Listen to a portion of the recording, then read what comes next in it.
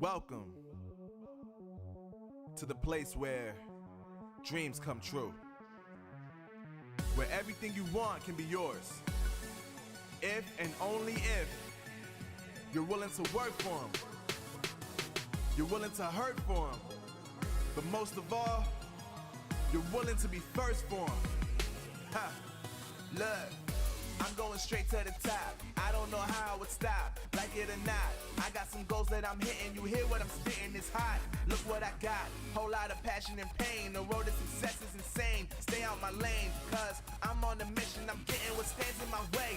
Yeah, I'm a beast, I wouldn't play with me, baby. The way that I'm training is crazy and I do it daily. You wanna talk about drive? I got more drive than Mercedes. I've never been lazy. I'm in the room, it's a red alert. You wanna compete? Well, get better first.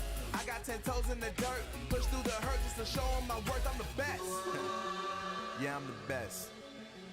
I never stress. I know what's next. I'm who they test, like we playing chess. But I'm unimpressed, so now let me flex. Ha, yeah, I'ma work through the struggle and hurt, cause I know my worth, and I gotta be first. Ha, yeah, I gotta be first. Look, I don't want anyone's sympathy. I understand what it's meant for me. I give my focus and energy. If it's meant to be, then it's meant to be. But mentally, I'm undefeated. They hear that and say I'm conceited. Like there's no reason. Like I don't beat them and come back again just to teach them that when you work under pressure, you reach higher measures. They'll try and bring you down, but you cannot let them, and only get better and focus on cheddar. Eye on the prize and you'll become a legend. Like, when I'm in the room, it's a red alert. You wanna compete? Well, get better first. I got 10 toes in the dirt, push through the hurt just to show them my worth. I'm the best. Yeah, I'm the best. I never stress. I know what's next. I'm who they test, like we playing chess. But I'm unimpressed, so now let me flex. Ha, yeah, I'ma work through the struggle and hurt, cause I know my worth, and I gotta be first. Ha, yeah, I gotta be first. They don't know what's gotten into me, how'd I turn pain into energy. Through all the struggle and hurt, remember my worth, and that's why I gotta be first.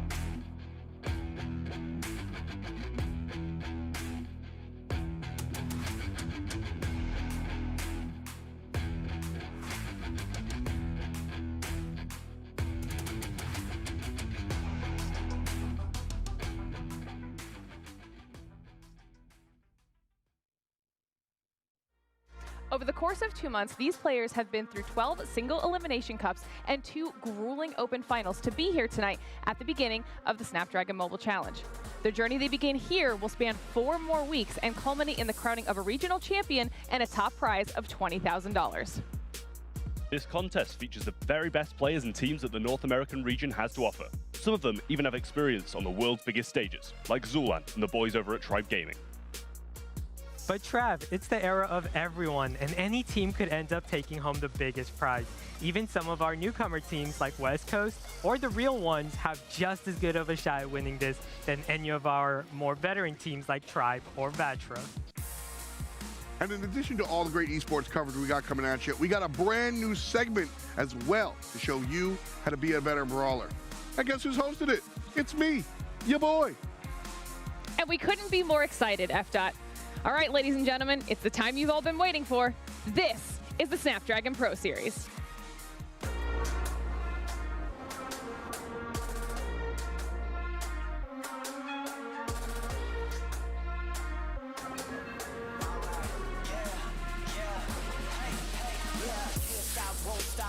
Till a player on top, know it. Rooftop, penthouse, suite. If you really want it, gotta own it. Fight through it, we was at the lowest. Blood, sweat, tears, the components. Riding all year, now's the moment. We are not friends, we are opponents. Yeah, I'm coming for mine. Yeah, I'm making a play, the game on the line. Yeah, I've been on the grind. Yeah, I jump in the spot, I made it my time. Yeah, look in the sky. Yeah, the stars align, no shade to shine. Can't stop it already. Emotional work and devotion, we put in this time. Look.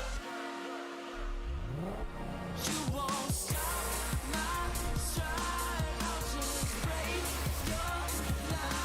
I don't tolerate wasted time. Take us down, keep fighting.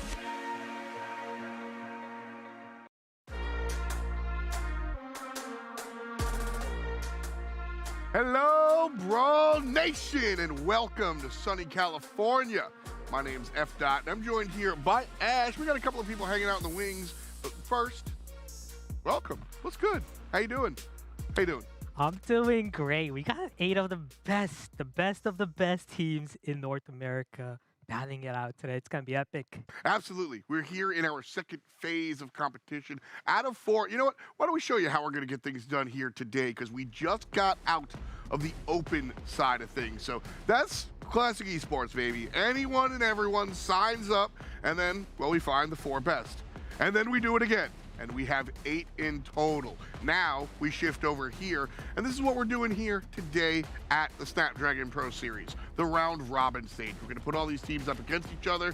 We're gonna do it again. We're gonna do it again. We're gonna do it again, and then we will whittle it down to just a couple of teams that make their way to the challenge finals. We find a winner there twice, again, season 1 and 2, and then bang, we have a whole bunch of regions coming together, and we'll see who qualifies to Masters based on everything that goes down in the challenge finals. So, little bit of nuts and bolts, little bit of stuff moving and grooving, but as Ash said, whole bunch of strong teams coming out and representing their place.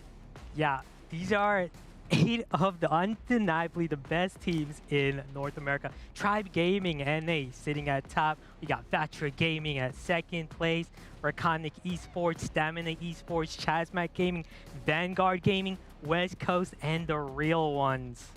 Definitely a lot of these teams have made a name for themselves already. You know, shout out the boys on Tribe, Stamina, Chasmac, etc. And some of the other team names, while the names might be a little unfamiliar, the players certainly have etched their names in stone in the Brawl region. So definitely make sure that you understand how good these teams are. But we got some teammates of our own, so I want to say hello to my team. It's Trav and Glitter Explosion. That's right. We are hanging out here at the desk. Glitter Explosion and Trav Talks. Trav, are you excited for today? We're kicking things off. Oh, I'm always excited for some SPS. The teams today that have made it this far, they're just going to put on such a good performance. We've got some thrilling matches lined up too. We most certainly do. But of course, if you guys are just joining us here for the first time, let's actually talk about how all of these teams even qualified to get here today.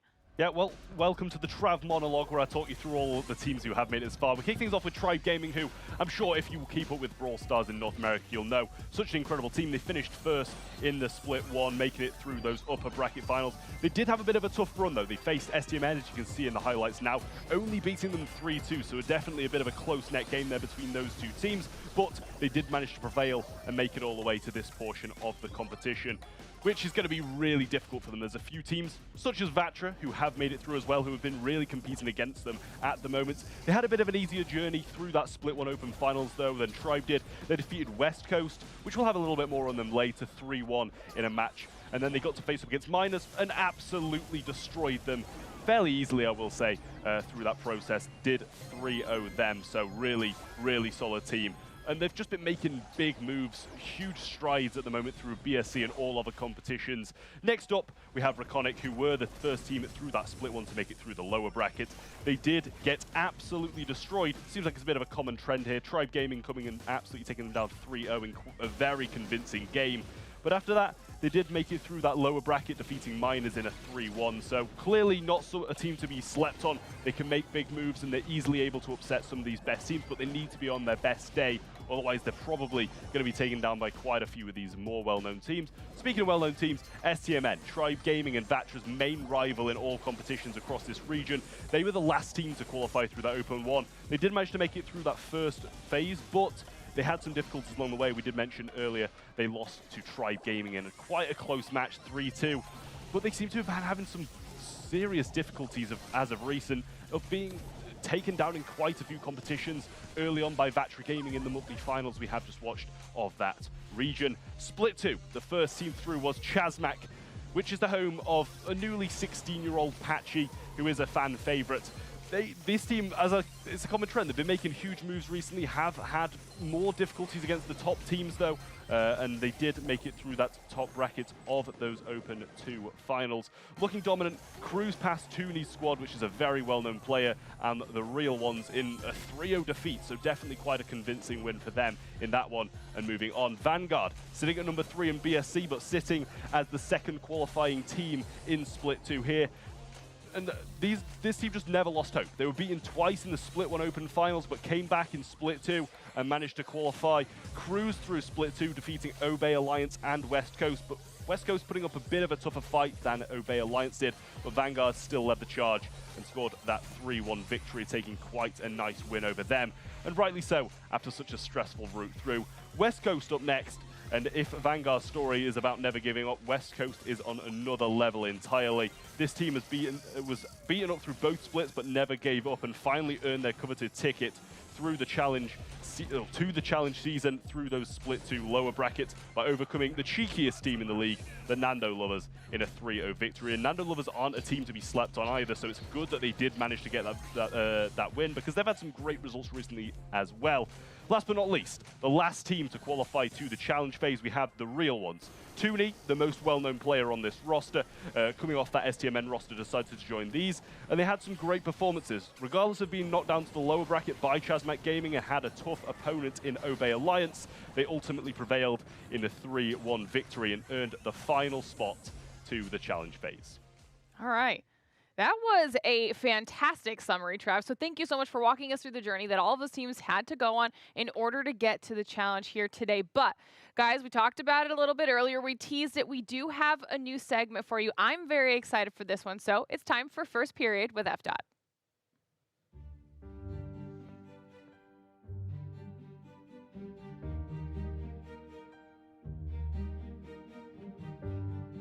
Hello, class. Please take your seats. I am Professor Dot, and today we are going to learn a little bit. So, our subject today is going to be geography.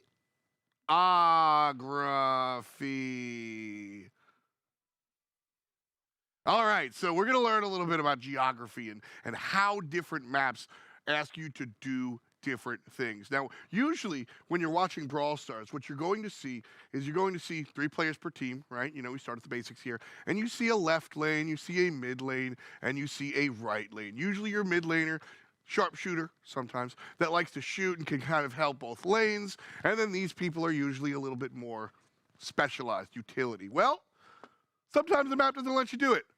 Roll the tape, Janet, because we have an example of a map that asks you to do something different. So right away, you can see that there is something different about this one. So go ahead and pause it real quick so we can break this one down. And I just want to bring your attention to this right here. That is the Canal Grande, baby. You just can't swim in it. So how do you deal if your mid lane is taken? You simply, how do you X out an X? You simply can't be in the mid lane. So what do? You turn the tables and you look for a bottom lane, a top lane, and a mid lane. Obviously, these players are jockeying for position over here, but that's what we have going on. Same mentality. All the things that you're asking for out of your mid laner, when you've got a left and right laner, you still want out of your mid laner. However, you're just going to be shifting it side to side. Let the tape roll and see how this one works out. Because as I said, you want to go ahead and be here, but look at how they enter. And this is something really cool. Pause it right quick here. Daryl. That's the thick boy. He's the tanky guy. And so because of that, he's going to be the one up close and personal with all the bad guys. His team, safe and sound behind him. If we let the tape roll just a little bit more, we will see that eventually Daryl walks across the bridge, and then bam, pause. We again see our players, boop, boop, boop, just like that, top, bottom, and mid. So again, it's the same thing as left, right, mid, but it's top, bottom, mid. The same, but different. And so that's all you really got to worry about when you're talking about Canal Grand. And so make sure to take home everything that we've brought to you today. If you have questions for the professor, you can submit it, not on Blackboard, but right here in Twitch. And later on, when I have some office hours, I will get to it. So thank you so much for staying. You can turn your cell phones back on. Class dismissed.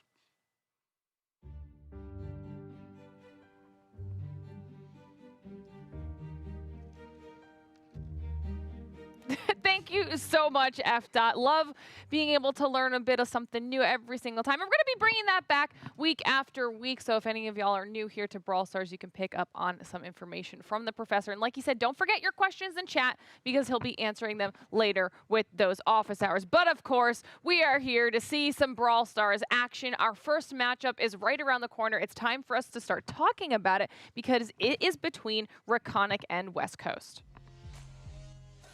Yeah, we have our first team, Raconic Esports, a fairly new team in the North American pro scene. Gatsby, Nathan, JR. None of these players are fairly new themselves. JR, he was actually former member of West Coast, and now he's about to face them right now in this matchup. We got Gatsby, who's been playing competitive in North America for quite a while now. And then Nathan, a new face, has just, eclipsed his way into the scene as well. What do you make of it, Trav? I was gonna say, you can never rule out those new faces. They're what kind of bring the upsets to Brawl Stars. You always have to be a little bit wary of them because they can come with the upsets. A little bit unorthodox in their playstyle, some unorthodox drafts along the way as well.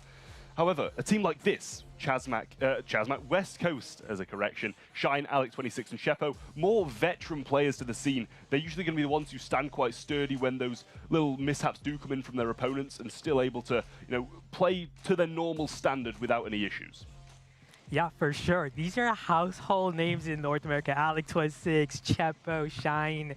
We got former champion of North America in Sheppo, 2019.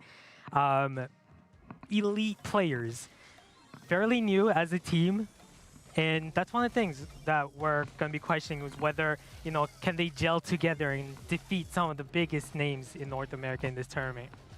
Yeah, when they have those past achievements, as you mentioned, with Chepo being a world finalist in 2019, Alec26 having some great performances across the board in different teams as well, you can never count them out. No matter, how far out the competitors come and go occasionally, they're always going to be there. They're always going to be fighting and have that experience and the ability to, keep their nerves at a low. Here are some statistics, though, from across this early phases of the competition. West Coast with 7.27 average kills per game and 6.32 for Raconic. What do you make of that, Ash? Yeah, I think in terms of who the favorites here are, I think it's unquestionable. West Coast, more kills per average every game. They have an astoundingly far superior damage as well, around 30,000 more in terms of just damage output. Yeah, some big damage output there from them for sure. And also they've got that passive aspect as well because they're able to go back and get those heals through also. So they've definitely got a bit more of a well-rounded gameplay than the other team. It should be an interesting way to kick things off here for the challenge. I mean, obviously, like we've mentioned a few times, all of these teams had to go through a lot in both of those splits to even be here today. We have the top of the top here competing. So I wouldn't be surprised if we start things off with a bang. I mean, that's what we're here for. We've got a long day of Brawl Stars action. It's going to be very, very exciting. Now, we got to hear some stats there, got to see the comparison between these first two teams. I think a lot of them are going to be pretty close, but we obviously need to hear what you in chat think as well. Okay, we want to know your opinion. Who is going to be coming out on top here in this first match? Do you think it's going to be Raconic, or do you think it will be West Coast? That first match, though, it is ready to go. We're going to kick things off right away, so let's get into it. I was going to say, I think this is going to be an absolute banger of a match, to be honest with you. The draft and maps should be shown up on your screen right now. Out in the open, a new coming map to the competitive scene. We've got the bands in already. We've got the Max, the Janet, and the Piper for West Coast and Raconic. I've gone for definitely a bit of an older meta, let's be honest. Jean, Carl, and Bo, but they've recently sprung back in very heavily. Yeah, well, the thing that pops out right ahead here with these bans is, hey, Bonnie is not banned. So whichever team's here, you know, fortunate enough to get first pick, and there you go, West Coast taking the Bonnie, as we know, one of the best brawlers in the game. So much health in their tank form. It's gonna be tough to beat, but hey, if you're Raconic, you kind of put yourself in this position. You expected them to take Bonnie, right? I think that's got to be the call. You know, we've seen a lot of first pick Carl nowadays, and it really does disrupt the draft. Having that out of the way really does open up for Bonnie, though. A newer brawler, well, not too new now, but, you know, we have had a more recent one. Still a very new, and, you know, a lot of teams still haven't adapted to that kind of playstyle, being able to play passively with the long range in a tanky form, and instantly be able to switch it up and just go aggressive, have that fast pace when you land, and get some damage on the landing too. It's a really explosive thing to have. But speaking of explosive, we've got the Penny. The Penny turret's been really useful at the moment, and that new gadget, which is so nasty. Putting a barrel down and splashing through it, it takes a lot of the tankier routes at close range out of the mix. Yeah, and speaking of that close range combat, that's what Bonnie excels in, you know, with their super jumping on you, and that's why I really like the Penny pick. Place that barrel down with your gadget, boom, and that's a great way to counter Bonnie. So I like it. And then they're going to go with the Bell, which is a pretty safe brawler, you know, one of the highest win rate brawlers in competitive as well. So I like the route they're taking right now. I think it's very good. On the other end, Brock and Crow. Now the Brock pick, no surprise there. Have that wall break option through the mid here is going to provide you with the additional entry point, which is great on this map. But the Crow pick, that's an interesting one. It does kind of safeguard your team from getting steamrolled by a tank, right? Because if you're Bonnie and Brock, you need something to hold off those aggressive, tankier options. Yeah, with it being knockout, it's pretty safe to say Raconic are going to be playing for that turret. They're going to be playing for some of the later rounds. Whereas West Coast, they're going to want to open up the map, get stuff done quickly, make sure those walls are not in the mix so Penny can't throw the turret in safe places. Eve as the last brawler for Raconic. Honestly, it's fallen off quite heavily at the moment. It's still an extremely good brawler, and, you know, quite often Penny's quite good against it. See it paired with that, I'm not sure how I feel about it, because, you know, a couple of metas ago, it was really good, but now, I'm not sure. I think it's more of a map choice here. For out in the open, you need a brawler. For West Coast, that's Brock to open up an entry point. Here, we have Eve, where on the far side, you have water, so you have that ability to spread out. Otherwise, you'd have all three of your teammates in one area. So that's what we're going to see here. West Coast already opening that entry point with their Brock, and then you can see on the top right, Eve going through the water to spread out. Yeah, it looked to me like maybe Charles was almost opening up those walls there, but just narrowly missed out on making an entry through for the Bell early on. A few shots coming through. Chepo having a tough time over the right side, gets pinched down and taken out near enough instantly. Gatsby trying to make a push, pinch them in because Shine doesn't have his super yet. He's not going to be able to do too much. Jay Hart trying to push through and make some connections into the grass, which he does. The bounce are going to start going up to Charles, and a Penny shot as well brings him low. The Bell shot narrowly misses, but now they're making some bigger strides with a great super. Yeah, and you and I know just how important it is to get a quick kill in knockout. If you can just get a quick kill within 30 seconds, that's what's the result's going to happen. West Coast not looking very strong right here. Chepo's got to be a little more careful. He did get taken out as a Crow. He got too aggressive, so we're going to see him make an adjustment there.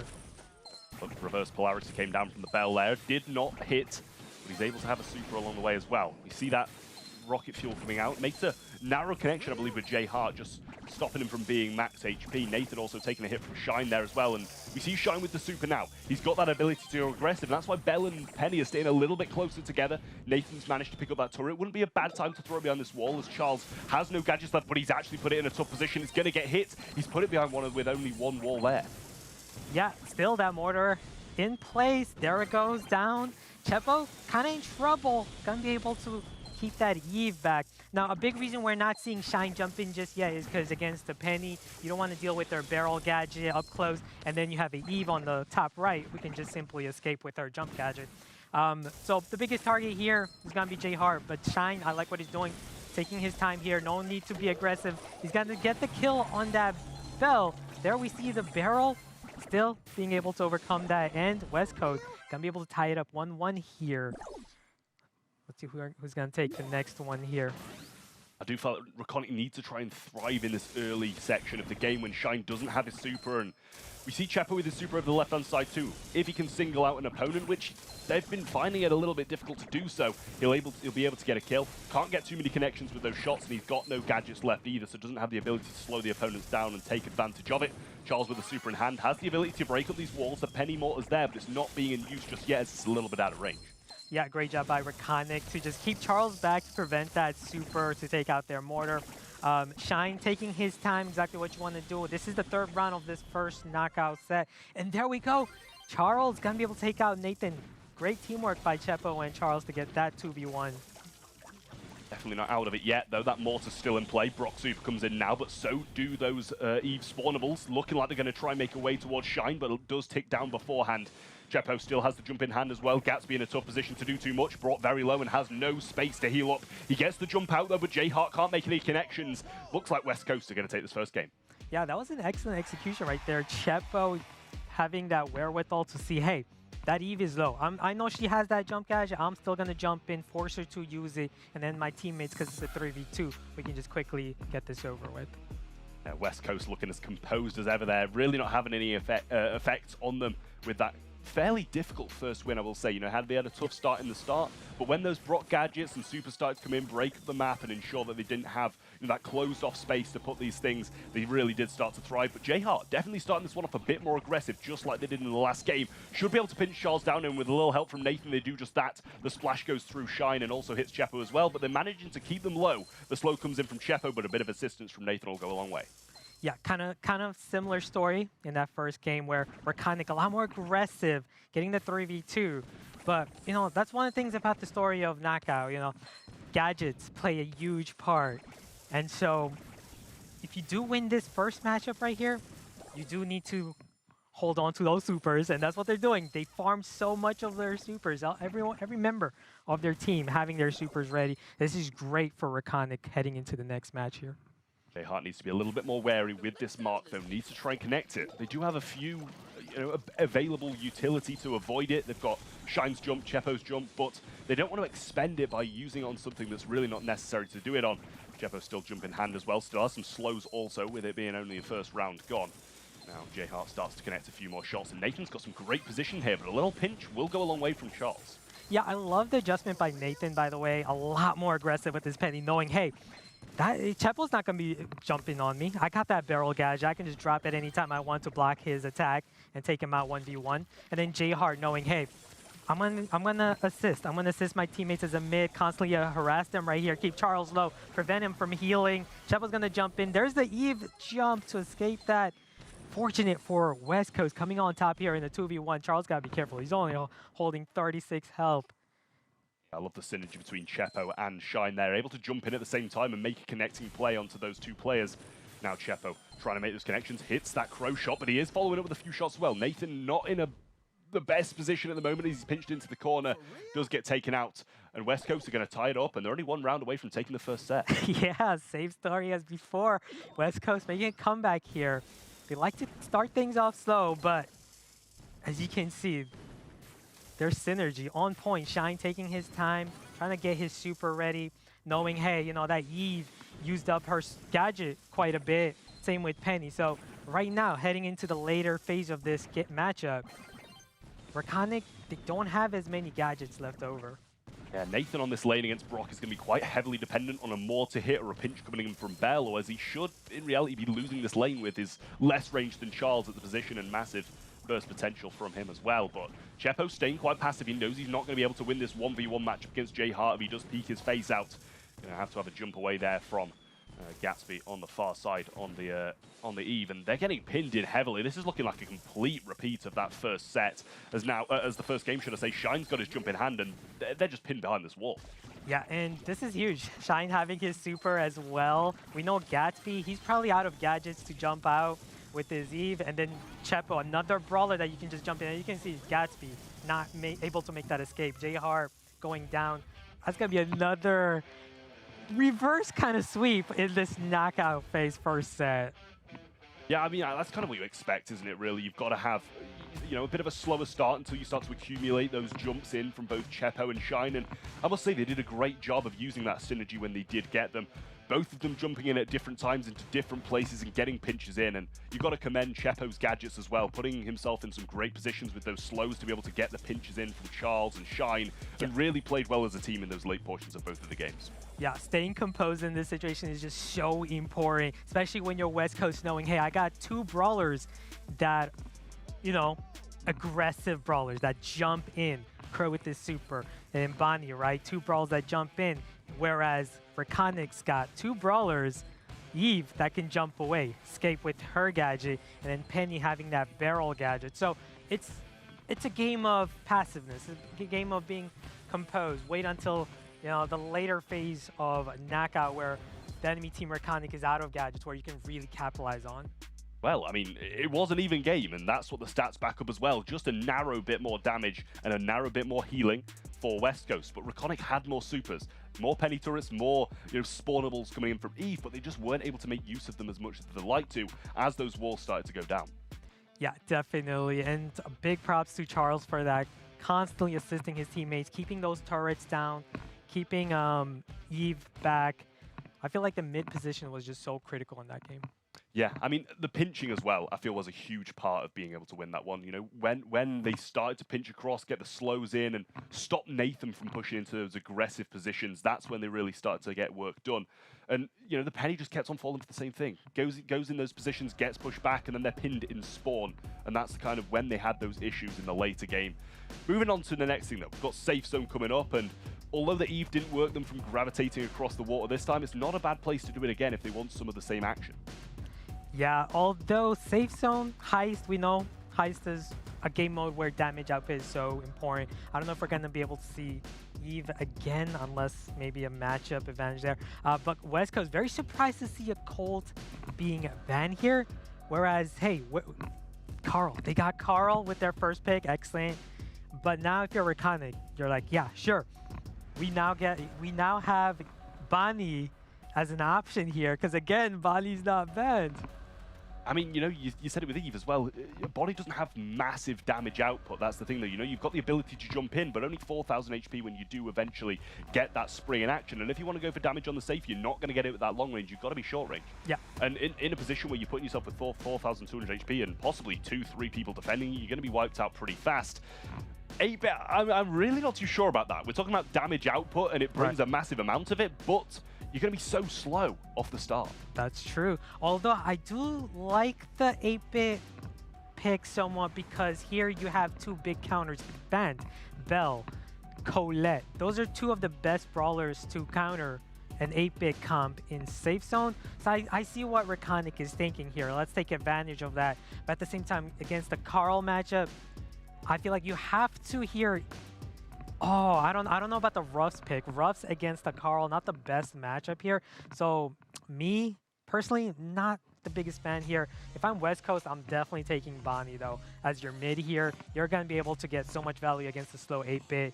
And then add another aggro brawler. Maybe even take Daryl, because Daryl's a great counter to Carl. So if you can take that brawler out of the hands of the enemy, that would be brilliant. Yeah, and obviously West Coast have got this early flying hook as well. They've got the ability to spring in position straight away, just as like I mentioned with the Eve being able to go across the water. You pop that gadget instantly, there's no Brock, there's no Colt, nobody to oppose you of getting over that water. They're going to take the Lola, which I'm not opposed to. I do kind of like it. Once you get that ego and you can, you know, rain down massive amounts of damage on the safe. But there you go.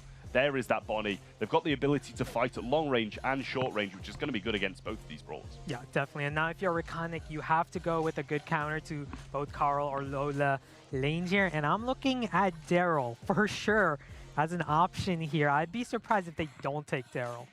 Yeah, I think that's a good shout. You know, with it being one of the main counters to Carl at this point, it's not bad. And also, if Bonnie's going to jump in on you, that's going to be not a bad matchup either. You know, you can pretty much burst it down quite fast. If they do take that, they take Penny. Wow. And honestly, I'm not sure how I feel about this matchup. Yes, it's going to have good splash value against that Lola and Ego. Right. But I'm just not sure how it's going to fare against an early game versus a Carl who can pierce through that barrel.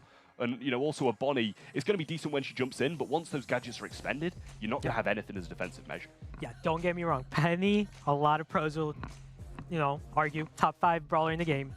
Yeah, and I'm not arguing against that. But in this matchup, I don't really like it. I completely agree with you. Against the Carl or Lola lane, I don't see Penny as an ideal option here. Yeah, no, I 100% agree with what you're saying there. We're seeing the game start off now, though. Chepo going to be slotting on this Lola, Shine through the mid, going to be playing the Bonnie, and Charles over the right side. Clearly use that flying hook into an aggressive position straight away, and they've got the matchup too.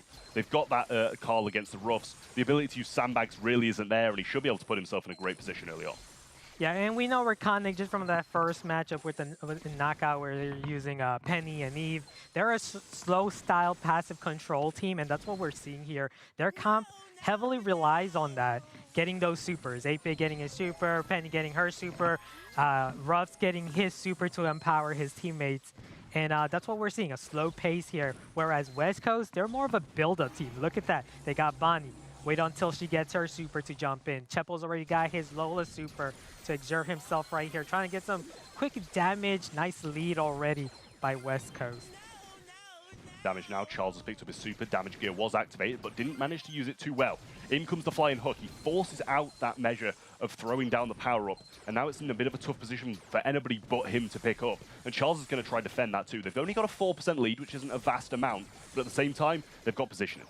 Yeah, that position is going to be critical, and that was Charles' second flying hook, by the way, so he's got to be careful with the last one. As Bonnie's going to jump in, that's going to be a massive amount of damage right there. She can exert herself for a lot.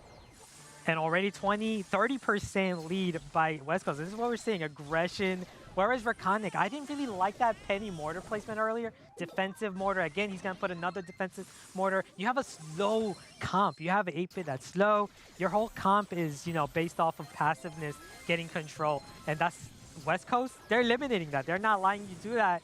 They're in position right here. Charles just comfortably behind this wall, just taking his time, knowing, hey, as long as I stay alive, they're not going to be able to push forward and get that damage. Yeah, during this little lull of damage coming in, we want to give a massive shout out to the Snapdragon Elite Gaming as a sponsor. They managed to help us put this entire event on and bring in the gameplay that you're so preciously watching right now.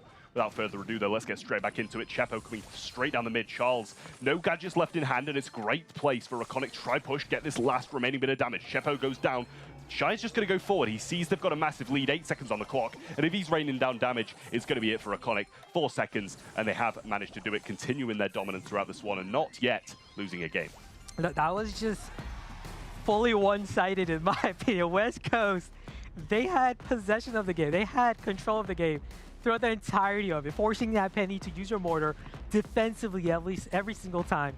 8-Bit and his turret defensively every single time. Ruffs getting a super, but not being able to utilize it much. This time we're seeing Penny on the right side against Carl. Again, another reason why we didn't really like the draft by Rakonic, because Penny and Ruffs, they don't help you in these lanes, and we know just how important winning a lane is. This time Gatsby getting the better of Charles and his Carl.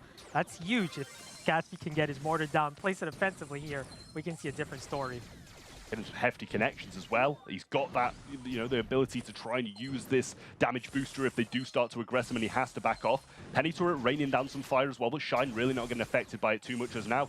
I say that, it's just always what happens. He gets hit by it as soon as I say he's not being affected by it too much. Chepo over the left-hand side, not being able to put himself in a position to get damage like he was early on in the last one. And now Charles having a tough time against this Penny now that they eventually swap lanes. Yeah, although I wouldn't say too much of a tough time. Gatsby's going to place his mortar offensively this time, which I like a lot more. Shine has his super ready, but he's got to heal up. And if he can jump forward, not able to do so as Gatsby again gets the better of Charles. Much different story right now. Rakonic in great position. 8-Bit turret down there. This is going to be tough for West Coast to get back. Ego drops on that damage booster and does eventually manage to take it down, but Gatsby still keeping his position. Splashes through the Ego as well, keeping Chepo low. Shine surely needs to try and make a move with this jump at some point, because Gatsby's just absolutely destroying them with his turret over this right side. Still yet to do it because he has that gadget in hand. The barrel's still there. And the Penny turret is as well. He just keeps on replenishing it, put it down over and over again, and then just not stopping feeding him. Not sure about that jump from Shine. Yes, they need to get damage, but at the same time, you're not going to be stopping them by going forward when they've got such a decent damage lead. Yeah, on the other side, Shine, top right, but I like what Rakonic's doing. You know, don't distract yourself, and as I'm saying that, they're going to 2v1 Shine, and Chepo's going to make his way forward. Charles got to make his way forward. They just need about 30%, but with Shine down there on only 20 seconds left, I don't see it happening.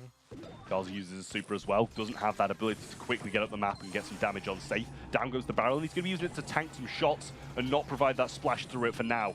Gatsby now trying to push forward. Shine falls low, 7 seconds on the clock, and there's just no chance of West Coast bringing this back. Raconic keeping it close, getting their first game on the board, and we can't deny, regardless of that first set being West Coast sided, Raconic really did have a foot in the door, and now they've extended it even further.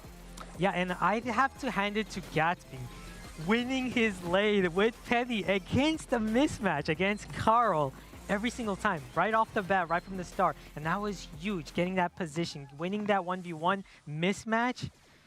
I'd like to see whether he can do it again. But this time, Shine's going to go on the right.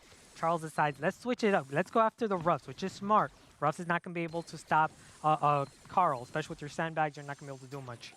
Yeah, but Shine isn't going to be able to get over this water just yet. Doesn't have his super, but it seems like Chepo and Charles are doing a good enough job of grasping this control for him to push up. But Charles goes in, over-aggresses, gets taken down, and he has to start from square one. But Chepo's holding this mid in pretty much a 3v1 as Shine can't engage just yet on his own. And that gives them so much control across the board because Charles just comes back up and slots straight back into position. Yeah, definitely. And if you're Charles, you still have that flying hook option to get through the left here, but he's not going to do it yet. Chepo's going to go down, and we have to be careful with Gatsby. The moment he gets that mortar, we know he's going to place it right behind that wall, and that's going to be a bad story for West Coast if they allow that. So that's why we're seeing Shine. Oh no, there's the attack from Gatsby, and that's what I'm talking about. That mortar placement, just another unit for Shine and Chepo to deal with. Charles going to use his flying gadget, his final one, to make that aggressive play, deal about 13% before going down. So it does give them the lead. Shine and Chepo, wow, Chepo surviving with just 19 health to win that 2v1. Actually managed to clean up there, but with the mortar and J-Heart pinching him, he does go down in the aggressive position. Charles is the one in mid right now. He has a bigger amount of HP than Shine, who was covering the mid. But now they decide to slot back to where they are most favored. Down comes the wall break from the Ruffs, though, and now Charles has that open lane. It's not as free as it was before, and Ruffs with a power-up, he might have a bit of a mismatch, but at the same time, if he gets in range and connects some shots, they hit hard. Yeah, if you're Raconic, you need to find a way. There's 40 seconds here. You just need to find a way to get one nice, decent push to deal about 16%. And you're in good hands. Charles on the left side against the Ruffs. Ruffs definitely going to have a hard time against that matchup. And if you're J-Heart, you have your super. You want to play the timer here. You want to wait until just enough time to make an aggressive final push without giving the enemy, the opposing team, enough time to come back. And there it is. They got the kill. They're going to deal a lot of damage. I wouldn't even defend that. I just go all in because you got a booster. No, they're defending. They're going back. But is it enough, though? Can Charles get enough? Nope. Wow. Nice job by Raconic to stay calm, composed, knowing the situation, playing the time, waiting until that final 15 seconds-ish to make that final push and win it. Yeah, I mean, Charles almost did it towards the end there, though. He almost brought it back, but his teammates just weren't there to support him. Flying hook into the mid. When all the ammo was expended after throwing it onto the safe, he saw his opportunity, he took it. But without his super in that aggressive position, the ability to go aggressive, he was shooting that pickaxe at a long range, and we know that's when the DPS is the worst. But regardless, we see Raconic take the set, and they're putting themselves in a great position, especially after a decent first set. We saw them take a round off each of the knockout games, but unable to do it. They're very much in this. It's 1-1 now, they're reset, they've got the momentum on their side, and they're feeling good about it. Yeah, definitely. Both of us, we were questioning Raconic's comp right there, especially after that first game as well, where West Coast just looked so dominant. But in the next two games, I gotta hand it to Gatsby though. He played Penny so well, and then J-Heart being that mid position, assisting him every single time, knowing, hey, if I can win this right lane, which Gatsby did twice, right? In both of those final two matches, placing his mortar down, getting so much value out of it. Look at that, 20 kills by Raconic compared to West Coast, only 12. Huge damage differential as well, just showing you Raconic in control of this game. West Coast do have the edge in healing, though. Shows they were playing that a bit more passively in those second 2 games, because the first one, they were all out attack, and it really did work for them. But from there, that's when Raconic started to bring it back. They had to play passively, they had to heal up, because that Penny turret was raining down more damage than the majority of the players were. Yeah, and you can just see the passiveness from Shine, right? Having his Bonnie super, he had it within the first minute, but he waited until the entire game to use it. Maybe being just a little more aggressive, using it more often, could have been a better adjustment, but I love what Raconic did there, staying composed throughout the whole matchup there. Seems we've got a matchup of pretty much new maps in the competitive map pool at the moment. Deep Diner coming up next, and setting the stage after that, which we are going to be guaranteed to see as well, because obviously it has just been even out by Raconic, putting in a great performance. In come the bans. No more Bonnie to be seen, and no Carl either. Janet is also banned out by West Coast. Raconic getting rid of the Ashe, getting rid of the Stu, and getting rid of the Rico. Yeah, and this tells us Raconic most likely with the first pick. You have to ban Carl, Bonnie, Janet. They're the best brawlers in the current meta. But if you're Raconic, hey, you have that option to go Penny again as an early pick, which would be a pretty powerful brawler on a map like Deep Diner. But they're gonna go with Bo. Okay, a very powerful brawler in the meta as well. I love the pick. Bo currently in this meta doesn't really have many counters. That's what makes him such a safe pick. You can play him both as a lane, as a mid, as your gem carrier. So I like it. Yeah, it hits hard, and also, you know, a couple of balance changes ago, we saw the projectile speed being buffed. It flew under the radar for a little bit amount of time, but from then, it's just been all over. You see Bo on a lot of the maps, used quite effectively in the majority of gem grab maps, able to throw down the mines on the gem spawner or down the lanes, help out there, and it's just really versatile. But there is the Penny that you had mentioned, West Coast getting that instantly as their first pick. They have another one as well, which they're going to be able to use, but they've got to be a little bit wary of Raconic's later picks at the same time. Yeah, definitely. And with their second pick, you gotta go something that's good against this Bo pick. You do have other options, such as, you know, like if you want to play Penny as your lane, you could. Penny right now, super versatile. Crow, no surprise there, one of the best brawlers in the game, but also in gem grab. Just a safe option, just a safe pick. Counters so many of the assassins of the meta, like Leon. And just overall, the slow gadget is just so powerful in making such a big contribution to winning. Well, I mean, you know, Crow's it's really good as a second pick, I feel, as well, because, you know, you've got the defensive measures against short range and long range. You can have a battle as well. No matter what the pick, he's always going to have, something to say about it. Squeak coming up next, and it's definitely been falling off a fair amount recently. We've seen it less and less in competitive, but it still pretty much has the same value it did before. Residue was decreased to 10 seconds, but still, that's a massive amount of time when it comes to Brawl Stars. In 10 seconds, that can be a quick turn of a game. Yeah, definitely. Another safe pick by Raconic here. I gotta be careful when you have Squeak and Bo. You need something against an aggressive, like a tank brawler, tanky brawler, high health brawler, maybe even like a Daryl against that matchup. So there you go. You have Ruffs that can take advantage of that. That's gonna prevent West Coast from picking those, you know, tankier options, because you can just feed off of them with the Ruffs and empower your teammates. West Coast, wow, Mortis. Now I like the Mortis against the Squeak and Bo matchup, but they have to be careful because you're going to be feeding. You might feed Ruffs, and when you have a team powered up by Ruffs, that's a lot difficult to deal with if you're a Mortis. Yeah, I mean, you know, he's going to have to be a little bit careful with those sandbags as well, because obviously with the Mortis, they have a Penny, and the Penny can splash those quite effectively, get them out of the way. But obviously Ruffs, the main reason you're using this brawler isn't for the sandbags. You know, you're trying to get those power-ups for your team, power them up for the later game. And once those power-ups are there, Mortis is going to have increasingly more difficult time against all of these brawlers. You know, he might counter Squeak, he might counter Bo in those aggressive situations, but when they have power-ups, it's going to become more difficult, shall I say.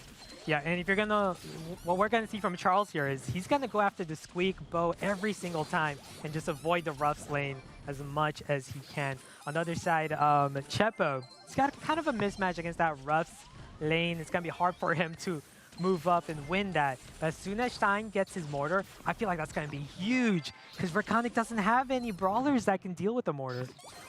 Yeah, I mean, if he puts it close to a wall, then possibly Squeak can make a couple of connections. He gets the trade out there that onto Charles, which isn't bad for a Squeak, clearly. Got a couple of hits with the super onto him and managed to bring him low enough to get the trade out. But now, Shine's sitting on 5 gems, and with Raconic only having 2, they can have these passive moments where they just go back and play the defensive game.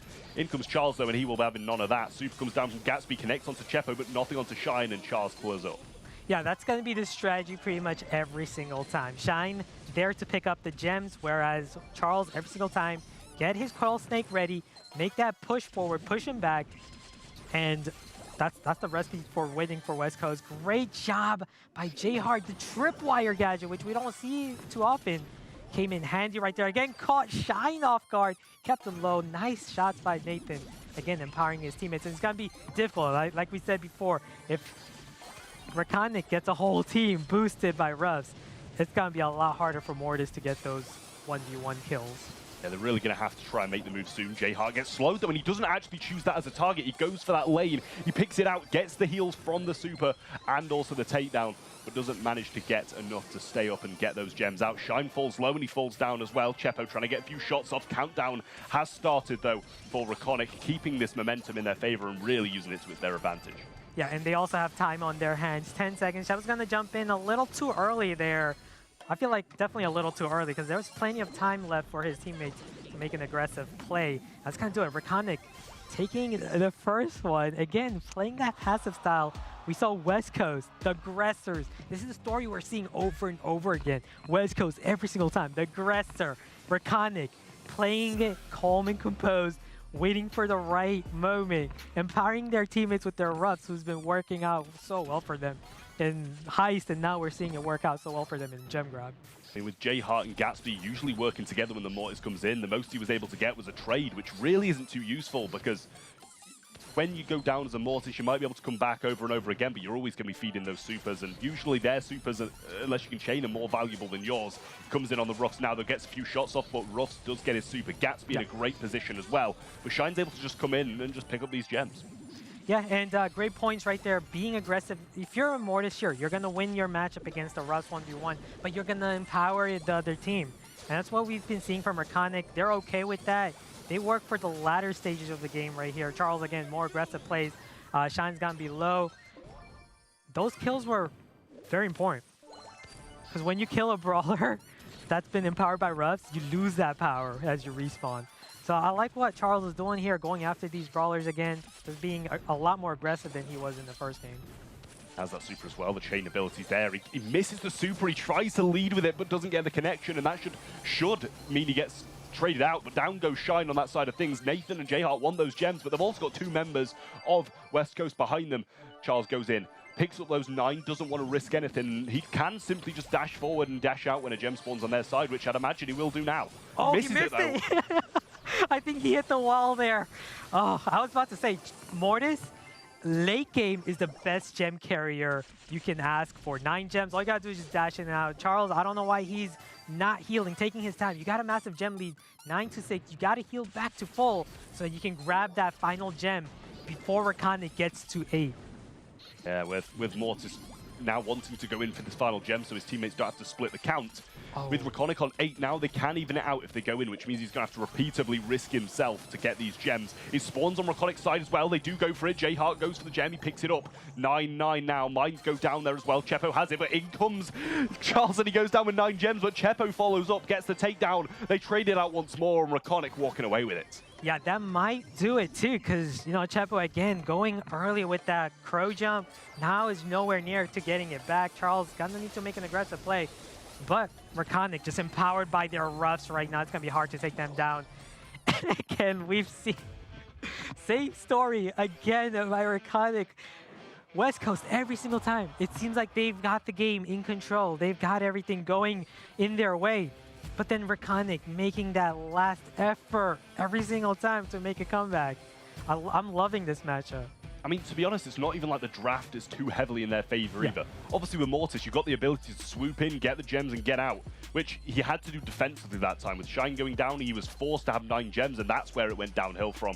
You mentioned you need it in the late portion of the game. It's not bad to have it on the Mortis, but we saw a couple of times he missed dashes into the gem spawn, and just that one play, they'd have been able to have 10 gems kicked off, no repercussions whatsoever, and they probably would have won the game for it, but that one mess up and a dash into a wall really affected their late game. Yeah, just look at how many gems were dropped by West Coast.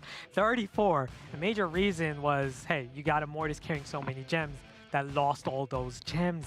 But yeah, as you put into it, like Charles right there kicking himself because he knew all he had to do was stay back, heal up, and wait for the right moment to grab that gem before allowing Rakonic to get up to 8 gems and just preventing him from doing that anymore. Well, I mean, Rakonic are looking very, very good, I will say. They've not had the dominant draft in our eyes from the kickoff, but by the end of the game, I'm convinced. I mean, their drafts seem unorthodox, and we mentioned at the start, you know, they might, being, you know, that slightly more inexperienced team, come with some unorthodox drafts and throw these veterans of the scene off guard, and it kind of seems like that's what they've done. Yeah, definitely, and I love what they're doing too with the roughs. It's a playstyle we're seeing from them. They're a build-up team. They make those, they play brawlers where they can get those support, right? Get the roughs, get the super, and wait until the latter stage of the game to make those plays. And now here, center stage, Brawl Ball time.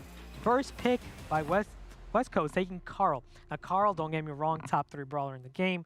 Super powerful. On this map, I don't feel like he's as dominant. So it's a great first pick, but like I'm not too worried about it.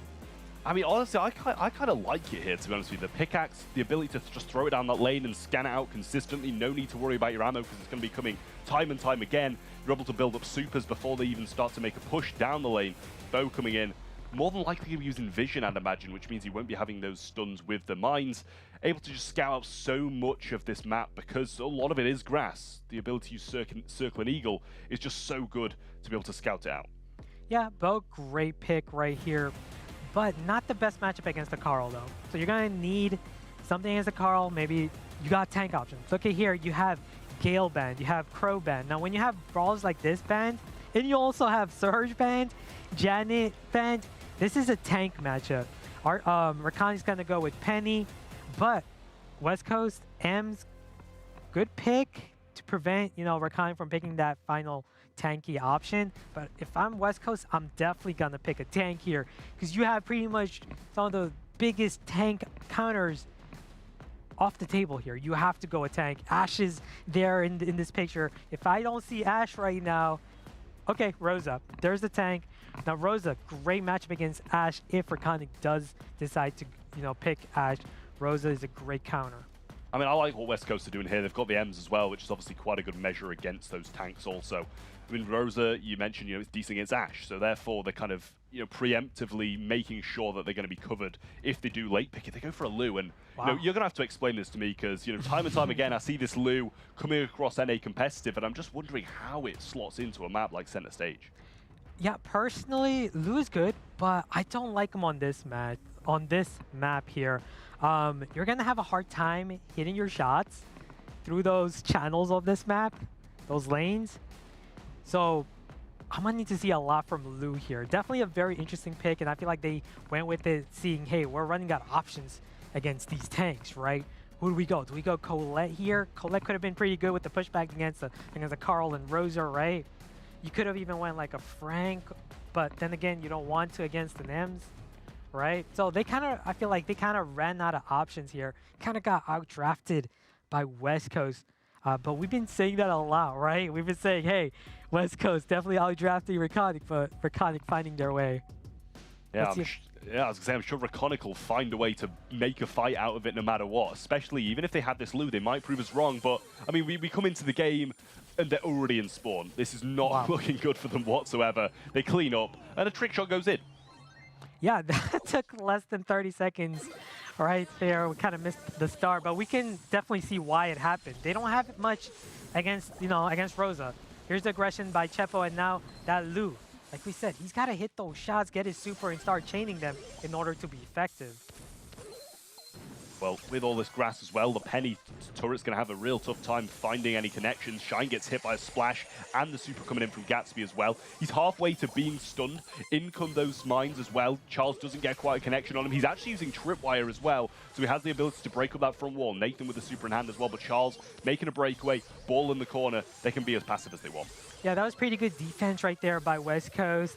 Cornering the ball. There's still plenty of time left. 1:06 here for Raconic to get back control and get that ball out of that corner. But still, it's going to be tough, especially when you're relying so much on this loot to get his super to keep that Rosa back. Shine slicing and dicing here. He gets the takedown. Penny turret's going to be thrown down once more, but it's only giving more value to Chepo in a situation like this to pop his super. Blue super comes in, tries to get a few connections, gets the stun off, and he's pinched down as well. But Charles and Shine just waiting in the wings, waiting for the prime opportunity. They see it, but it's not quite open just yet. Penny hits as well, and Shine walks straight back onto this Blue super. Should be taken down. With only 30 seconds on the clock, the push needs to be now or never. Yeah, if J-Hard held on to that super, he might have been able to super kick that one in. Chepo doing his best to hold control here. Shine's going to use the super, definitely going to win that 1v1. And now, they can just corner. They can just leave that ball there, or, better yet, just kick it back to the corner just to play it safe. And that should give West Coast the win there. I feel like we're going to see a similar story going into the next game as well, because that aggression with Rosa, it's hard to overcome. Well, I must say, we've seen rough starts for Raconic across the board in all of the sets, so what's stopping them from doing it once more and bringing this one back? They definitely seemed a little bit more comfortable as the game went by, so if they can bring out a bit of a better start and not have a goal against them in those early portions of the game, talking about the first 30 seconds of the last one, then they've definitely got a chance of winning this one. But Charles pushing forward, and it looks like we're seeing this more of the same. Yeah, definitely. I like what Charles is doing, picking his matchup against the bow rather than the Lu.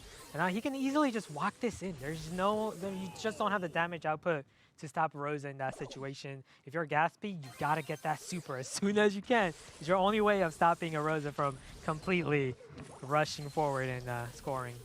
Well, I said, if they don't concede in the first 30 seconds, they might be all right, and they concede in the first 20 seconds. So maybe they'll still be fine. Penny turret comes down, though. Charles in that back portion of the map, trying to hide out as a tank. If you get scouted out, you are going to be taken down quite a lot of the time, but he's doing a decent job of staying in the wings. Chepo falls down to the bow mine there. J Hart still has one in hand, and he's using tripwire as well. So if he wants to break open these walls, then he can do. In comes that. He gets the stun off onto Shine. Gatsby can walk this one in. As no knockback from Chepo. He's using acid spray.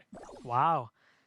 And now, if you're West Coast, you have your supers. You have everyone with their supers, but you have to be careful. You don't want this game to go to overtime, especially against the comp Raconic's running. Shine gonna walk into some of these mines. Chepo doing his best to use his super to keep them back. But again, taking so many hits, feeding, and then Gatsby having his super ready again. Goes low. Charles is defending, but doesn't want to walk onto this. In comes those mines, and that should be a shot through and a goal. Wow. Raconic Esports moved themselves onto match point, and we said it. They always adapting perfectly, no matter how bad their draft is, at least in our opinion. Let's say that, because they're clearly feeling quite confident about all the drafts, and it seems to be working. But they just come back in these late portions and make things happen. Yeah, and I feel like that's the best word to describe it. Their ability to adapt. They always find a way to adapt. They always start off slow, and then they make their way back. And we've been seeing it over and over and over again with Raconic. And they do it right now, because if they get this next goal, that's match. They're going to be able to eliminate West Coast here. Charles comes in hot onto J Hart. Nathan getting a few shots through, maybe able to secure a super at some point as well. In comes the stun on Shine, but he gets the trade out before he does go down. It's a really nice shot before he managed to go down there. Otherwise, that would have been a bit of a tough time for him. Shine falls low. Bow mines are there. They're going to try and break up this map. Chepo uses acid spray through there, picks up his super as well. But this turret really giving him a bit of a tough time here. And following up once more. Yeah, and this time, different story. West Coast didn't get their goal within the first 30 seconds, which is big for Raconic. If you're Raconic, as long as you can prevent them from doing that, building up your supers, it's going to be easier. And if you can get this game to even go to overtime, it'll be better for you and your team's matchup. Here, you got to be careful. Charles got his super ready. If you're Gatsby, you don't want to be in that position. You don't want to be taken out. But Charles, you know he's going to go aggressive with that Rosa, especially if he can use his super here. Didn't even need it. There's the goal. I mean, I don't know what to say. I thought the super was pretty necessary there. If Nathan threw down a barrel and splashed through it, that could have been disastrous for them and putting themselves on the back foot early on. Blue super goes down, though, and maybe he didn't have a gadget there, but that would have been a prime opportunity to make sure they're all pretty frosty and almost stunned Shine consecutively getting hit by this now. Those 3 bow shots hit as well. Charles on the backside of things. Gatsby can just follow with this. Super goes down, stuns them. Chepo's sliding on the ice as well, but Shine's gone. The flying hook's there. The Super is as well. Might be able to finish this one off. Super in hand. Can't quite see, but he gets it in. Forces it to a set number 5. Wow. What a play by Shine right there. I feel like if you're Recon, kind of a mistake here. You shouldn't have like gone of the ball there, giving it to in the hands of Shine and his Carl. I mean, we know what Carl can do with his flying hook. Yeah, really good performance there from them. Definitely seemed a bit sketchy in that second game as Raconic started to get back in the groove of things and bring a game back, and possibly could have had a few there as well, but a little bit of an opening left there from Raconic, and West Coast are a team who are going to punish these kind of mistakes with their experience. Yeah, definitely. We just saw it straight from the start. West Coast with a better draft, forcing them to go with the Lu, which, don't get me wrong, Gatsby played that brilliantly. He played Lu so well. I kind of have to give a different opinion of it just by how well he was playing that Lu, getting those supers, constantly changing it. I feel like he did a great job in that situation, having to go Lu. Well, I mean, mass damage coming in from Raconic, and with the comp, you know, with a Rosa and stuff, you do need to tank a lot of it, so I'm not surprised to see this. About 30,000 more, as a matter of fact, from Raconic there, which is just a massive statistic to have in your favor. And you don't usually see that much damage raining down and seeing them actually lose it, but with a Carl, with a Rosa, you've got the ability to do just that and walk those balls in and ensure the games. Yeah, definitely, especially if you're going with Rosa, you're definitely going to be taking a lot of damage, so there's no surprise with that. That Lu pick, pretty nice, but again, just didn't have what it, no, their comp just didn't have those options to stop Charles from just making those aggressive plays with Rosa. I feel like that's what led to Raconic's downfall as we're moving into the 5th set here. Yeah, I mean, I'm not sure if we needed to see more Lu on Rosa action, because if you can get some stuns off and chain your supers off the Rosa, then that's where it becomes a useful pick on a map like Center Stage. But when you're playing it against these brawlers who he's not too comfortable against, you are going to be taking a bit of a defeat, just like they did then. Shooting Star is this last map, mechanical masterpiece of these long-range brawlers. We're going to be seeing, you know, quite a lot of them either banned or picked early on. The Pipers, the Brocks, the Bells, stuff like that.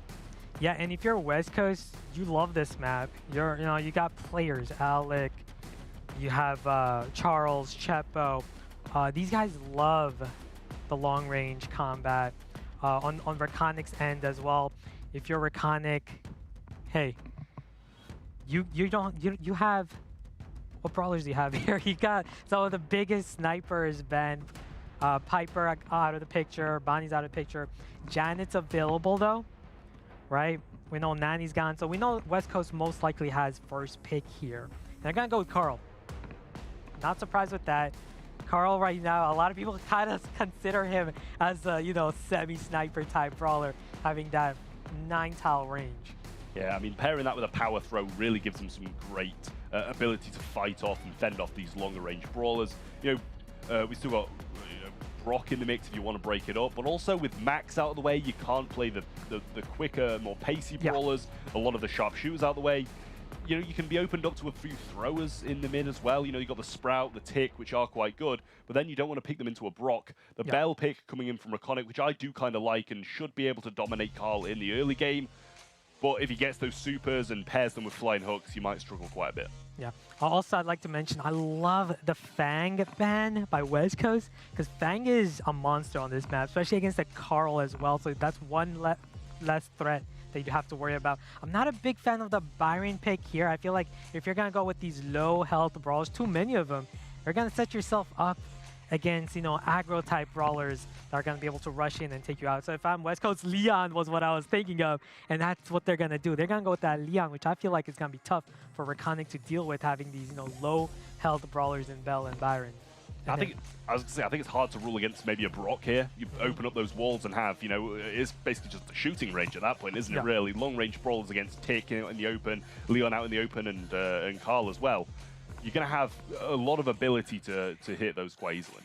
Yeah, although I would not like for Raconic to pick Brock there, mainly because he's another low-health brawler, and Tick does have suitable range, so you don't want to go with these low-health brawlers. That's what they're going to do. They're going to go Janet, her gadget great against Leon, preventing him from sneaking up on you. Having a good brawler with good, decent health able to rush in, fly in on a tick as another option as well. So it's a decent comp for Raconic. But overall, I really like what West Coast is cooking up here. Yeah, I mean, I think we've got a couple of decent comps there, to be honest. Both taking pretty different avenues towards the meta. We've got more of an assassin kind of route coming in from West Coast, but you see Raconic are playing the range. They need to try and get some takedowns, because Shine swooping in, picking up that early blue star. If you don't make these kind of moves, you're going to be just having to walk into them late game, and that's where they're going to be quite happy for you to do just that. And if I'm Raconic, I'm kind of concerned about this tick. What's my tick counter, right? Maybe Janet, once she gets her super, but as long as Chepo just plays it smart, which we know he will, he's not going to feed that Janet. He's going to try his best not to give Janet those 4 hits to get her super. Charles able to throw a few sprays down this right-hand side, but does fall quite low against J-Heart there. And Gatsby has managed to get a few decent connections, but not as many as Chepo to be able to pick up his super. Now, if Nathan does fly in and land pretty close to him, he can throw that down. He's got the last hurrah to tank some shots as well. He's got some decent defensive measures against that, and it actually seems like they're able to push up on these longer-range brawlers whilst they're low from Chepo spraying them down, and that's going to put him in a great position, along with Charles' super as well. He's kind of just baiting them out, sitting here, pretending he's using super, and they're having to scout him out with all their ammo.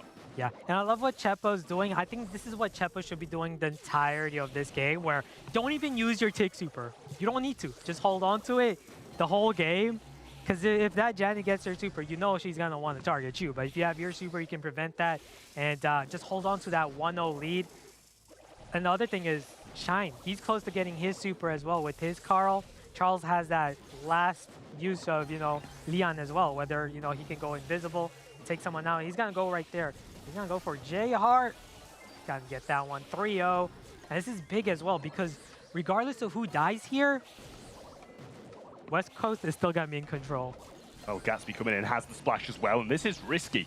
The lollipop drop goes down, but Charles manages to avoid it to get the takedown as well, and J-Heart going for Shine. They need another one along with him. West Coast putting themselves onto that match point in quite a convincing but slow game. They had control, they retreated when they needed to, and played that into their advantage by forcing them to come aggressive and playing those shorter range brawlers. Yeah.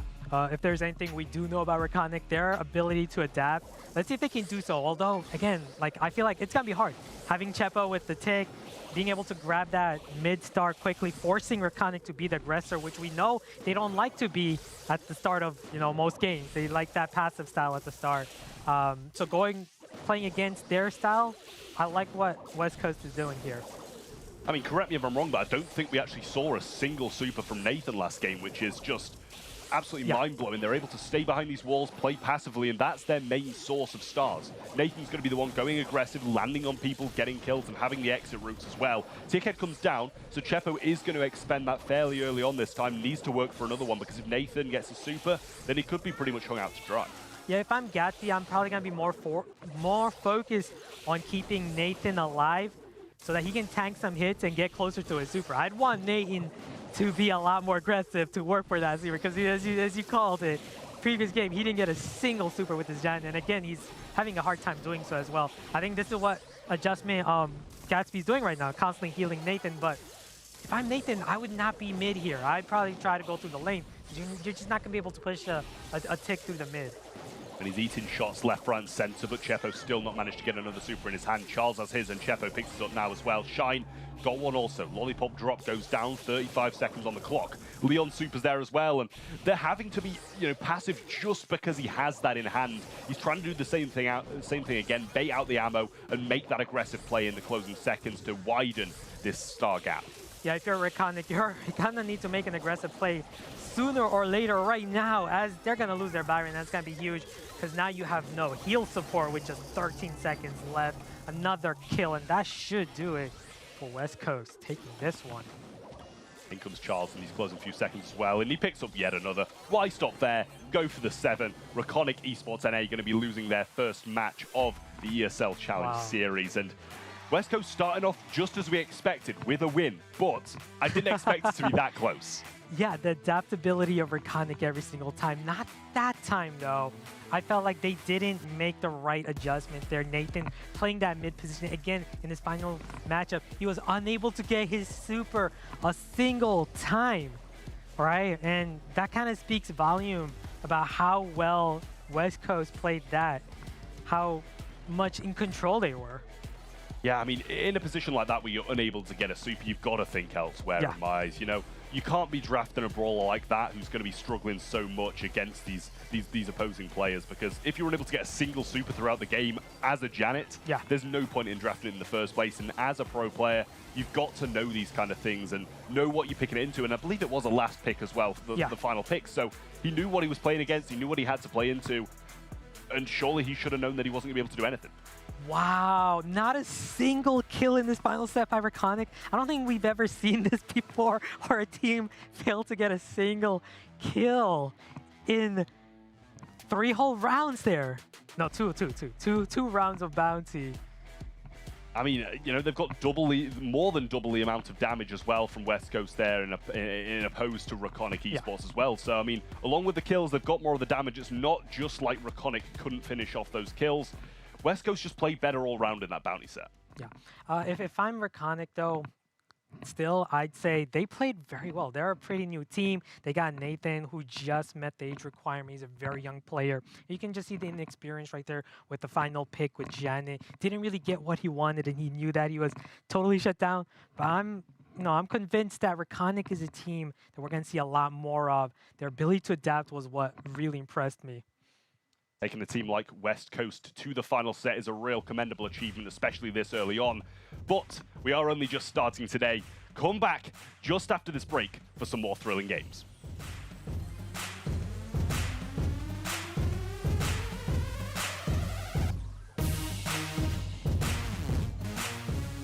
The Snapdragon Pro Series is brought to you by Snapdragon Elite Gaming, Monster Energy, DHL, the U.S. Air Force, and Samsung Galaxy.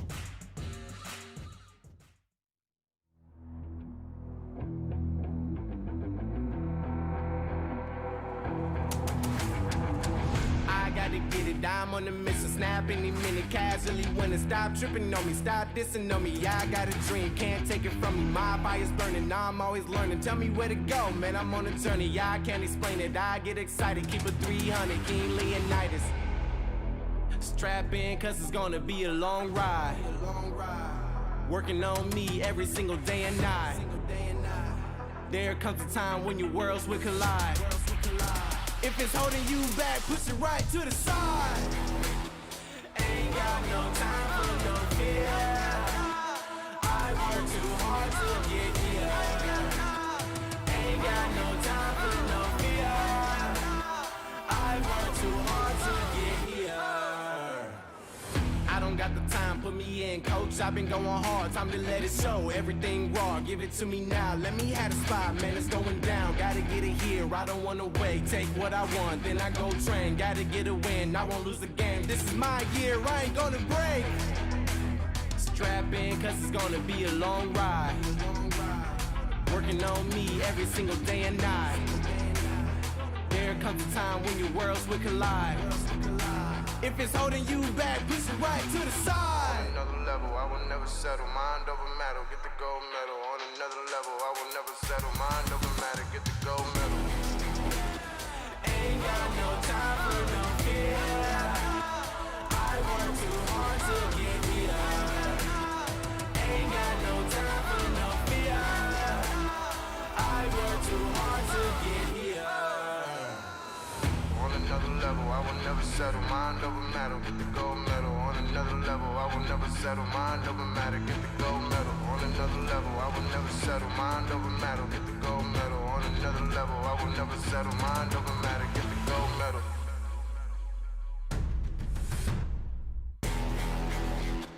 Ain't got no time for no fear. I work too hard to get here.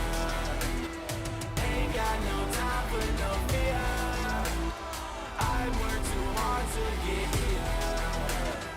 Ain't got no time for no fear. I work too hard to get here. Ain't got no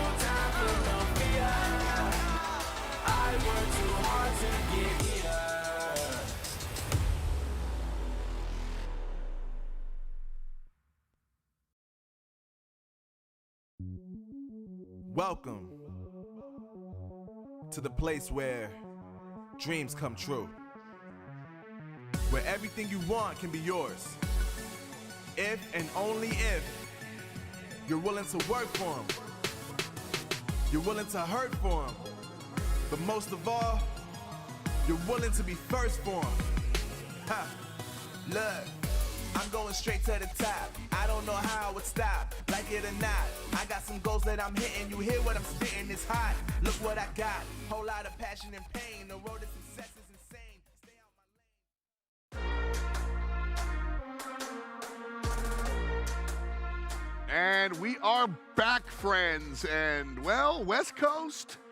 I got to say this? All right, I will. Best Coast. And that question mark, well, you know what? It's fitting. Even though I'm having some fun here, y'all know I'm from the East Coast. But the West Coast, we're the best coast here. But it was pretty close. This wasn't just game, set, match. We'll see you later. Yeah, I mean, I'm not going to have any comments on the geographical side of things, but West Coast is a Brawl Stars team.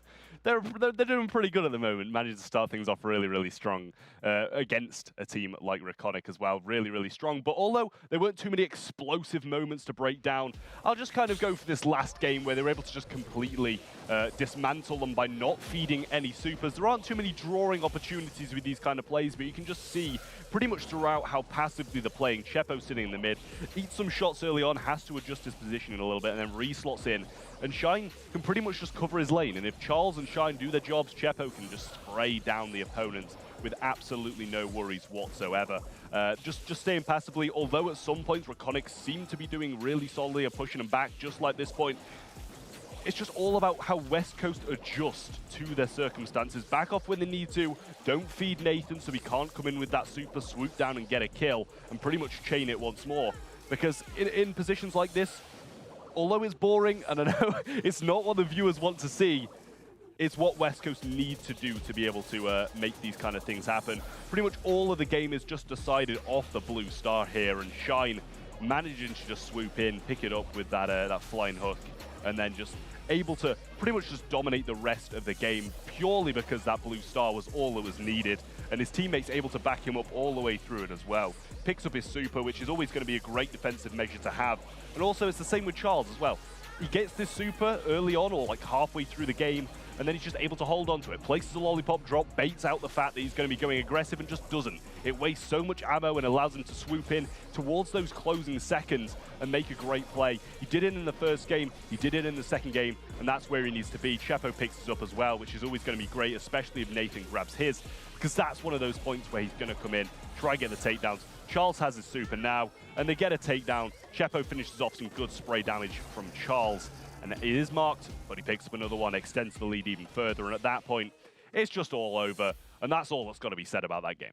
Yeah, fantastic breakdown, Trev. Thank you so much for that. I mean, the first matchup of the day, and goes the full 5. Welcome back, everyone. Now we're on the desk, Trev, able to multitask, moving from one location to the next, while also breaking things down for you. We knew the day was going to start off with a bang, and it most certainly did, which means we have to continue things on, steamrolling right ahead into our next matchup. And of course, this time, it's going to be between Real Ones and Vanguard. Well, the Real Ones roster, Z, Lukey Bear, and Jigsaw once more. Some real household names in the Brawl Stars scene in North America. Z, Lukey Bear, and Jigsaw, some of the most well-known players there are. Not at the top end of, achievements, winning competitions and stuff, but they're always there. They're always present, and they're always fighting for the #1 spot. Yeah, individually, they're all super, super good players. But as a team, fairly new together. We're seeing Lukey Bear. Hey, look, OJ's over there as well. Lex. Lex is there, wow.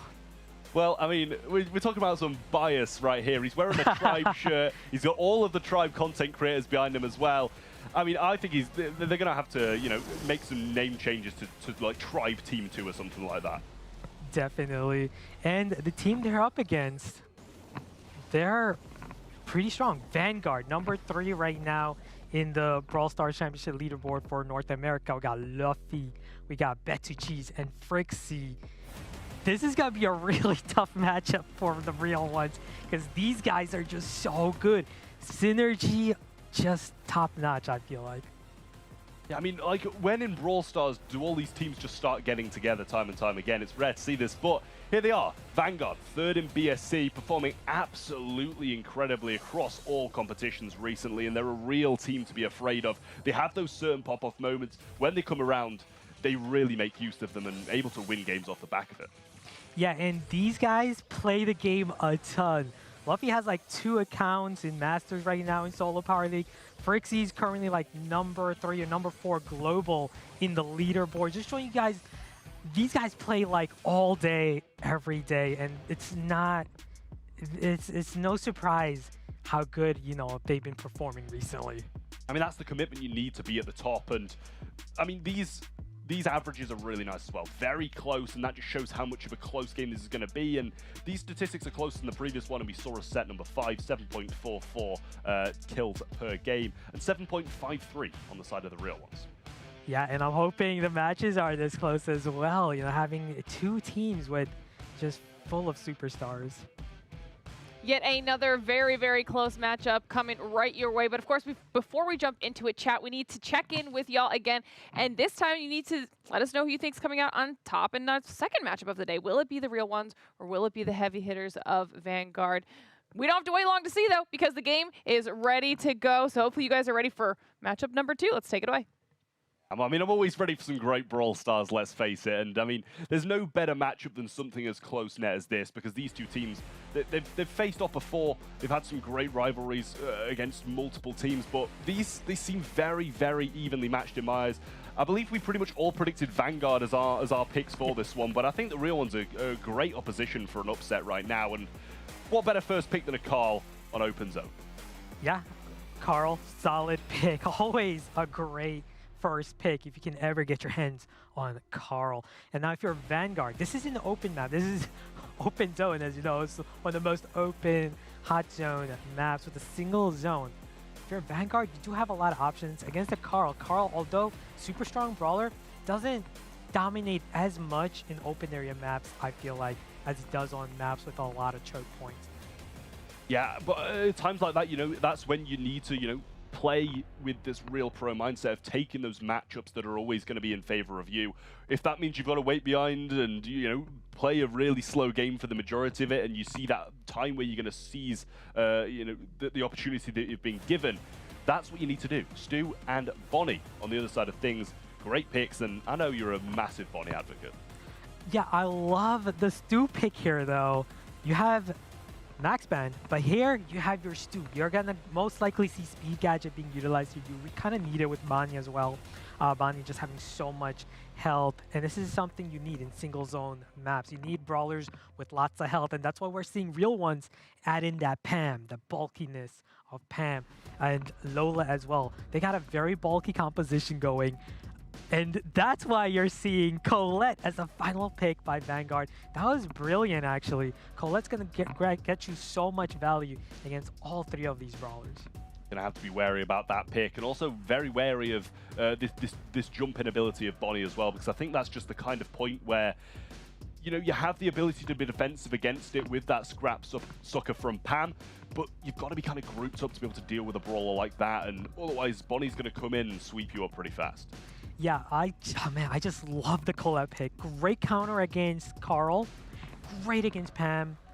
Maybe not the best against Lola, but you're still going to get so much value out of it. I'd love to see this Colette shine here as we head in for Smash. And there we go. First up, we're going to see that Stu Speed Gadget being utilized with that team. So over this right-hand side, instantly Luffy rotating over and taking that matchup. Z also going to take some quite heavy fire from Luffy here as well, pushing aggressively, getting the super off as well, now popping that gotcha gadget and allowing him to stay in the mix, but real ones are just going to wait. They're going to wait for it to, you know, run out and then go aggressive once more, so he then has to back off and play defensively. Yeah, I feel like the biggest advantage the real ones have here is that Pam turret, knowing, hey, Vanguard doesn't really have a suitable option. They don't have a wall breaker. They don't have a great way to take out this Pam turret, so we can just back up every single time and heal back, get control, keep control. And that's what we're seeing by the real ones, that bulkiness of their comp coming in handy.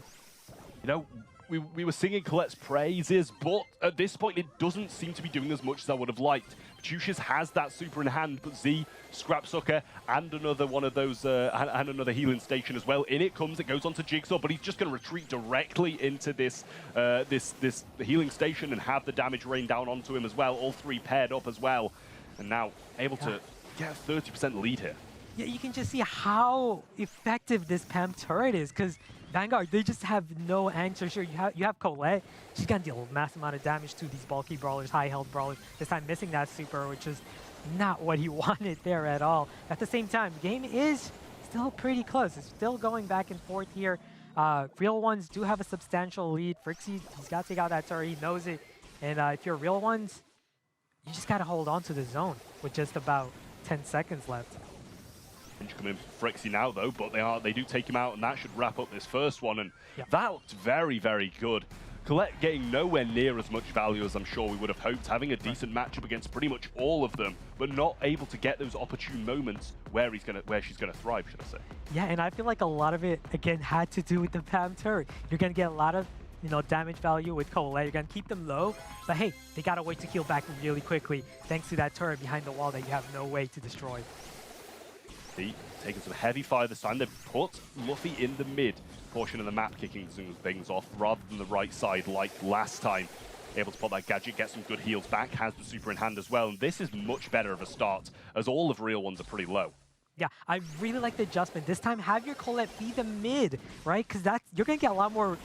You're gonna get a lot more value being able to support your lanes, but also keep that Pam back, who doesn't fairly match up well against Colette. And as I say that, Z and Jigsaw, great teamwork to win that matchup. This time we're seeing a more offensively placed turret. I'm not a big fan of it because I feel like you don't want that turret to go down as quickly as we've seen here. Aggressive play by Jigsaw, instantly gonna get melted though.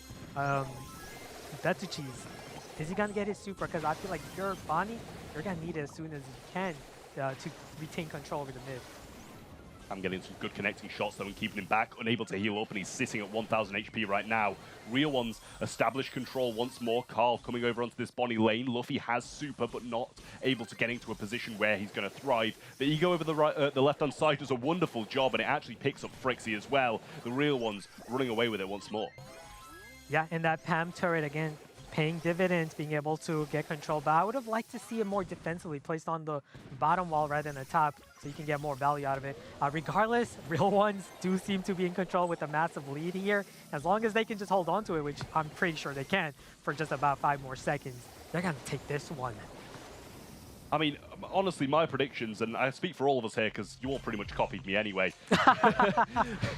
They've just not been on point so far. The games I was thinking were going to be pretty one-sided throughout, but the Real Ones in this one, they looked amazing. They definitely looked amazing. I really liked the Colette pick. I was like, yeah, that was a great pick. Genius pick against Carl, Pam, and Lola. But when you take into account how well Real Ones played that, plus the turret of Pam, and just the ability to just hold that control throughout the game, convincingly, they've played it much better. Yeah, I mean, they just worked so much better as a team as well. They weren't piling up when the Colette had super and allowing themselves to be, multiple super. And, at times like that, you can't be missing supers. I mean, it was closing seconds, but you've always got to be connecting them. And I think we saw a few times, few wasted gadgets at times where they just backed off and allowed him to use that gadget for absolutely no reason. And that's why the Real Ones managed to come out on top. And look at those stats, all the damage in the world for Vanguard, but they can't finish off the kills. Wow, there's a 12 kill differential by the Real Ones. That goes to show just how dominant they were in this series. Another thing is like Bonnie, Betuchis playing that Bonnie. We didn't really see Bonnie, we know top brawler in the meta right now, but we didn't really see her shine there. We didn't see the aggression that we kind of wanted to from a Bonnie. You're gonna need those supers, jump in. We just didn't see it. Yeah, and it's all about getting the damage at the right times. And we mentioned at the start, the Colette would be very good against a lot of those tankier brawlers, the Carl, the Pam, but it was the tankiness that kept him in the mix, because the amount of damage that was brought out from Vanguard there, they had an extra, 9,000 damage, but 12 less kills. That just goes to show how those tanky brawlers are able to be used so effectively when staying in that zone. Yeah, definitely, I can't argue with that.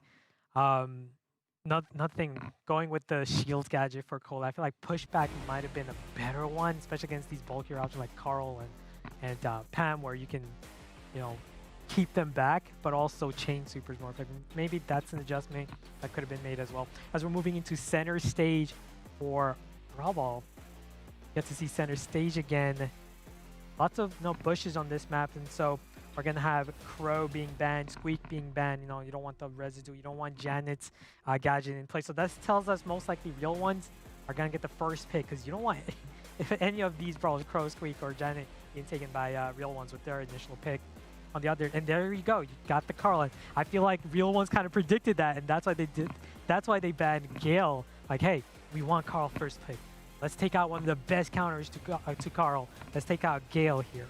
It's always the Carl, isn't it? No matter what map it is, it's Carl first pick, and it just allows the draft to really have to be shaped around him, which allows them to thrive quite heavily when it comes down to the later portions of the draft. If you're picking two brawlers off the back of this first initial pick that counter Carl, you can counter them quite simply with your next two, and that's the kind of opportunities Carl opens up even before the game starts.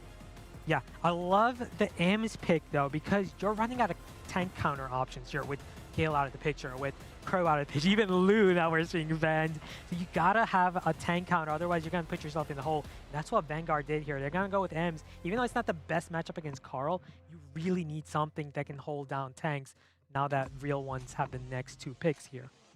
Well, we saw it brought out with Acid Spray last time. I'm intrigued to see if it's going to come out with the knockback gadget this time, if they do go quite tank central and bring out a few more, whether that's the kind of pick they take. They've gone for Bonnie, which honestly I don't mind. I think it's going to be quite good if the map does start to be broken up here and there, but it's quite difficult to play that brawler. When you swap to the Clyde form, you're going to have short range and the ability to scout bushes goes, but the ability to scout bushes with that singular projectile is not that good anyway. Yeah, a lot of people would argue Bonnie, top 3 brawler in the game, but again, the matchup and map here, not the best. I feel like she has one of the slowest reloads in the game, so being in her tank form does make her a liability oftentimes. And then we have Spike as their final pick. If I'm Vanguard, you can definitely go with the tank option. Spike, as you know, he's a good brawler, great control brawler, but not as impressive anymore in this meta, especially as a curveball as well. Not a brawler that, overly imposes himself as a big threat. Yeah, I mean, with the ability to just take down his life plant so easily, it's really been pretty much catapulted out of the meta nowadays.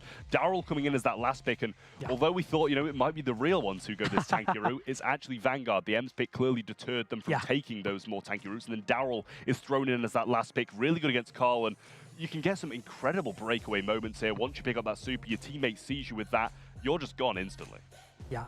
Daryl is one of my favorite brawlers in Brawl Ball, and here in this matchup, if I'm Daryl, I'm pretty happy with this matchup. I got a Carl matchup, I got a Bonnie in her tank form who's not going to have the DPS to counter me, and then Spike, yeah, sure, he can hold his ground, but he's not going to he's another brawler that's just not going to have the DPS to fully stop Daryl from rolling in. So I'd love to see what Luffy does here with his Daryl. Yeah, until he gets the super, though, it's going to be domination from Jigsaw, but now he does manage to push up this grass, get some shots off as well, and the pinch is going to be there on Z, who they clean up fairly quickly as well, and Daryl with roll here might make a breakaway, does go for that. The bromides are there, and it actually goes in somehow. Great pick up by the Daryl there, and that's the kind of breakaway opportunity I was talking about. Yeah, definitely, and what we've seen from Luki there, he's not using Curveball, he's using Fertilizer, which a lot better against tankier options like Daryl. So I like what he's doing there with his Spike, but again, you're going to need a lot more than that to stop a Daryl. That time, Z getting the better of him. Jigsaw does have his super, gets the kill, gets the exchange. Needs to move the ball up. Unfortunately, Z got taken out right there. Not what real ones wanted there. Pretty clean clear up of those mines would be preferable for the real ones here, but at the moment, not able to do that, and that means they can be caught off guard by them a little bit later on. Luffy trying to make the play for the ball once more, but Chusha's coming round, cleaning up Jigsaw, and he sees the ball. That's surely got to be it, but the ball's picked up from Maluki, clears it out. In comes Z, he gets the takedown as well, and this might be a little bit of a push out and a bit of fight back all of a sudden from the real ones. Yeah, missed opportunity by Luffy right there. He kicked it to the opposing player rather than getting it back there, but he's gonna have another opportunity as he heals back here and is about to get his super at any moment with his Daryl. If you're real ones, you're in trouble if you're not in a good position to defend against this Daryl. Daryl has the super now, waiting to heal up a little bit. Damage gear activated, as you can see, is quite low. Can't quite see his HP though, but Chushi's coming in. Wow. He gets the knockback, and he is going to be using Friend Zoner this time, and that's why it's so effective. Yeah, definitely. Had just enough health to do so as well to make that aggressive play. I don't think Real Ones expected that. They had their eyes on that Daryl the whole time, as you can see, just trying to prevent him from making that aggressive play again. But they forgot, hey, Betsuchis can do it too with his knockback gadget. Well, now, Real Ones need a better start than the previous one. Jigsaw pushed aggressively once more, but that tar barrel is there from Luffy, and he gets the takedown as well. Z now going to be pinched down also. Luki coming in, tries to run for the fertilize, but can't quite make it. But it's fine, because he got the trade anyway. Yeah, Luffy, last one standing here, got his super ready, and you know he's going to get that ball back from his teammates very soon. Momentarily here, got his super back, he's going to heal back up. That's the thing about Daryl. He's so strong, but he's also passive. He waits for that moment. There you go. Heal up, and there's nothing you can do. You have no defense against that if you're the Real One. No brawler to knock back. The only brawler you have that has the defensive capability is Spike and his super. Although Carl might be the dream start for any draft on this map, I think the rest of it might have let them down, but Jigsaw doesn't quite pick up the ball. And Luki can't quite make the shot round. I feel like there was a little bit of auto-aim there involved and shot it straight into the wall, going goalwards, but they can't quite make it through. Yep, and again, Luffy has his super. He's going to try to make that sneak play, and now you have no defense again. Luffy's going to surely take that, and he is. And that's what we like to see from Daryl. We were both very optimistic of that pick, and showcased us that one very well. I mean, that's the exact answer that Vanguard needed to the first set. After being dominated so heavily, they needed to make that return play, a bit of momentum swinging back in their favor now. It was pretty much all the Daryl, but he had some assistance from his teammates putting the ball in good positions to start with. I think pretty much all 4 goals we saw all came from Luffy there. Yeah, definitely. And something we're seeing in drafts a lot, eliminate those tank counters, but also take the last tank counter as well. Take the M's, forcing Luki to pick, hey, you know, not the most ideal tank counter in Spike, the Brawl we were saying, not as impressive anymore as a tank counter. And it showed, and Luffy showed us there, time and time again with this Daryl, that Spike was just not enough to stop him from constantly rolling in and scoring. I mean, Bachushi's played his part there as well with that M's, able to get the super in such effective places, getting the slows down, keeping them low when the Daryl needed to go in, and ensuring that he's able to have a really nice push through and a good score as well. I mean, the statistics pretty similar to what we saw across the board. You know, the back and forward, 66,500 to 70,000. It's not the biggest difference, but it's not the damage that matters. In Hot Zone, it's capturing the percentage, and in Brawl Ball, it's scoring those goals, and that's what Vanguard did best. Yeah, definitely. I love the patient style of Vanguard right there, taking their time, waiting for the right moment. That's what we've seen from Luffy and his Daryl, waiting for the exact time to get his super, heal back up, and then make that play knowing, hey, the Real One, they just don't have the overall damage output to stop a tank brawler like Daryl from scoring. Yeah, I mean, you know, you mentioned it already, but that strategy of banning out the tank counters, picking the remaining ones, and then going for the tank is exactly what we saw in the previous game trying to be done, but I'm not sure if it was too effective in that one. Actually, it was. With the Rosa. It worked a treat as well for West Coast, and they managed to bring it back. So we saw Vanguard going for something pretty similar there, and yet again, it pays off. Yeah, definitely. And I feel like throughout this tournament, we're going to see similar strategies being utilized, and we're going to see drafts being... Let's see. We got Canal Grande in Bounty. We got Bonnie, Brock, and Carl being banned by Real Ones. That tells us most likely Vanguard has first pick, because you don't want to give any of these. You don't want to give Carl or Bonnie his first pick on Canal Grande. On the other hand, Vanguard opting to ban Janet, Tick, and Squeak. Well, I mean, we saw, you know, Professor F. Dot's analysis of this map, so we'll get to see finally if they do go for that same side-on-side route. And we saw an Eve being played in a few of those replays here as well, so I kind of intrigued to see if that's, you know, taken once more, as the ability to levitate across that water is really strong. Penny comes in as the first pick. What are your thoughts on that? Penny, excellent brawler, don't get me wrong, but I'm kind of surprised here. Real Ones have first pick, and they could have taken Carl. They could have taken Carl, one of the best brawlers on Canal Grande, in my opinion. I mean, and Bonnie as well. Bonnie as well. They banned Bonnie and Carl when they could have taken either of these dominating brawlers on this map. I'm kind of surprised with that. I feel like Carl, better pick overall than Penny as the first pick here.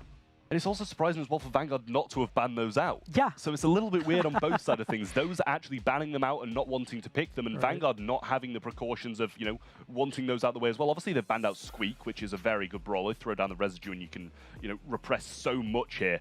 But Vanguard, Bow first pick for them. Should be following up with the second one quite shortly. But the Bow, once you get those mines and you're able to place them down, you get some really nice value out of them. But Bell coming down as their second pick, I do kind of like that. Yeah, you have to go with the Bell because Bow, a brawler, kind of weak to tanks here. And in a map like Canal Grande, tanks can be very dominant. So I like the Bell pick. And we know Vanguard, with their last pick, they're probably going to add in like a Gene, maybe, if that's still on the table, which definitely could be. If you're the real ones here, though, you don't have the option of going Tick, you don't have the option of going Squeak, and now you have the next two picks, and you know you got Lukey Bear, you kind of want him on a thrower because you just know how good he is. But at the same time, you don't want to go a thrower when Vanguard has the last pick to counter pretty suitably. Like, oh, there's the Eve pick you were talking about. I like it, having that ability to just go through the mid-water, more areas to take advantage of. I mean, it's really not as dangerous as it used to be, though. That's the thing, you know. When it had the ability to go across water, had massive burst potential and stuff like that, all the nerfs kind of hit it pretty hard, in my opinion. You know, pairing that with a Stu, probably, I guess, using Speed Zone, maybe it's a little bit weird. I'm not gonna lie, I don't see too much Stu potential. You're looking at me and you're doing some hand movements here. Is there, you know, anything that you kind of want to add to what I'm saying? No, I'm agreeing. Like, why the Stu? That's a very strange brawler to pick on the map like Canal Grande. But Vanguard gonna go with the Sprout pick. I like his Sprout against the Penny and Eve matched pretty well. But the Stu, I can see how Stu can be effective against like a brawler like Sprout. But at the same time, I never see Stu being as great as he is on a map like Canal Grande, not having that ability to move around. Canal Grande is a very congested map, mainly because much of the area of the map is just condensed by water. I mean, you know, we can talk about the draft all that we want, but this Real One's camera is seriously questionable as well. I mean, he's got his Lukey's got his own personal hype squad in the background of all the tribe creators, and just some seriously questionable stuff going on in the background. But I tell you what isn't questionable: Vanguard's entry into this game. Yeah, instantly we could see, like, you know, the 2 kills right there against Lukey and Z. The Sprout's definitely gonna be a tough matchup for them, especially if they can't get walls down.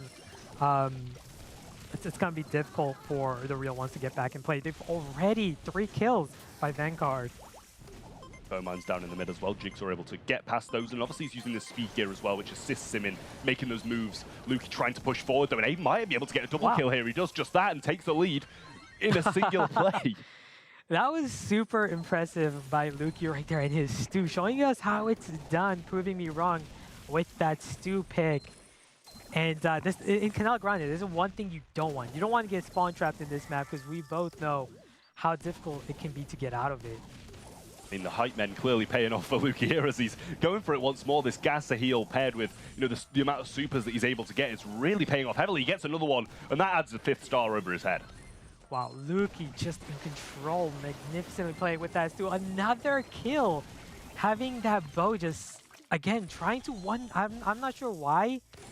I'm not sure why Betucheese keeps trying to 1v1 the Stu matchup, or even 1v2 against the Jigsaw. So now he's going to make the adjustment to go on the left side. But I feel like it's a little too late now with the Real Ones in full control, also spawn trapping you, having a significant lead in stars.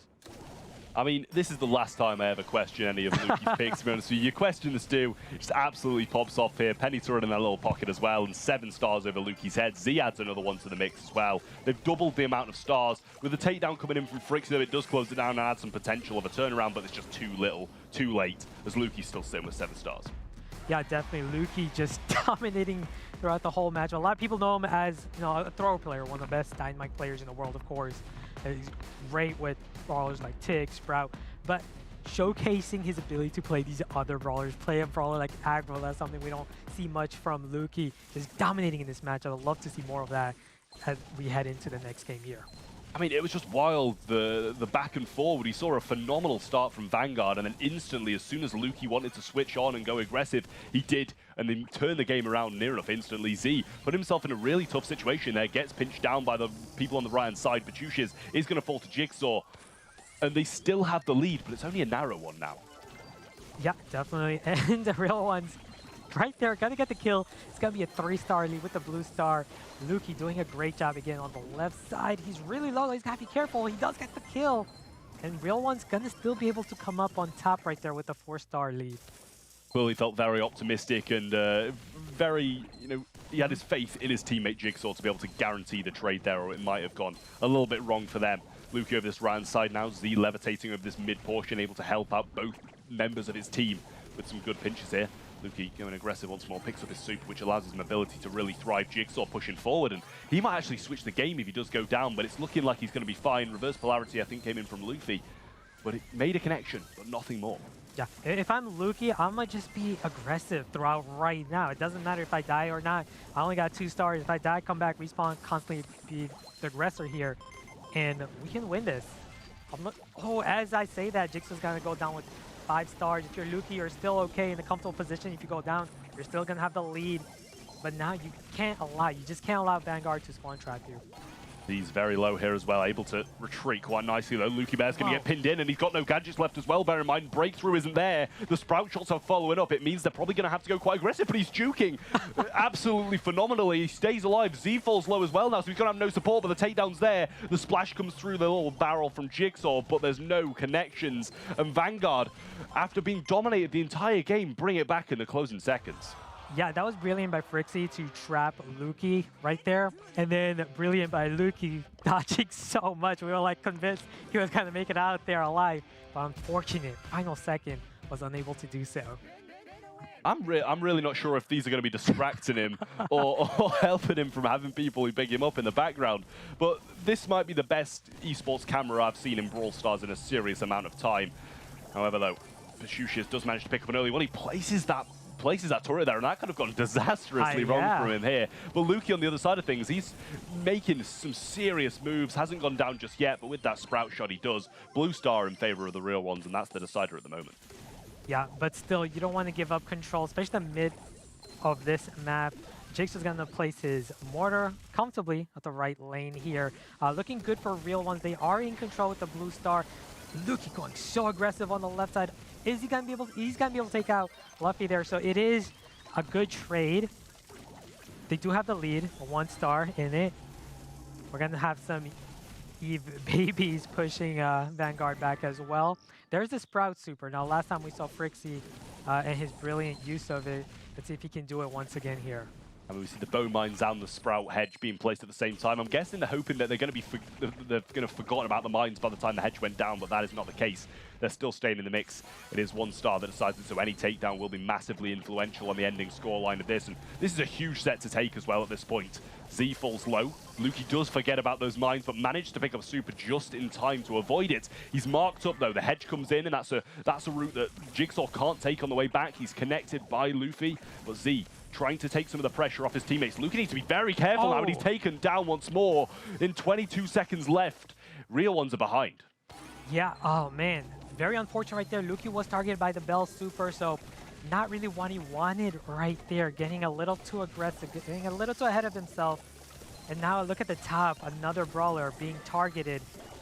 Vanguard gonna be able to take that one, and Frixie running away with the 5 stars. Gonna be able to take this bounty set, even though real ones played convincingly very well. Lukey Bear showing us what he's capable of with the Stu. Unfortunate though, he got taken out in that critical moment, giving Vanguard the lead.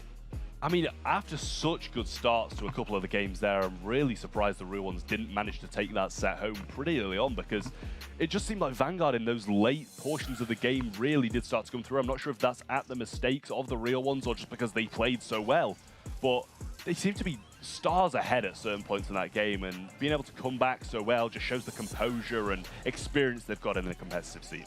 Yeah, I think that's the biggest thing, is the experience of Vanguard, knowing, hey, you know, we got ourselves handed to us in that first matchup, but being able to make adjustments. The other 2 games were pretty close. They were very close. And guess who came up on top? Vanguard. And I feel like, as you said, that experience by them as a team, it just showed right there. They shouldn't have won it, I felt like, but they did. Yeah, that's exactly how I feel about it as well. I mean, you know, clearly the experience is just really shining through from Vanguard, and you know they've shown as well in other competitions they're able to do these kind of things through qualifiers. They persevere and make it through to this stage of the competition, and they persevered once more through this one. Very, very close across near enough all the sets. If you see, it pretty much equalizes out to 2-star difference across the entire set, so 46 to 44. And Vanguard with a massive damage output once more, and this time it did actually pay off. Yeah, this matchup in Bounty could have gotten either way. It was decided by smallest of margins, and fortunate for Vanguard to come up on top here. I mean, in Brawl Stars, it's always going to be the smallest of margins that do decide games between teams like this. It's always going to be very, very close, and it's going to be those small margins of, you know, 2 stars across the entire set that really do separate these two teams. Minecart Madness, a controversial map across near enough the entire competitive scene, coming back into the map pool once more. We'll see what bans are coming. You know, I'm just going to ask you general thoughts on this map and how you feel, and if it really does have a place in competitive. Yeah, I play this map a lot on Power League, and not a big fan of it.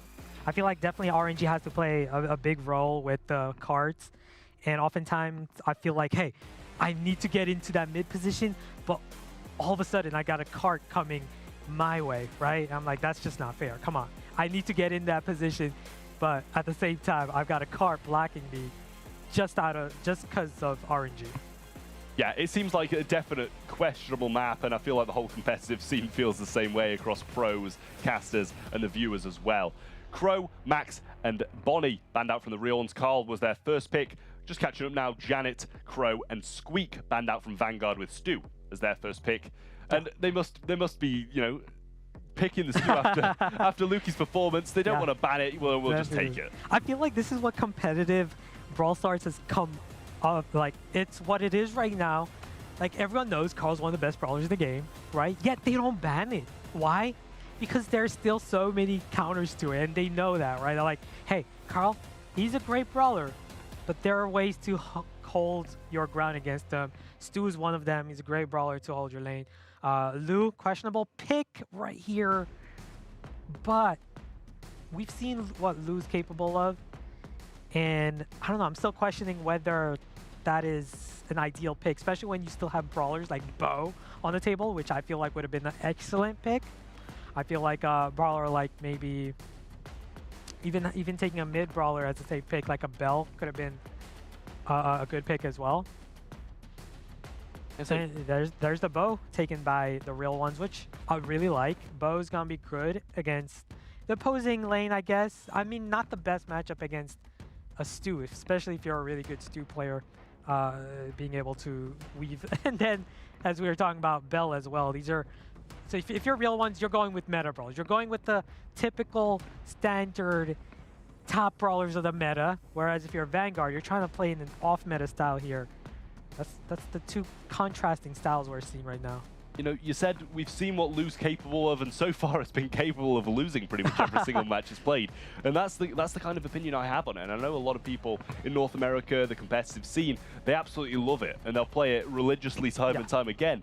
Daryl as the last pick I'm finding very weird as well, but obviously they have the Carl against them, so that's kind of the pick they're going for. But we're going to be seeing Lu mid here, and I'm just not sure how I feel about that. No, I agree with you, Lu. Definitely a decent brawler, but when you're playing with matchups, right? Like here, Lu against Bell, Carl, Bo, you got to show us that you're capable of winning. Sure, it works out in scrims, right? You see him doing all these flashy plays, getting your chain supers, but when you're heading into a tournament where it's the real deal, unless if you show us, like, you know, what you're capable of and winning with Lu, you're not going to convince us.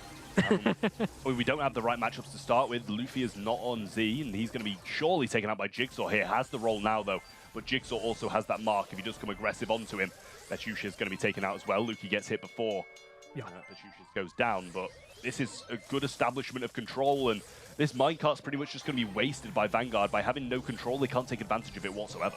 Yeah, you definitely don't want to lose control against a comp like Bo, Carl, a Bo that can constantly place his mines, prevent you from making that play forward, getting out of that trap. You really don't want to be placed in that position. Z most likely running the shield. Star power, as you can see, being able to take a lot of hits. Still, Luffy manages to win that exchange. Doesn't really matter for real ones too much. having such a significant gem lead. Making some moves down this left-hand side now, though, but Z going to go and clean him out. Has one gem in hand as well, so doesn't really want to risk that, as now they are pretty much one gem off starting this countdown, but all members being so low, they have to be quite passive, wait for this opportune moment to go and grab this last gem, because we saw it in Deep Diner earlier. If you make the wrong play for the gem, the whole game can be turned on its head. Yeah, definitely. And real ones definitely have time on their hands here. No need to make aggressive plays. Although Z was able to get out of that. Lose super right there. He's going to buy them a little time. Jigsaw's going to win that exchange. And now, real one's definitely in control. They do have enough gems. Vanguard is just not going to be able to get enough. They need a kill here. Fortunate for Vanguard, they just need one kill. If they can get any of these 3 brawlers, they can reset the countdown. But just not enough time. Well, almost enough time to get on Lukey towards the end there. It was very, very close, but the real ones really not letting go of this last shred of hope. Yeah. They still have the potential. If they take this game, they're going to be taking it to set number 5, the second set number 5 of the day. So they've definitely got it. I mean, in my eyes, this should be a 2-0 in this set here, because by that performance, it just shouldn't be matched by this extremely weird comp of Vanguard. Yeah, definitely agree with you on that. But we know something about Vanguard, their experience, their ability to come back, you know, make adjustments. And that's what we're seeing already. A lot more aggressive, turning it up.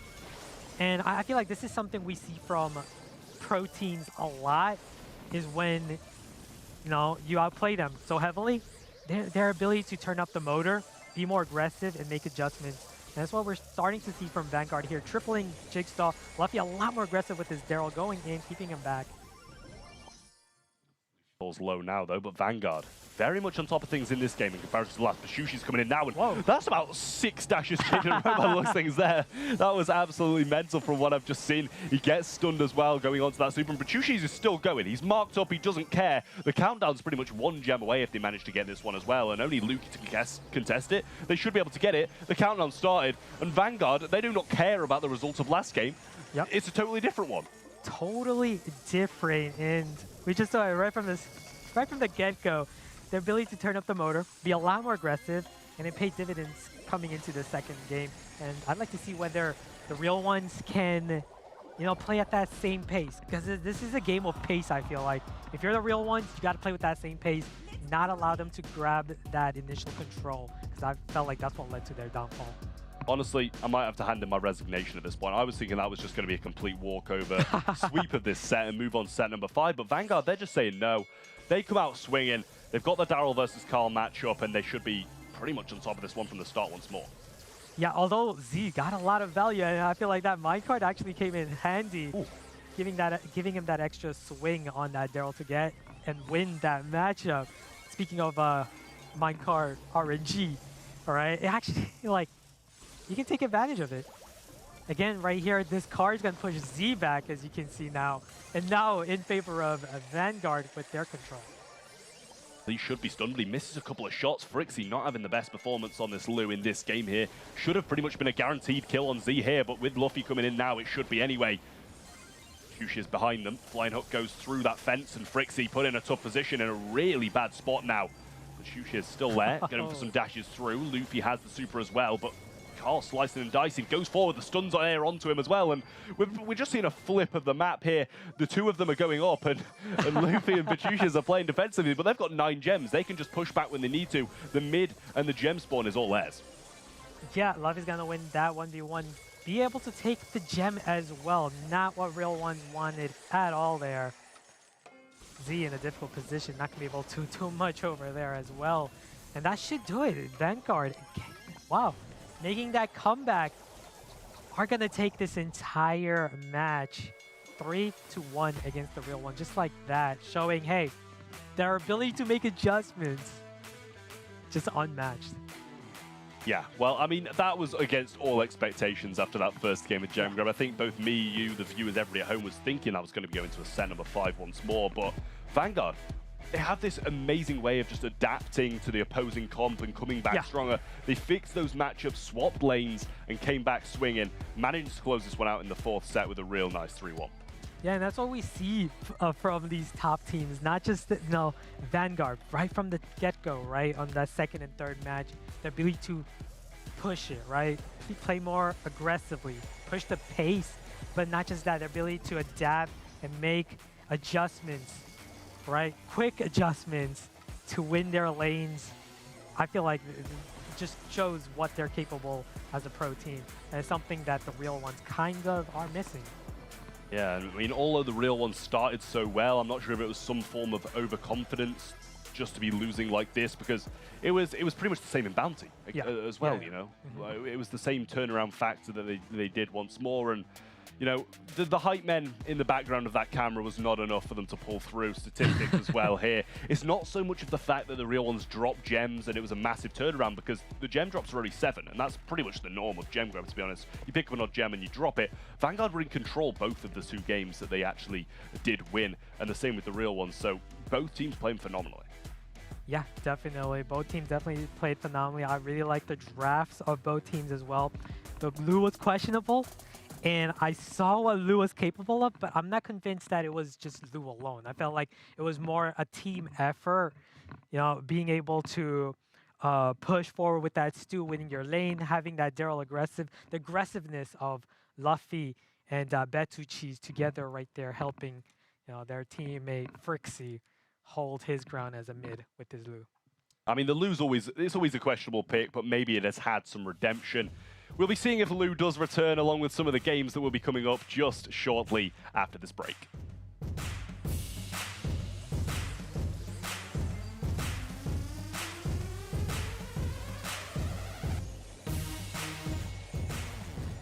The Snapdragon Pro Series is brought to you by Snapdragon Elite Gaming, Monster Energy, DHL, the U.S. Air Force, and Samsung Galaxy. Welcome to the place where dreams come true, where everything you want can be yours, if and only if you're willing to work for them, you're willing to hurt for them, but most of all, you're willing to be first for them. Ha!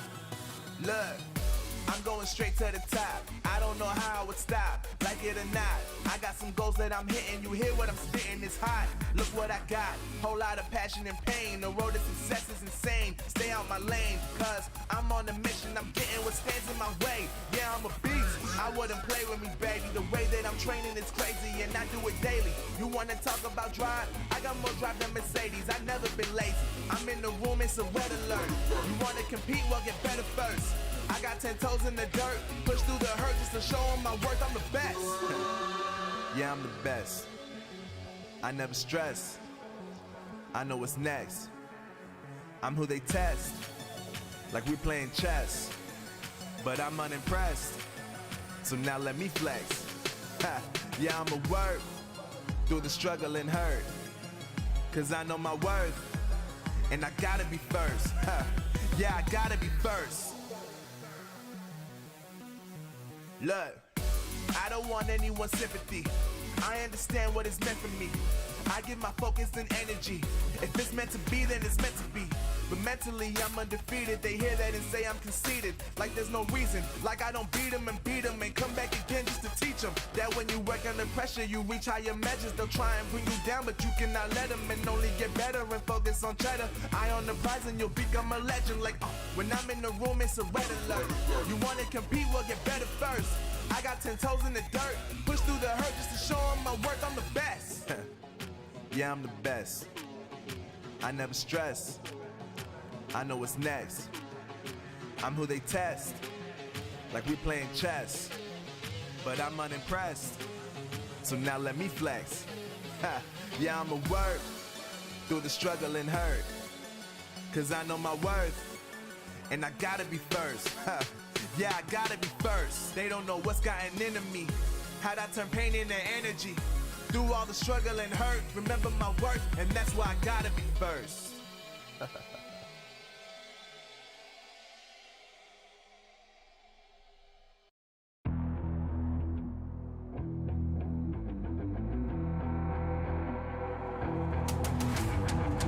I gotta get it dime on the mission, snap any minute, casually winning. Stop tripping on me, stop dissing on me. Yeah, I got a dream, can't take it from me. My fire's burning, now I'm always learning. Tell me where to go, man, I'm on a journey. Yeah, I can't explain it, I get excited. Keep it 300, King Leonidas. Strap in, cause it's gonna be a long ride. Working on me every single day and night. There comes a time when your worlds will collide. If it's holding you back, push it right to the side. Ain't got no time for no fear.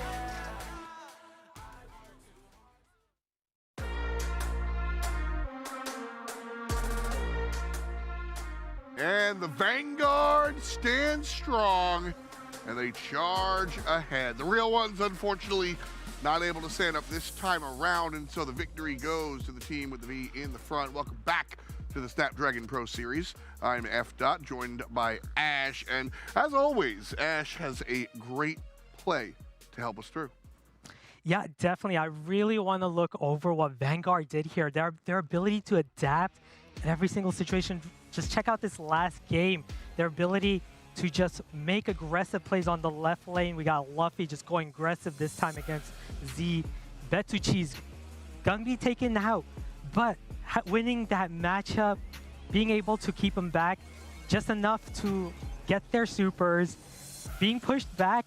But this is the thing about Vanguard, when they're pushed back to the brink, their ability to just come back. Betucci's having that super to win his lane. Luffy, again, about to get his super. We got left side, Frixie can be placing his super down as well to hold control. And now they're in control over this match. If we can just fast forward here, we can see their ability. Okay, now pause right here. Luffy, 5 gems with Frixie in control of the mid, keeping Vanguard back. We can continue. Now they're in control of the game, have the gem lead, and just gonna keep the real ones back into their spawn. Luffy being able to win that matchup, having 10 gems and just holding it to the end. Just their ability to just be aggressive and hold control. I love what they were able to do and adapt. Let's head back to the desk, see what they have to say. All right, thank you, Ash, very much for that breakdown. Fantastic job. Back on the desk, and we have F. Dot on the desk, but this time in a casting capacity. Are you excited? Yeah, sure, I'm chilling. He's being modest. He's going to absolutely crush this. It's going to be a fantastic time. I'm excited for third match of the day, right around the corner. The first two have been close. They've been going the distance. This time we've got Stamina up against Raconic. Well, I mean, Cute Sans coming in now, looking like instead of OG, pairing with Bobby BS and Zar as well. So a little bit of a roster change here and there. I'm quite intrigued to see how this is actually going to be affecting their general synergy and gameplay overall. Yeah, Stamina's a team that's been playing together with OG for ever. And so to see a roster change here is curious. But I mean, at the end of the day, listen, Bobby's got his own name on his forehead. How could you fight that? Clearly so confident in himself that he's wearing a headband with his own name on it, and rightly so. I mean, he's at the forefront of the NA competitive scene in Brawl Stars, and you'd usually pair him directly with OG, which is why it's so weird to see the roster actually changing up. But they've had some issues in the past few competitions, and changes need to be made in competitive games, and that's exactly what they've tried to do. Yeah, when we look at it, Bobby on the Piper, this is one of his more iconic selections, and so he's kind of a guy that I think, it's interesting, like you said, when we think of Stamina, I immediately think of those two together, but now you've got to shift your thought process into building around one person in Bobby instead of around the 2 players in Bobby and OG. Well, we've seen Raconic here already today, and they didn't exactly get off to the best start in the SPS. Gatsby, Nathan, and Jay Hart returning once more. They put up a good fight, but it wasn't quite enough against that West Coast roster in that first game. They need to come back stronger, and, they've got the ability to do so. They had some decent drafts, some unorthodox ones here and there as well, but being the unknown team, they're the ones to throw a spanner in the mix. Exactly. When you talk about the unknown compositions, the weird takes on the meta, that's your advantage when you're coming through as a team that is lesser known. Obviously, the better known teams, well, they theoretically are a little bit better thanks to a little bit more experience, but when you come in as a new team, you do have that opportunity to throw a curveball, and start playing the weird stuff. I mean, that was kind of Stamina's first go at it. Once upon a time, we saw the Siege Mortis. That's how they got their name out there, and now they're one of the established. It's Rakonic's time to turn that around. Well, I mean, statistics at 8.4 kills on average for SDMN. That's the highest we've actually seen so far throughout any of the statistics from the previous teams playing. Yeah, they're looking pretty strong. But of course, chat, once again, before we get into this match, we want to hear your opinion on who is going to be taking this next matchup home. Will it be Stamina or will it be Raconic? Let us know in that poll down below in Twitch chat, because that matchup is ready to go. We're kicking things off real quick. Take it away. Woo! Well, I'm sure STMN, as we know, surely the favourites coming into this one, even with the changes. Backyard Bowl kicking things off, and I know they've voiced some strong opinions about this map all over social media about how passive it is, how annoying it is to play this map, but it's got to be done. Raconic coming in with the band starting things off with Gene, Crow, and Carl. STMN getting rid of Bell, Max, and Carl as well. And we're going to see a Bonnie as a first pick. Long range and short range capabilities, so a solid first pick for them. Not a lot of surprises here, straight up and down, if you ask me. When it comes down to Gene, Gene is one of Stamina's go-to picks. Also, he's just Gene. Both teams ban out Carl because he's just Carl. And then the first pick for the versatile character. You know, and the design of Bonnie, I think, is really one of those things where, like, yeah, she's kind of got a little bit of everything, and so that makes her an emphatic first pick. The follow-up of Bo and Janet over here is, well, ever since Bo got his projectile change, he's been super strong, and Janet flies. So that's my analysis, boys. Yeah, well, I mean, I think Janet's kind of very similar to what you mentioned about Bonnie as well. Got a bit of everything. You know, you've got the ability to fly through the air. You've got one gadget that puts a massive field down of damage of 100, so it makes enemies stop. The other gadget assists you in getting out when you go aggressive with that flight as well, so it's really, really solid. Good burst damage at close range, good damage at long range as well. Lola coming out as the next pick from SDMN, and Ruff's following up from that as well, so a pretty well-rounded comp from them. I like what they're bringing to the table, a lot of ability to tank, which is always good. Exactly, and plus Lola, a little bit of power-up is just going to wreak havoc on the other side. When it comes to Brawl Ball, I traditionally do not give enough credit to the raw kill capability of the brawlers. I'm always looking for these niche utility capabilities, but at the end of the day, you need somebody to take down the defense. That's what Lola's gonna do. Last pick, Squeak, one of my favorite characters in general, but also I think Squeak has really, I'm gonna put a statement out there, agree or disagree. What Spike used to do in Brawl Ball, Squeak has taken over. I mean, I think you've kind of got a little bit of a point in there, to be honest. You know, you've got that kind of burst down capability, a lot of like spamming down those lanes and just ensuring they can't push down. Residue as well. With this map only having 3 choke points, yeah, you know, it's the same as the Spike Super. That's really where I was getting at. That residue can be so gnarly, and that control. I told you, I'm the utility boy, and so I'm going to be looking for that type of stuff. You mentioned that this map has a tendency to be a little bit more passive than some of the other stuff. Why is that? I mean, you just kind of got these walls sitting at the front and mid of the map. You haven't got that much, you know, chance to push up unless you're feeding your opponents a lot of super. And when those opponents have super, that's when they're going to push, and you're going to be the ones who are hung out to dry when you don't have any.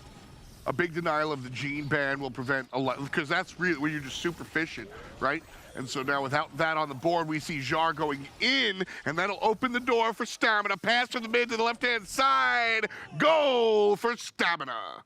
Zar kicking things off strong along with the rest of STMN, and we saw that all kicks off because they've been provided a super by Raconic, not staying passive and behind those walls. They were trying to kick things off too fast. The gadget goes down from Nathan, stopping them from pushing up or healing up if they do get into a position like that, but it's going to be ticking down second by second, and by the time they actually do want to make an aggressive push, it's going to be gone. Trouble in the mid lane. Ball pushed up, Squeak denying a quick pickup. But now we're right back centralized. We're getting a little bite of that passivity. Just kidding. Jar walks in a second time, but this time around, Raconic a little bit more prepared for it. They stand up, and now 2 defenders instead of 1 could and will change this outcome. Stands with that super, can't quite slot the ball through in, you know, in cooperation with Bobby there, trying to push the ball through whilst also getting the super down. Nathan flies into a great position to get a wonderful pinch on both Bobby and Zar. They get the 2 takedowns, they push this ball forward, and I think it's going to be at pretty much the time that they're all respawning, so real tough timing on that one. Yeah, you know, I want to say that Raconic they kind of fumbled it a little bit. When you see Stamina last time around, and we see the more established teams here, one kill allows you to inch up, and that allows you to sort of waterfall through the rest of the team.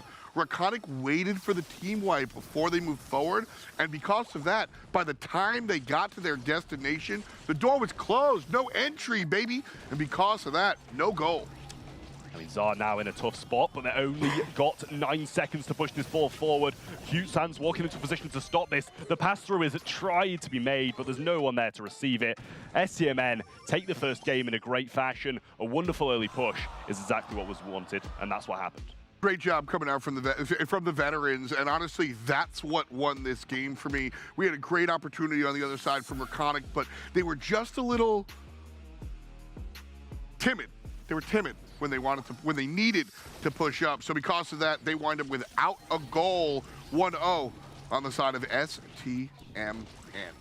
I mean, we're straight back into the action, and we're straight away seeing Raconic do the exact same thing as last time. They're pushing aggressively. STMN are kind of just waiting, trying to pick up supers along the way, but that is a great residue as well from Aliani's there. He throws out another one, and that's shutting off that for 20 seconds. We can see Q-Sands rotating over to the other side. That's how I am seeing OG as their teammate. That's exactly what I'm saying. We're just so used to that composition. Zar's going to jump in here and actually get something for his troubles. And you see right away, STMN start walking up. Still going to be denied the opportunity here. However, a nice respawn and a better ultimate, a great super coming out here from Nathan to stop the charge. Gadget thrown down. Sands is just going to ignore it and try push forward. Gets the bounce around the corner and the takedown onto that as well. Nathan falls low, and this little pinch across from Bobby, he sees it with his ego, and he tries to take advantage of it. Cute Sands pushing forward, gets some shots off, but it's a 2v1. Bobby can't quite get the shot in. A great save coming in from Nathan. Just want to shout out our partners over at Snapdragon for making everything we do here possible. Snapdragon Elite Gaming, when winning matters. 1 minute and 8 seconds here on the clock. Stamina, 1 game up in this set. Still nothing as far as the larger stuff is concerned. And with just under a minute to go, the ball centralized. And again, we are finding a little bit of passivity, searching for supers. Zar finds his, jumps in, can't find the kill. Nathan combines on the other side, gets it down. Mine's being baited out now. Gatsby is going to use that last one, and it does connect with Bobby's ego, but he still has that power up from Ruffs, and Sands has also provided one to himself as well, so getting themselves beefed up for this last portion of the game. 30 seconds left, and also in overtime against the likes of Bo and Janet, you're going to need these power-ups to really stand a chance. Who has the upper hand when it all goes overtime? I mean, honestly, I think it's got to be STMN. When Bonnie's in that long-range form and managed to get those connections, it's going to be huge when she does get that super, jumping forward in an aggressive position, and you can switch things up just like that. 3 power-ups as well for STMN, and Sands has done a wonderful job of providing that. Raconic has just waited here this whole time. They understand they're going to be in this position for OT. Away go the walls, and in come Stamina. Cute is the one that finds the goal, and Brawl Ball goes to Stamina. I mean, honestly, I think that's got to be one of the more convincing sets that we've seen throughout this challenge game day, because all sets have just been pretty one-sided, to be honest, and that is yet again another match that has been just like that. They might have not finished things off quickly with 2-0 sweep in those Brawl Ball games, but they were very much in control of all of them. Well, here's the big question for me. When we see an established team like STMN, Bobby and OG have been playing for 1, 2, 3, 5 years together? That's crazy to say. How has Cute slotted in here? I mean, honestly, it seems like he's done it really well. It's just in a position where they haven't been thriving and competitive for the past couple of months. They've had some issues against those like Vatra, Tribe. A change was needed to be made. And I think it's kind of like the game style that they play. Q-Sands is a perfect substitute for OG, and that's why they've done it. Well, it works out here in our first set of the night for Stamina. Backyard Bowl goes the way of the green and yellow. Oh, man. You know, I just want to say, coolest jerseys in the league. They got the baseball button downs. Like, why are we still wearing football jerseys, man? Come on. Bring us the cool stuff. Stamina doing that for sure, both on and off the field. as they lock down Brawl Ball. Moving into the next stuff, you know, that really what I'm looking for is, again, all eyes are on Cute, not only for the analytics, but also, you know, as a fan, you want to see why OG's got a lot of fans out there. You want to see why this player was replaced. And so to see Cute wind up having fun on the cam, kind of real chill and collected, that is, I don't want to say surprising, but as a super positive note if you're rooting for Stamina. Well, I mean, with OG missing, there's definitely, you know, some fans who are going to be a little bit disappointed that they're not seeing one of their favorite players play. But you've also got to keep an eye on how well this team's going to be doing even without him. That's the idea. Because with San subbing in, it seems like a great replacement. How well they were playing in that, and you know, needing to prove himself after such a tough monthly final in the BSC, losing first round against Vatra, he needs to come out in something like ESL and prove himself after a disappointing first performance and debut like that. Well, with Brawl Ball in the pocket, we move over to Gem Grab on Double Swoosh, a famous map here in Brawl Stars. Actually, do you know why they call it Double Swoosh? Honestly, I do, but I just want you to tell me. I just want you to tell me. I know you love to tell people. Oh, I mean, it's just fantastic. You know, we'll do a flyover after picks and bans, so we'll get into that when we see it. But for now, Double Swoosh, lot of invisibility cover, a lot of bushes out there. And so we say goodbye to the Ambers out there. Bo also banned out, very important. Hiding the mines can be problematic. And so right off the rip, one of the newer brawlers selected first and foremost. Expect it. Just so much versatility on these stunt women. And so there she is. Yeah, Body being that first pick, it's just so good. You got the versatility, as always. STM coming back after playing it so successfully in that first backyard bowl set. They don't want to let her go into their opponent's hands, because on a map like Double Swoosh, you need those aggressive moments. With Jean out of the mix, you don't have that turnaround capability towards the late portions of the game, and that's what Bonnie will provide. Carl selected here. You just can't go wrong with the Geologist. I think that Carl, one of the strongest brawlers in the meta right now. Honestly, Carl is the character that is shaping Brawl Stars right now. The characters are good against that. Characters that are good against Carl. Carl is just good in general, and so that's what you're looking at. Across the way, we have a finished roster here for Stamina, and we're going to see Penny and Colette joined up. So Penny, yeah, super strong. The mortar's great, but obviously it's the buff on the projectiles that we've seen that have been a big deal. Colette, on the other hand, this is an interesting pick for me. Why do you think we see the Colette locked here? I mean, you've got to see it with Push It Back, really. Carl coming in aggressive, you can pop that super and push him all the way across the map. Get rid of him. You don't want him in your face, because with that super, it's going to be so disgusting having him close range, and especially with the ability to bounce it off a close range wall as well. It's going to be really, really good to keep him out of the way. But Tara, I like that as a last pick. Support from beyond is going to be able to tank a few of these Colette shots, but you do have to be wary against the Penny with it. Oh yeah, for sure. You know, Colette, last note on that, again, Colette being picked here because she's good against Carl. Carl is your meta maker right now, and that last pick, Tara here, she's just so valuable on maps with a lot of stealth. I think that's a really big deal, and so last pick there, like you said, kind of cheeky, and we'll be able to lock that in. Left from right, Bobby, Cute, and Czar, barely able to be seen there. And then, of course, here is the Raconic roster, and locked in, ready to go. And so, all right, you see this swoosh on the left side of your screen? I see it. There's two of them, so we call it Double Swoosh. Wow. Thank you for that information. It really does boost my Brawl Just Stars another knowledge tidbit knowing from that. Professor Dot. Exactly. The kind of information we need. And we see Tara instantly dominating Colette, as I mentioned. That's got to be the counter pick to that. But Zar's going to drop a barrel, splash through it, and get the trade out. But in that time, Nathan's already got 4 gems. Mid-control. Kind of going to no one, but that was a really quick breakfast here for Iconic. They just wake up, snap up, and eat. I think Stamina wasn't quite ready for it. Now, stabilized, positioned, Gatsby goes in, spins, and is unable to find the kill. However, Nathan left side takes down Bobby. And so what wasn't able to come to fruition right side goes on the left. That said, mid lane dies, and Stamina all of a sudden have control, but Cute goes a little too far. Dan's not able to make it happen. Gatsby's going to go in, take down that Penny turret, but there goes the splash through that support from beyond that Aliani's he's using. He has his super, though. Bobby's got his activate, and he gets the pushback, and the Gotcha Gadget's going a long way, too. Picks up another super along the way, and in that time, STM have almost managed to even things out. Raconic in full control now, though. So Raconic are making these big, high-impact, flashy plays, and they're getting money for it. Across the way, Stamina they are making smaller plays, but getting just as much. They're not as flashy. They're not doing these crazy big Carl supers, but they're just able to gem by gem find themselves up. Bobby with a great super. Can't get out. And that's going to give some space over here to Rakonic, who desperately need to find some footing. Well, with the countdown kicking off now, it's not able to be evened out from the mid, and Aliani's just wasted his super, bear in mind, on Bobby, so he shouldn't be too close to another one. The splash through the barrels there as well. Nathan can't get anywhere near a reset here, so that is going to be the game to STMN, and kicking off double swoosh strong. Now, you said that backyard brawl was really a one-sided victory, and I saw a little bit. That was, again, very interesting.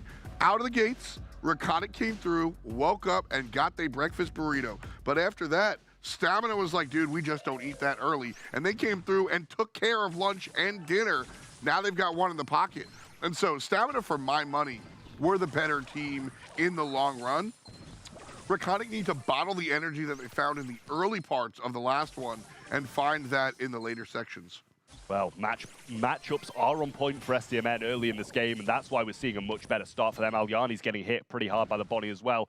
Body is quite low, bear in mind, but with Zar pinching across, showing some presence over here, it's going to be difficult for Aliani to do anything, especially with Sans getting a super as well. Support from the was popped, but taken out pretty much instantly. My bad. My bad. I said that Stamina wasn't doing anything flashy. Okay. We get the highlight reel play out of Cute. Welcome to the pro stuff. Cute again finds a secondary, but Nathan there shows up, and shout outs to the three people that get this one. Cute is what he aims for. Well, Bobby's got a super, Gatsby's got his. They're pretty much going to counter each other out here. Zar with 6 gems in hand, though Nathan only with 3, and Cute Sans pushing up once more. Aliani's has the super. In comes Bobby, though. They trade out. Aliani's gets the pull to Zar, though. The takedown's there. Bobby not able to pick up the gems, but Sans will. He's got short range, but the Tara pulls there once more. And Rakonic come in and claim all the gems. Got a couple of seconds, 14 to be precise. Bobby takes down Gatsby, but Zar's too low. Even if Aliani falls down, it's all 10 on Nathan. So as said and done as the first one was, here comes Rakonic making their first shout in the matchup. Well, I mean, we said the first one was one-sided to STMN. The gem grab set, definitely not the same way. An extremely close first game and second game, but a massive turnaround from the Tara, and this time it was him making the flashy plays. Yeah, absolutely. You know, we did see some cool stuff on both sides here, but the Tara absolutely was the difference maker. And you know what, Tribe? I'm not surprised. Like, we were both excited about the pick. She's strong and can have moments like that. Yeah, it's the moments like that that make her the brawler she is. Gatsby goes aggressive, tries to finish off Bobby. Bobby pops his gadget, not too much value out of it. No heals coming back from it, but Aliani's popping the support from beyond. Q-San's going aggressive, and he's going to get caught out because of it. Auto-in was not his friend there, and Aliani's picked it up. One by one, couple of picks, and Rakonic are able to maintain mid-control. Gatsby shut down. There's that Colette interaction that you were talking about with respects to the Carl matchup. So heavy left side presence here from Rakonic. Bobby pushing forward. Aliani's down. Bobby does trade out, though. So Stamina go to the... They don't get what they wanted out of that engagement. 0 gems on the red side. 8. Make that 9 for RC. Yeah, on the top side, Rakonic definitely got what they wanted. They got the takedown, and Gatsby managed to flip 3 gems into his hands. But now, he can't go aggressive. He's still got a couple of flying hooks in hand. But at the same time, he's got to be a bit more passive now, because those 4 gems could flip the game. Zar's going to go down. Bobby's here. He's trying to make the play. Sans needs to cover for those gems. Bobby gets the takedown. Gadget's still there as well. And now, it's 6-6 just as quick as that. Again, this Colette interaction with the Carl, that's the good stuff. Bobby makes the pick count and is able to tie things up, and then some. Lead change, 8-6, mid-control dominated by Bobby. You liked that Colette play. I absolutely love that. I guess the double connection cycles it, and he's there, ready to go. Get out the way of some Tara supers now as well, because he did manage to cycle it. Countdown starts, and it's the same situation as the first game. 10-6. Aliani's has the super, though. Bobby might have made a misplay. The double pulls there. Nathan's there to clean up the gems, but Sans jumps in, gets the takedown, and that's why he's been added to the team. Beautiful play. That was I said the same thing. Wrong idea, but Stamina knew we can trade and trade back. They go in, they get the trade in. And just like that, Zar's confirmation on Bobby, or excuse me, on Carl, pretty much seals the deal. And nice show up from Raconic in game number 2, but ultimately, it's another stamina win. I mean, with the amount of supers that got thrown into the mix there in the late game, that could have gone very wrong for stamina. Massive Tara super once more, hitting yet another double pull, but this time couldn't quite make it out with the gems. Sands with a lovely defensive play. Super up in the air, lands down, and claims the gems back in their hands. I think it was calculated. You do not. You do not at all. We'll get a second look in just a matter of moments, but this is game number 1 of our second set here, and you can see, or this was game number 2 rather, where Raconic was able to make a big play on the left side, shouts to the Tara, and then here's the final one that we were talking about, the beginning moments, nice stuff coming out of Bobby, the big trades, and then secondarily, again, it's Bobby here, but Bobby followed up by Cute. Bobby followed up by Cute. That was the power combo for this team in this game. Well, I mean, there's the play, and you can see Sands just recovering so well. Agani's taken down by Zah, who I didn't even see had a little bit of a foot in the door to that play as well. So, wonderful plays from SDMN. And although maybe it was a little bit of a mistake from Bobby, and you know, I'm not sure if that's the face cam footage of him, you know, making a mistake and his teammates recovering it for him. But in my eyes, you might think it was calculated, but I maybe a little bit of a misplay there. You know what? I thought it was calculated till I saw Bobby's face, and that's definitely the... It's all good. Nobody saw that, right, guys? Thanks for the cover. We win. That's what that face says. Trust me, I've seen it before. I make it all the time. So a nice look here for Stamina as they find themselves 1 set away from victory. Backyard Brawl and double swoosh going in their favor. Some cool stuff coming out here from the guys in Gem Grab for sure. As far as compositions were concerned, we were talking a little bit about how Raconic on the other side might be a little bit more creative. So far, a couple of sets under our belt. How have you felt about the drafts? I mean, I don't think they've been too one-sided in SDMN's favor, to be honest. I mean, there's some plays in there, and there's going to be some people out there who thinks Raconic should have won that one. A little bit more cover from their teammates, and a lovely recovery from SDMN. But the turnaround, it was there from Raconic. They just couldn't quite finish things off and bring it back, because even the first game could have gone in their favor as well. Exactly. Just a little bit far off. That's why we play so many of these games. Best of 3s, best of 5s. And so as we move on, we'll hit Ring of Fire. If Raconic wind up on the good side, we'll go to Kaboom Canyon. But we gotta see the tail of the tape first. So when it comes to Ring of Fire, Hot Zone generally demands different types of brawlers from us. What do you expect to see outside? What do you expect to see a little bit different here? Okay. All right, I was leading you up for a Gale ban, but instead we will see Double Crow, no stunt ladies, and of course Carl for good measure. Well, I mean, the bans are pretty similar on both sides of things, so it's hard to determine who's got this first pick. Double Janet, Double Crow, and the Carl and Bonnie separate things, and pretty much, you know, the top brawlers on this map are out of the mix. Yep. Crow does a lovely job of stopping a few of those heals along the way as well. The slows are a really explosive part of his kit. And Janet, I haven't honestly seen too much of that brawler on this map, but it's good on pretty much every map. Janet does a good job. I find that Janet does a great job on Hot Zone because she's just able, that's where the flight really comes out. You just fly over the Hot Zone. Well, you got to leave the Hot Zone, I guess, and then in comes her team. So I love the ban there. Belle, on the other hand, one of the better snipers that you can go ahead and choose, always going to be able to amplify her teammates. Fits into almost every composition, and that's why we see her selected first. Yeah, I honestly really like that Belle in mid. I think it's a solid pick, very versatile against pretty much all of the brawlers that can come up against. Amber, going to be the first pick from SDMN, and honestly, it's not something you see every day. I don't mind it, but... I love it. Usually, so Amber's going to take the role of Ems here, essentially, right? Just like big area denial. Look how big my gun is, and just like widespread shotgun blast. And that big area denial, I think, is important. I think Amber, listen, I'm not saying she's like number 1. I think she's underplayed. I think this is a map where you can get what you want out of her. And then Stu, who's playing Stu? That's a mechanically demanding brawler. Yeah, no, I can agree with that. I'd love to see Sands on it, proving himself. See what he's bringing out. But, you know, I can agree with you on the Amber. It is criminally underplayed. I know Team Queso over in the Europe region, they absolutely love to play, and it works pretty often for them as well. Ruffs, though, it's a weird pick in Ruffs, I feel, there, because Amber's going to be able to pierce straight through those sandbags, so we might be seeing the Meteor drop coming down. Can't believe I'm saying this. I don't love the Ruffs pick. Like, Ruffs is one of those characters where I feel like you can rarely go wrong. But your Amber point is really on point for me. And so when it comes down to what I'm looking for out of Arconic, they need to be on the point defending it. Bow mines are going to help that. Sandbags are going to help that.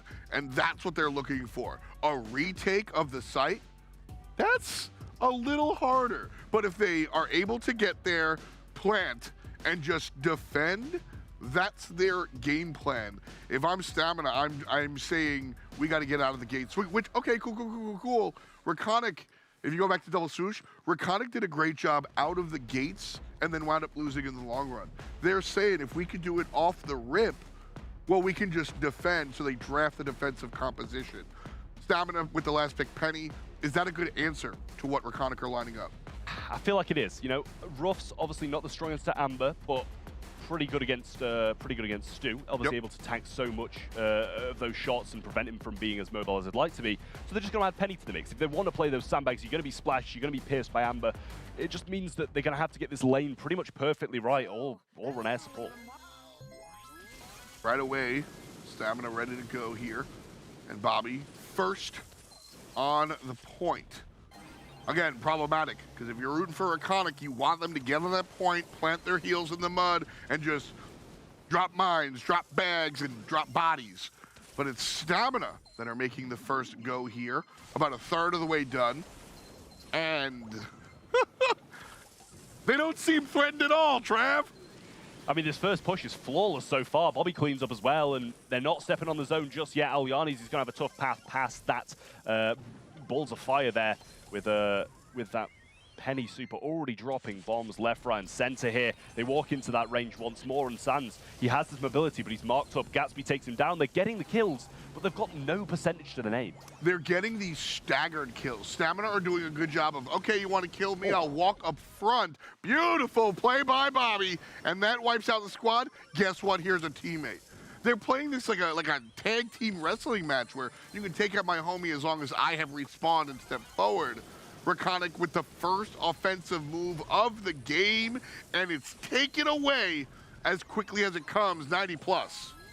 Dar hits a wonderful piercing shot through Gatsby as well, connects onto Alyani's. Bobby comes and cleans up. He'll get hit by a couple of these mines, but I'm pretty sure they're going to finish it off anyway. Even if they did get the kills, STMN were 90% up, and that's just something you can't come back from. That was just really, that was incredible. Real smart stuff here coming out from Stamina. Again, I think two things happened. One, Raconic's game plan was to get to the point first, and they failed. So it was going to be tougher to kind of do it. And two, Stamina allowed themselves, they died intentionally, staggering their deaths, allowing their teammates to find the spot later on. How Stamina died was super important, and is what's allowed them to get them the large lead. Shifting here now, Raconic, a better start than last time, but it's still like, not great, Bob. I mean, we can't just go past the point that they're already doing better than they were in the previous game, literally in the first few seconds. But nonetheless, I mean, STMN still look on top of things. They've got a 20% lead already established. You know, and even in a 1v3 through mid, they just couldn't do much. So, Raconic are doing a better job of not being distracted. This left laner for Stamina would continuously last game come down and just say like, shoot me, and distract Raconic when you need to get to the point, dude, you're doing the wrong thing. This time around, RC aren't taking the bait as much. An improvement. We see Raconic able to get involved here. Unfortunately, Stamina's still leading by an abundance of time at the point. I mean, they might be getting involved, but their involvement's just, there's no point of even being there because they just get completely wiped out every time they push towards this zone. Bobby spraying down, you know, throwing fire pretty much everywhere on the map and able to avoid shots when he does fall low as well. Cleans up Gatsby. This game's pretty much done here. Bait out those bow mines, 10% left, and STMN go all the way. Play more Amber, please and thank you. I think she's fun to watch, Trav, and this was fun to watch. 2-0, 2-1, 2-0. So not quite the clean sweep, but Bobby, cute, and you didn't play Spike. You didn't. Oh, it's Czar. Okay, I thought it was actually Spike. He wasn't on the field. They do a great job. I think they don't get the mop, but they get the broom. So a 3-0 here for the Stamina Boys as they, dude, hot zone. That was dirty. It was really something. Honestly, off the start, I was kind of questioning both the Stu and the Amber, but they've proved me completely wrong here, showing why that composition's just so good. Able to have so much mobility, Bobby with some movement speed through those oil flames as well. They were just not rivaled by Raconic, and this is the kind of level that they've managed to come back to, and at a time they need to as well, because Q-Sans needed to prove himself, and prove himself he did. And you know, this is one of those where a lot of the game is, so one of the things that I love about Brawl Stars is that it's equal brains and brawn. A lot of the times you could lose the game because you picked the wrong brawlers. This is not that case. Stamina picked characters they wanted to play. They did well. There was some sort of interaction here. Cool. They just played better hot zone than Raconic. That's what won them the game. They could have had 3 different brawlers, and we still would have seen the same outcome because they abused the left lane, they maintained their position in the mid on the hot zone, and they found a way to stagger their own deaths. That's just how you play hot zone. I don't care if you're playing Ems, Amber, or Nita. That's how you play it, and that's how you get it done. I mean, it was clearly very based on the fact that they just wanted to be on the hot zone. We saw Raconic had so much more damage than they did in that last set, and it doesn't matter how much damage you get. I'll say this time and time again, it's all about the objective in Brawl Stars. No matter how much damage, how many kills you get, if they're on the hot zone longer than you, and they clearly were, because I think they got like a cumulative 40% across both games, it's going to be over. It's not about the kills, it's about the stuff after the stuff. And we're going to take a brief break, so we'll be back with more stuff after this.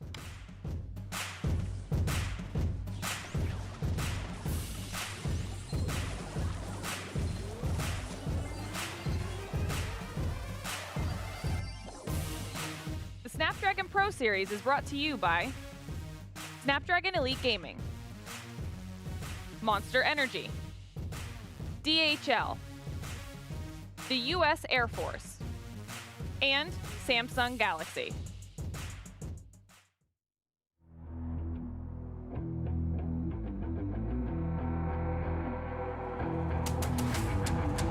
I gotta get it, I'm on the mission, snap any minute, casually winning. Stop tripping on me, stop dissing on me. Yeah, I got a dream, can't take it from me. My fire's burning, I'm always learning. Tell me where to go, man, I'm on a journey. Yeah, I can't explain it, I get excited. Keep it 300, King Leonidas. Strap in, cause it's gonna be a long ride. Working on me every single day and night. There comes a time when your worlds will collide. If it's holding you back, push it right to the side. Ain't got no time for no fear. I work too hard to get here. Ain't got no time for no fear. I work too hard to get here. I don't got the time, put me in, coach. I've been going hard, time to let it show. Everything raw, give it to me now. Let me have the spot, man, it's going down. Gotta get it here, I don't wanna wait. Take what I want, then I go train. Gotta get a win, I won't lose the game. This is my year, I ain't gonna break. Strap in, cause it's gonna be a long ride. Working on me every single day and night. There comes a time when your worlds will collide. If it's holding you back, push it right to the side. On another level, I will never settle. Mind over matter, get the gold medal. On another level, I will never settle. Mind over matter, get the gold medal. Ain't got no time for no fear. I work too hard to get here. Ain't got no time for no fear. I work too hard to get here. On another level, I will never settle. Mind over matter, get the gold medal. On another level, I will never settle. Mind over matter, get the gold medal. On another level, I will never settle. Mind over matter, get the gold medal. On another level, I will never settle. Mind over matter, get the gold medal.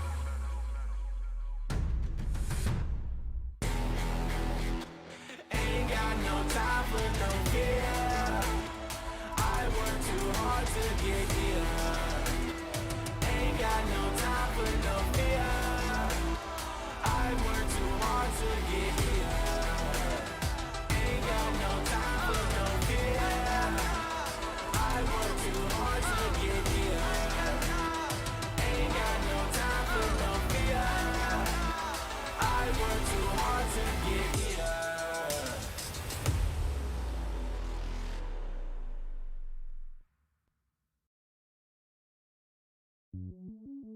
Welcome to the place where dreams come true. Where everything you want can be yours.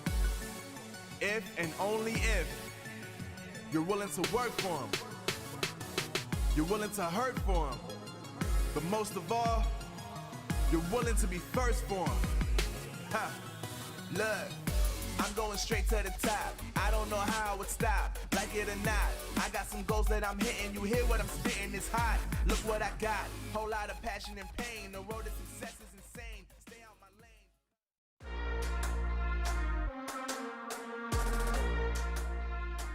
And just like that, Rakonic sits down. Stamina keeps on going.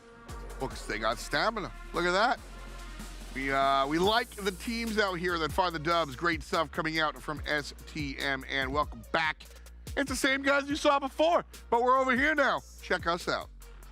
Yeah, I mean, we're making moves, teleporting across the studio here and there.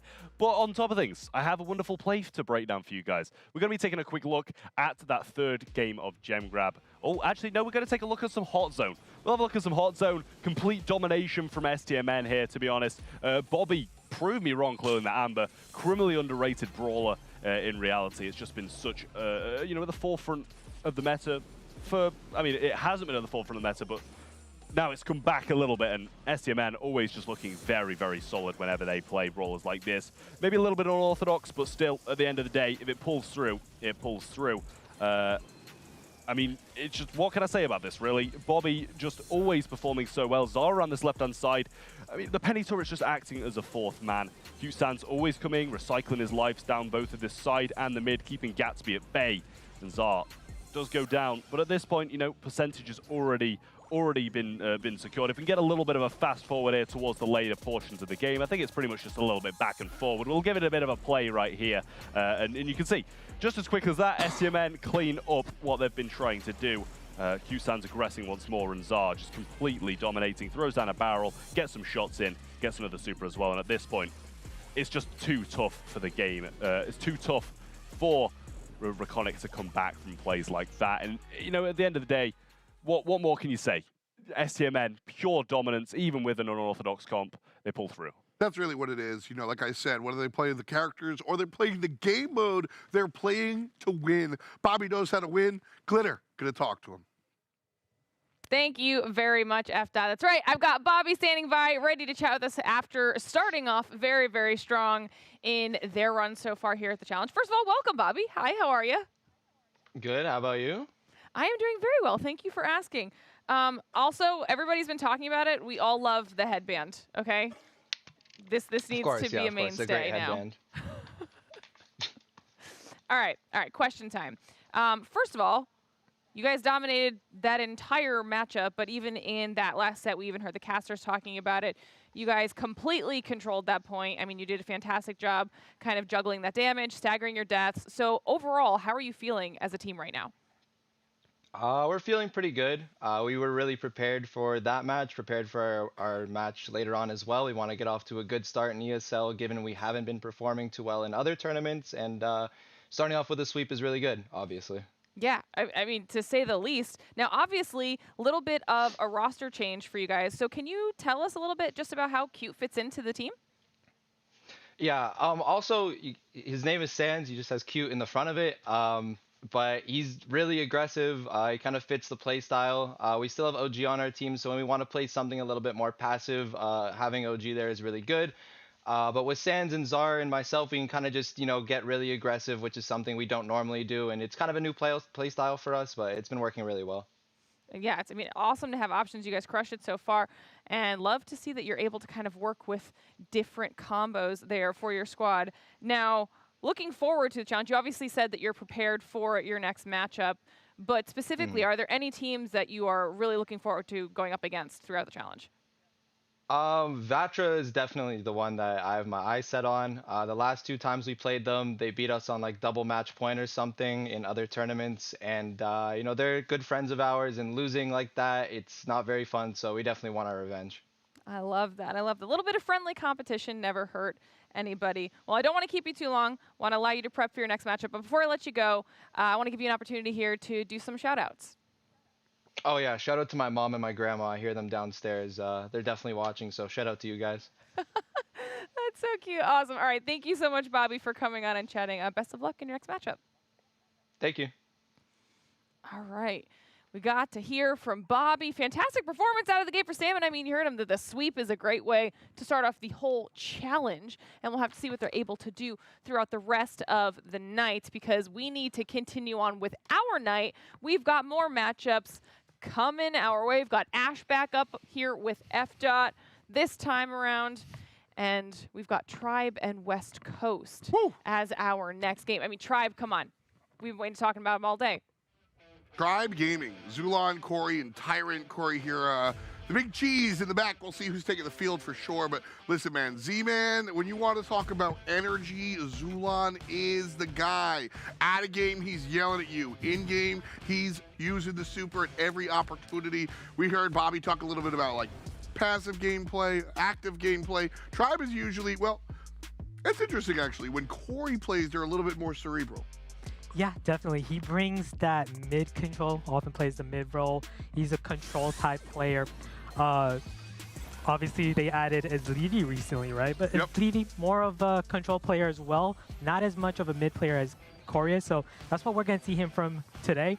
Zulon, pretty much an all-rounder. Oh, yeah. So I'm expecting to see Zulon play more of a lane matchup today, having Corey right now. Obviously, yeah. One of the things I like about Zulon is that he likes to play aggressive, but he's a Swiss Army knife. He's always down to play whatever the team needs.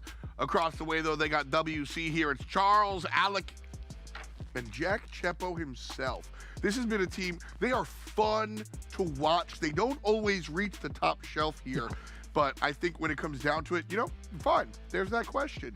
What do you think holds this team back from being number one? I feel like synergy is the thing. They're a newly formed team. Don't get me wrong, they're all superstars in the NA region. Oh, yeah, These absolutely. guys are so good individually, but as a team, they're still building that experience. And I feel like as time goes on, they're going to keep getting better. They're one of the highest potential teams to make that move in this region. And I feel like this is going to be one of the best testaments to see whether they can do so. They did eliminate, well, not eliminate, they did defeat Reconic at the start of this tournament today. And they are warmed up. They have that advantage.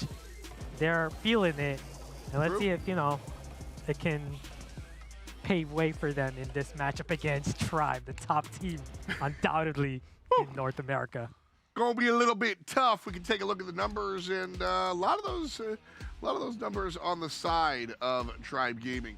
Well, West Coast heals a lot more, but that means they've been hurt a lot more. So that's true, but they've also dealt a little more damage. So overall, West Coast, they're showing their potential. They're really good as a unit, as a group, right? Not as much kills per average per round, but overall, very solid group of players, and this is gonna be a very fun one, actually. Well, like Trav said, you know, at the end of it, it's you got to be objective-minded. It's about the stuff after the stuff, and seeing, you know, some of these stats out here, you got to start thinking. Yeah. Corey is thinking real hard right now. As always, he's always super focused. He's like, I see him as the leader of the team, actually. He's the one that puts them together. The maturity level, he's one of the best in all of North America. The mastermind of the game as well. Oh, yeah. I love the way he thinks about the game. Once upon a time, Corey had actually casted like a tournament. And, you know, he was like, oh, wow, I don't really know what to do back here. I was like, listen, I'm just going to talk to you, and you're going to tell me the Brawl Stars stuff. And, like, dude, the way his mind thinks about the game is so interesting. It's always 3 layers deep, and I think that's a big part of the reason why Tribe Gaming has continuously been one of the top teams in North America. It just goes to show you that you got to bring both the brain, you got to bring the brain to the brawl. Yeah, a little bit of a David and Goliath story going on in this next matchup, but it's going to be a spicy one. So, of course, chat, we want to hear your opinion. Will it be Tribe Gaming that take this one home, or will West Coast go 2-0 on the day? We are not going to have to wait long because it's ready to go yet again. So, FDOT and Ash, take it away. Oh, no. I don't know why. I felt like I was falling, I guess. But here we are, falling into this one. Double swoosh, dueling beetles, and beach ball. We'll go to Shooting Star and Kaboom Canyon if we need them. F that. Do you know why this map is called Double Swoosh? I don't. Why? We'll get into that later, but let's look at the bans here by West Coast. Gene, Squeak, and Amber. Wow, Amber being banned for the first time in this competition today. They're going to go with Carl first pick. No surprise there. A commonality we've been seeing pretty much most matches is these teams are not banning Carl, but they are playing Carl. They want their opposer to play the Carl. That's been seen. That's like the key strategy here. Dude, I love Carl meta because Carl meta is. We say the era of everyone. Carl meta is one of the easiest to understand and digest metas. Carl's goated. Yeah. And so are characters that deal with Carl. So you either first pick Carl or you second pick Carl's counters. Yep. And that's kind of a great look. It's easy to figure out. And so Tribe Gaming are like, okay, we think we're going to be able to handle your Carl. So second pick goes to us. Stu, first selection. We'll see how it works out. I want to see a Carl disruptor here. Definitely. I feel like the whole squad Tribe's going to be forming here is just going to be all brawlers that are rated against Carl. Now, the Lola pick, not as much, not the best against Carl. I'll do like the Stu pick, great aggressor against Carl. So I'm guessing maybe they're thinking, hey, we'll maybe have Lola play lane or mid depending on what they pick here. Bo's still available on the table. I'm pretty sure they're expecting, hey, you know, let's keep Bo on the table. Let's have West. There it is. Yep. There's the Bo pick by West Coast. And the penny. And the penny. So most likely we're going to see either Bo or Penny. This is the thing. I love the versatility of having Bo and Penny. You can play either one of them as your mid depending on the matchup. So if you're, say, up against Lola lane, you want to have your Penny being able to utilize her ability to shoot through your ego. Yep. And now if you're Tribe, you're fortunate. You have the last pick against the Bo. Carl, you want to go with something tanky, so maybe like a Daryl would not be a bad idea. And there you go. There it is. There's the Daryl. You called it. Daryl is exactly what I would go to as well because West Coast, listen, they're going to want to play mid-range. Like Penny and Bo. Bo is going to play at a closer distance than he needs to because he wants to be able to kind of match up with the rest of the team. And then when Carl goes bonkers, everyone goes bonkers. And on the other side, Tribe Gaming, well, they just kind of have to deal with it, bro. Yeah. And they're kind of equipped to do so. Gem Grab, this is going to be, I think, West Coast's prerogative to be aggressive here. Definitely. If I'm West Coast, I want that Penny on that Daryl rather than the mid here. And that's what we're seeing from Alec. He's on that Daryl lane. On the right side, we have Chepo versus Lola, and that's another matchup you want. So overall, West Coast is getting what they want. It is going to be a tough matchup, mid matchup for Charles, though, against the Stu. We know the mobility of Stu, that ability to constantly harass the enemy, weave left to right. It's going to be a tough matchup for Charles, but overall, I love the lane. I love that the Bo is going to shade over here to the left side, help out Alec. And this mid lane Bo, he's more playing free safety Bo, right? Yep. He's just kind of going to whoever needs the help. That's where that range is going to be useful. Zulon comes in, and he goes down thanks to a nice throw here from Chepo. That said, Tyrant carrying 5. Chepo misses the front, but finds it on the backswing. And all these gems, Daryl wants to pick him up, but again, right lane threatening, toasted. Ooh. Bo taking it. Oh, and Charles, best of all, gets to get that last gem for the 10th gem countdown starter. Looking very good, but you got to be careful against Zulon. Now, Zulon can make aggressive play against any of these brawlers, minus Penny. Her ability to drop that barrel. That's the brawler you want to be careful of. And Alec, as you can see, keeping his teammate Charles alive right there. Great teamwork and excellent job by West Coast throughout the game. I love what they did from start. Having the lane matchups that they needed. Penny on Daryl, having that barrel to counter him, and then having your Carl on the Lola matchup advantage. And also watching how they were able to kind of Stu seemed invisible. Yeah, I agree. Just not enough here out of Tyrant. And so Tribe Gaming one more time, trying to step it up here. Coach Corey on the left-hand side now. dealing with the penny, doing a better job. No, I'm just kidding. I'm just kidding. Alec is out here just going to work. Doesn't matter who Alec is against. He gonna put him in the ground. Nice kill on a Corey there. Much ado about nothing because Tribe Gaming are still maintaining mid control, 3-2. Yeah. Although we do see the adjustment, Zulan, going on the Carl side. This is what you want if you're Tribe. You want your Daryl on Carl. And even though not the best matchup for Lola against Penny, you still don't want that play. Yeah, big play right there. Zulan's going to come on top. And now he does have his super ready. Once he heals up, he could make that aggressive play against Charles. That's going to force Chepo to play a little more defensive to help out Charles.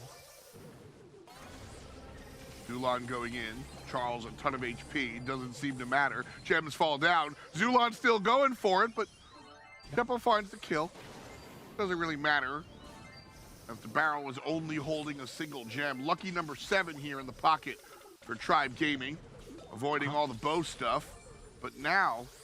Yeah, it's kind of questionable to me why Chepo still wants the Daryl matchup. It's not going to be the best matchup for him, especially with Tribe having the gem advantage. A missed swing right there, pretty critical. Having Zulan now in great position, being able to take either of these brawlers out. He's going to take out Bow, and this is exactly what I was afraid of, that ability to just go in at any moment against your Bow, and your Carl's not going to be there to help you defensively. And now Tribe can run away with it. So right here with just about 6 seconds, if they can hold on for a little longer, they're going to be able to. Oh no, whoa, caster curse. Caster curse. But fortunately, they're still going to have the gems in their pocket. They have a significant amount, and they just got to hold it down right now. Zulan doing a great job, again, being an aggressor, going after the bow. And Chepo this time not going to have the damage output to... Is he? No, almost. Not this time. And that one right here, do we get a chance to see? I always forget if we snap away. We do snap away. Star player Zulan? Not yet. Maybe. We'll have to see that coming into the next match, as it's still 1-1 now. But the biggest question here is, I don't want Chepo as a Carl against Zulan. That's been the mismatch. I don't know why he constantly wants that matchup. Why not switch over to the left side against the Lola, where it was working in that first matchup. It was working so much better. Yeah, and as you can see, even Alec lost that matchup on the left, and now Charles having a hard time winning this lane against Lola. I'm not sure why Chepo doesn't just revert to that side and have Alec go on the Daryl. That was working out so well. Well, that comes back to what you said in the pregame here, talking about how this is a fantastic group of individuals that have a hard time finding themselves as a team. Yep. Chepo's just out here like, dude, I can take him. Dude, I can take him. And there is no coach there saying, but should you? That's true, that's true. And again, you can see Chepo on Daryl. But why though? Why, when in the first game it was working out so well, you being on the Lola side, right? Now, even though, sure, you have the skill to hold him, but why? It's risky, right? It's why is the question. Yeah, it's just the risk versus reward ratio doesn't seem to line up for me there either. Tyrant. Now here, this is where it's big, because Zulan is carrying 6 gems. You don't want your aggressive brawler holding the gems, because that makes you a passive brawler now. Zulan can't make those big plays anymore, because it's going to be too risky. That risk versus reward just doesn't weigh in your favor. So that means we're going to see Corey be a lot more aggressive, and right away we see him take care of the lane, does the dirty work dealing with the turret, and Charles is going to trade him out because of it. But of course, all of that time just allows a little bit of time to push up. And now West Coast finds a big kill, and all of a sudden we're tied at 7 gems apiece, mid-control to the blue team. Yeah, a little too early right there by Zulan. He's very fortunate to make it out alive right there. Charles was so close to take him out. But this is what Tribe had to do. They have to now make these risky plays to get back in play, especially now that you have your aggressive brawler Zulan holding the gems. Great use of barrel right there by Alec to prevent that kill. And now Chepo is going to grab the 11th gem, which is big, because now they have just enough gems to walk away with the win here. Wow. That was real good play here coming out from West Coast to do the what you don't usually go for. The idea that like don't kill the Daryl. Yeah. Daryl kind of wanted to die, but in a safe spot so that he could drop the gems and give to his teammates. But they refused. Alec and friends, they were waiting for Daryl to come to their side. It could be really easy to just shoot the big guy, but they made sure not to, so that he wasn't able to trade off the gems. And I mean, you painted the picture beautifully, fantastically. Zulan won game number 2, and he wasn't able to do the same thing in game number 3 because he was carrying all the bank. Yeah, that's the thing. Tyrant caught off at the worst moment right there with the stew and gems. Because of that death, Zulan had to pick those gems up, and that's where everything turned upside down for Tribe. The moment Zulan picked those gems, he is now your gem carrier. Yep. You don't want a Daryl to be your gem carrier. You want your Daryl to be the aggressor. And Zulan, unable to make those aggressive plays that he was comfortable enough doing, made it harder, made it easier for West Coast to take that one. Just unfortunate stuff there for Tribe Gaming. I mean, it's one of those things where, like, you can sit there and say, well, he just shouldn't have picked up to the gems. But, like, it's just not how the game is played in real life. You have, like, you got to go there, and you just, like, as a Daryl player, like, guys are picking up the gems. You have to, because if you don't, you Yeah. risk losing that lead in gems. You risk giving the enemy team, who's also got a Carl that can fly, come back. You just can't risk it. Tough stuff, but that's the way the cookie crumbles. And so Tribe Gaming in the hole now.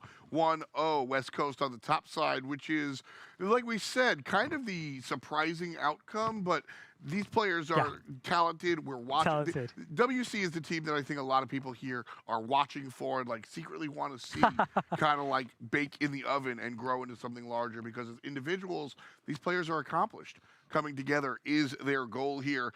Map number 2 coming at you, Dueling Beetles. So we'll see if Hot Zone is any different for Tribe. Yeah, it's a very closed map, lots of choke points.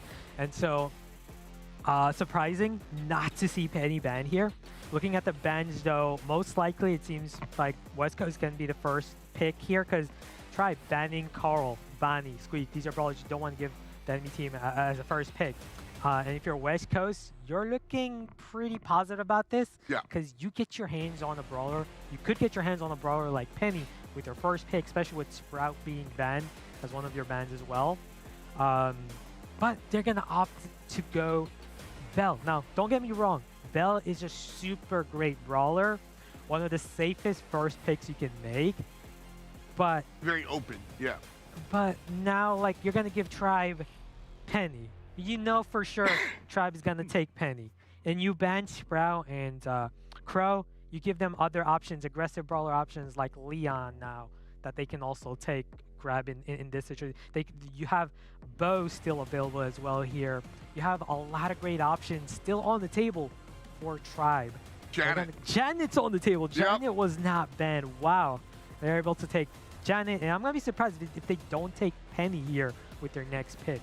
This Janet pick, I think Tribe was kind of like having the same conversation we were having, like, all right, I mean, Bell's not bad, but you pick Bell, and they're, like, doing the math. And Janet.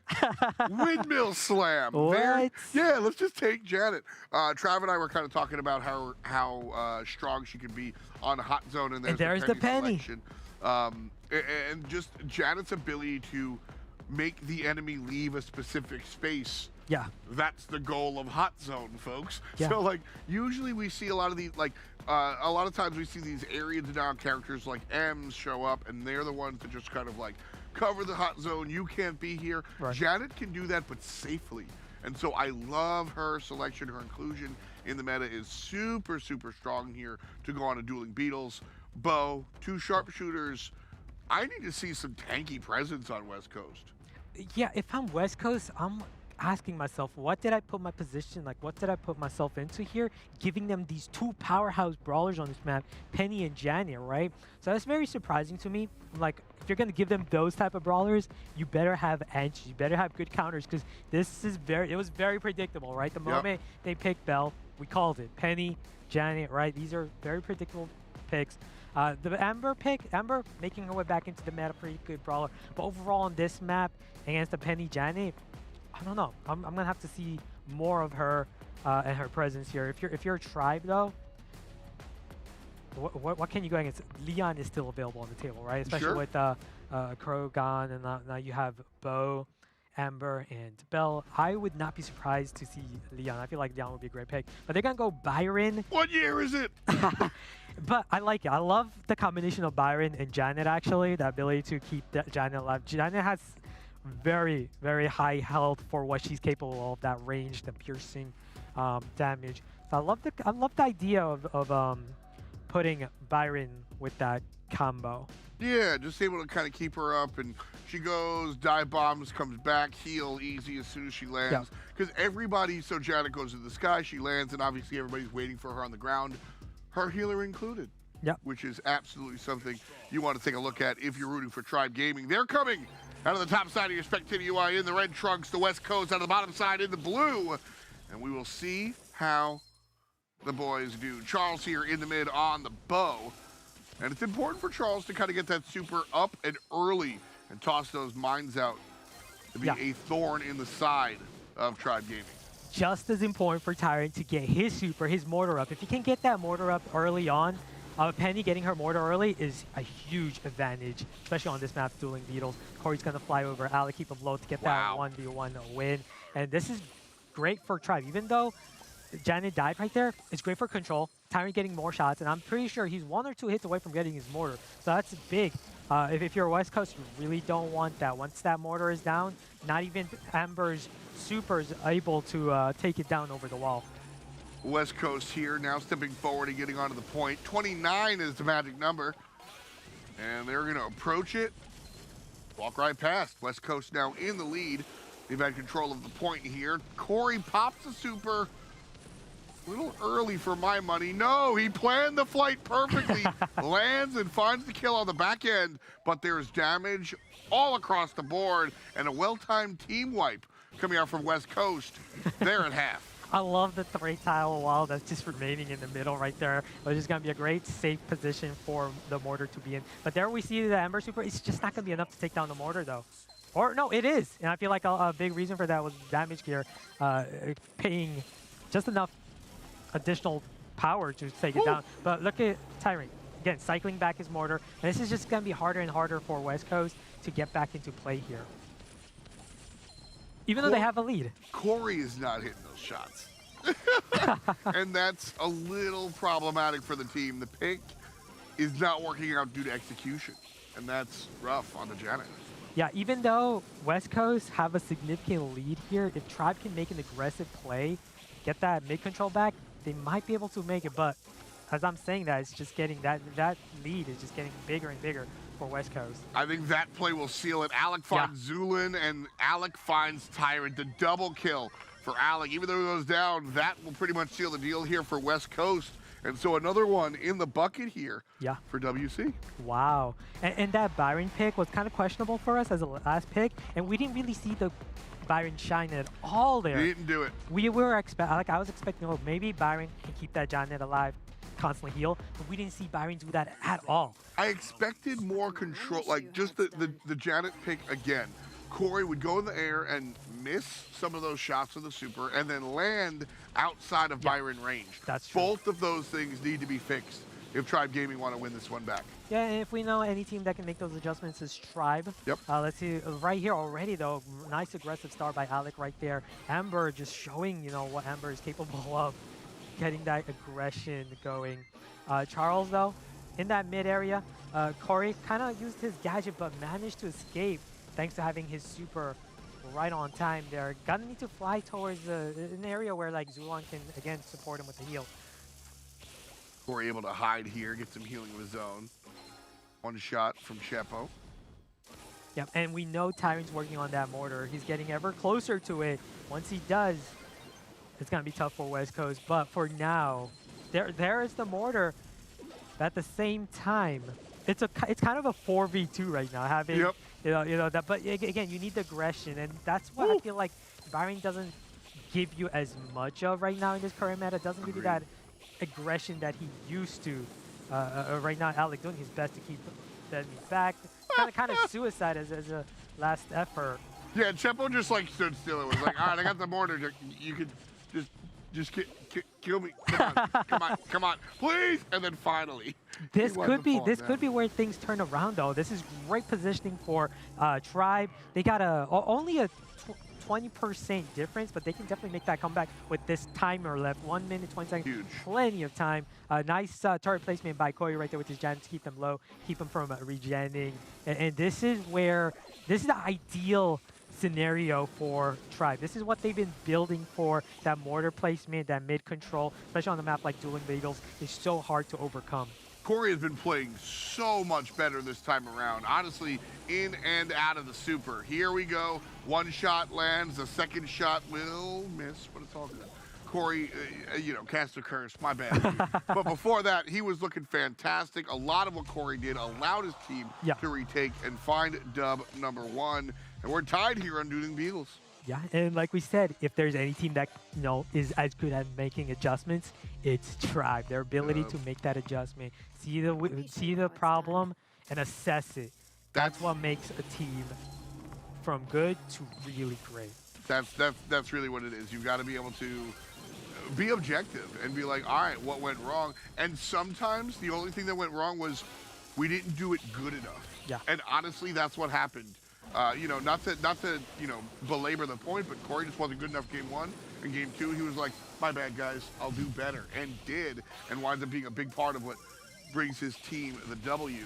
Yeah, again, we're seeing a very aggressive start by West Coast, and this is what they've been doing throughout this match here in Hot Zone. That great start, but whether they're able to keep it. Tyrant, you got to prevent time from getting that mortar, because once that mortar gets placed, it's a different story. And right now, Tribe finally being able to grab some percentage points.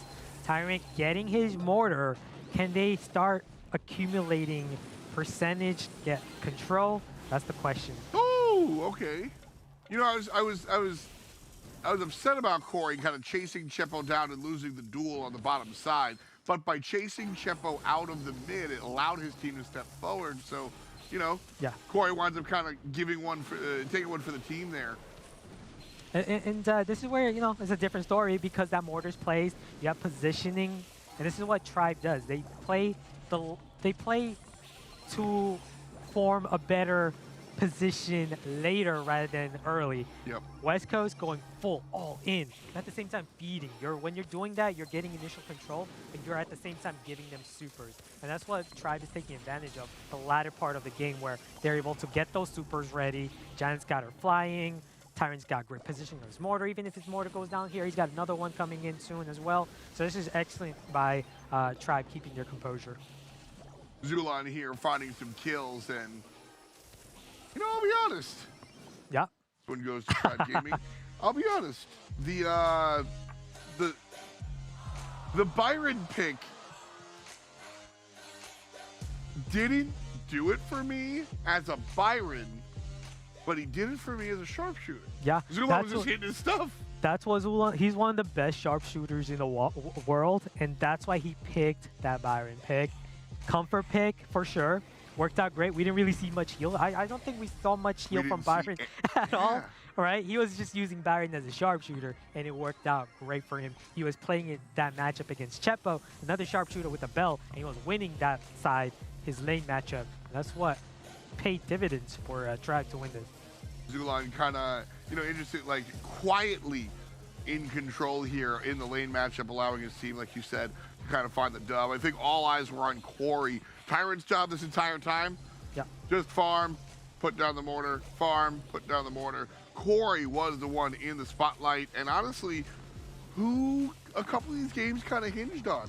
Even in game number 3, when I think Zulan was the one doing a lot of the heavy lifting out of that long-range sharpshooter, Corey was the one finding some distraction, pushing enemies away from the point, and allowing his team to find the dub.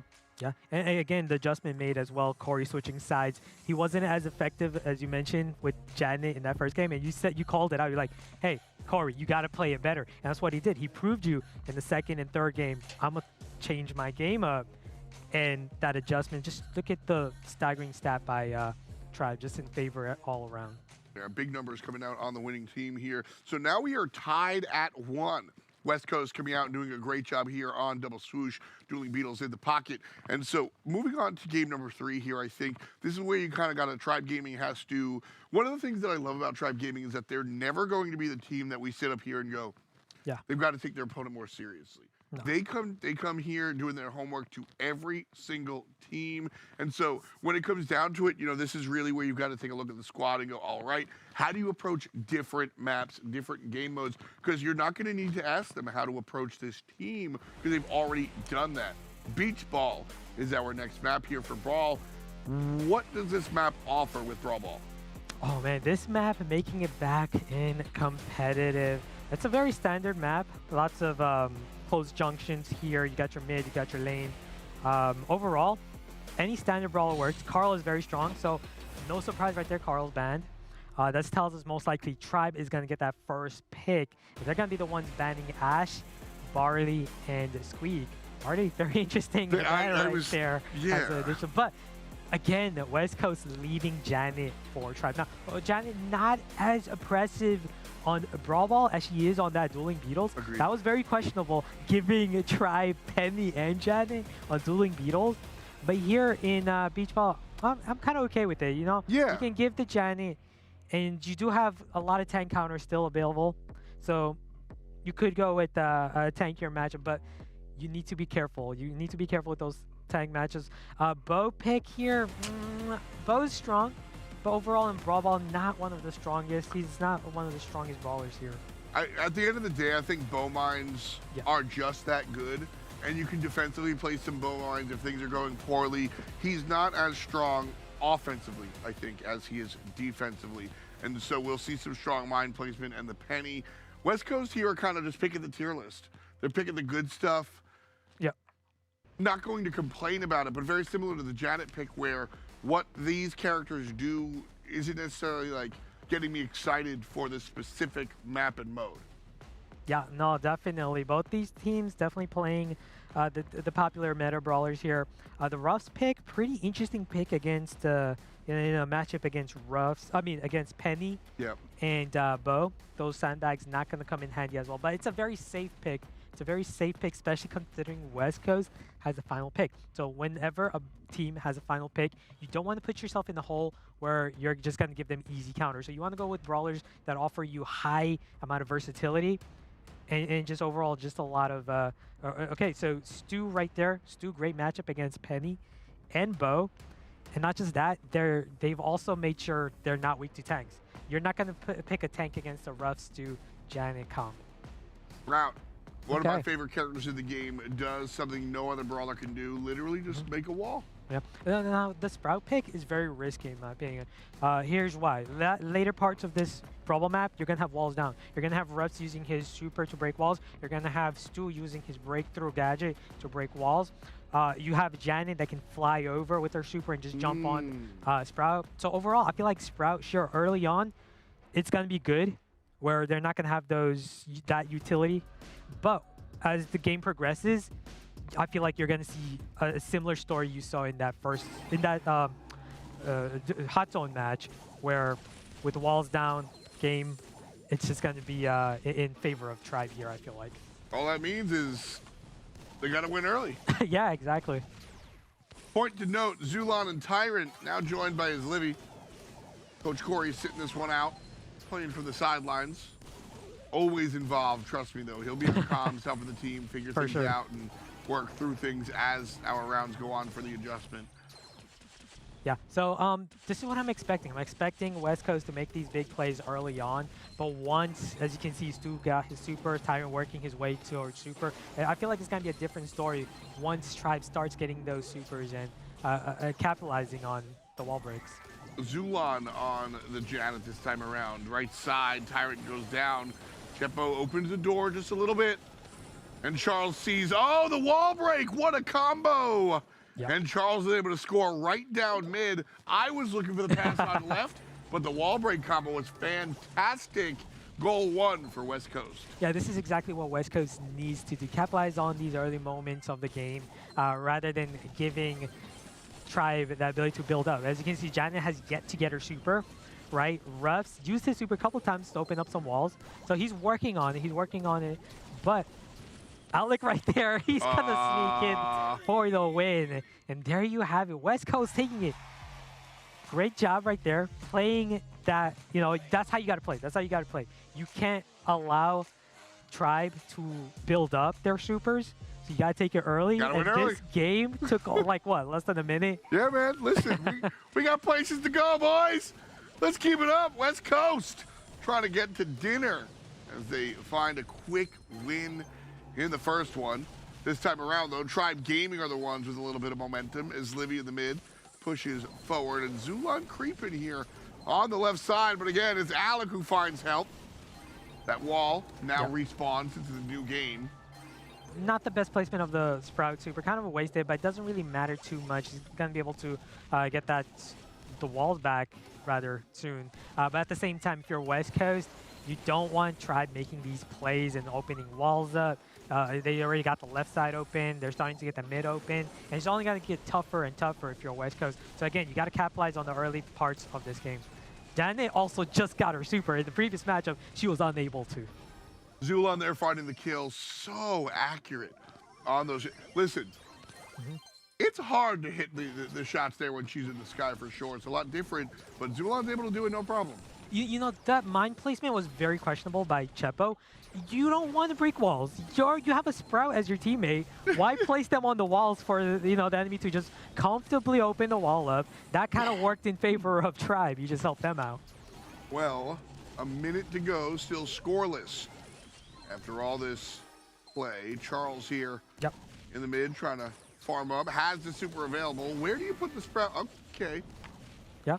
That's as best as you're going to get, I suppose, because like you said, you got rid of all the walls. Yeah. You need to help Sprout out somehow. Yeah, and here's the other thing, too. If you're West Coast, you're going to be in trouble once this game goes into overtime, which is likely to go to in 40 seconds. You're just going to run out of walls, and we know what Sprout is capable of without walls. Not really much. Yep. I mean, this is kind of what we were talking about, where West Coast, if they want to win, they've got to win early. We saw it in game number 1. Well, guess what? The sun is setting on this game, and the sun is setting on what looks like to be West Coast's ability to kind of take advantage of their strengths. Zulon here, right side, going to pick up the ball. 15 seconds and counting. Yep. Charles gonna get the kill right there, but 3v1 against the road, they have to take advantage. They have to take advantage because these walls are going down, and you don't want this overtime game to last too long, because there goes all your walls now. It is a 3v2 in favor of West Coast, and then you got a mortar, could even be a 4v2. But again, with these walls now, it's going to be tougher. Sprout does have his walls to place, but he's going to hold on to it, which is surprising because I don't know if you want to rush it just yet. You need a kill. You're only going to get one. You're only going to get one of these. And so I think that Charles wants to use the wall in an aggressive push to make sure that he takes out a defender.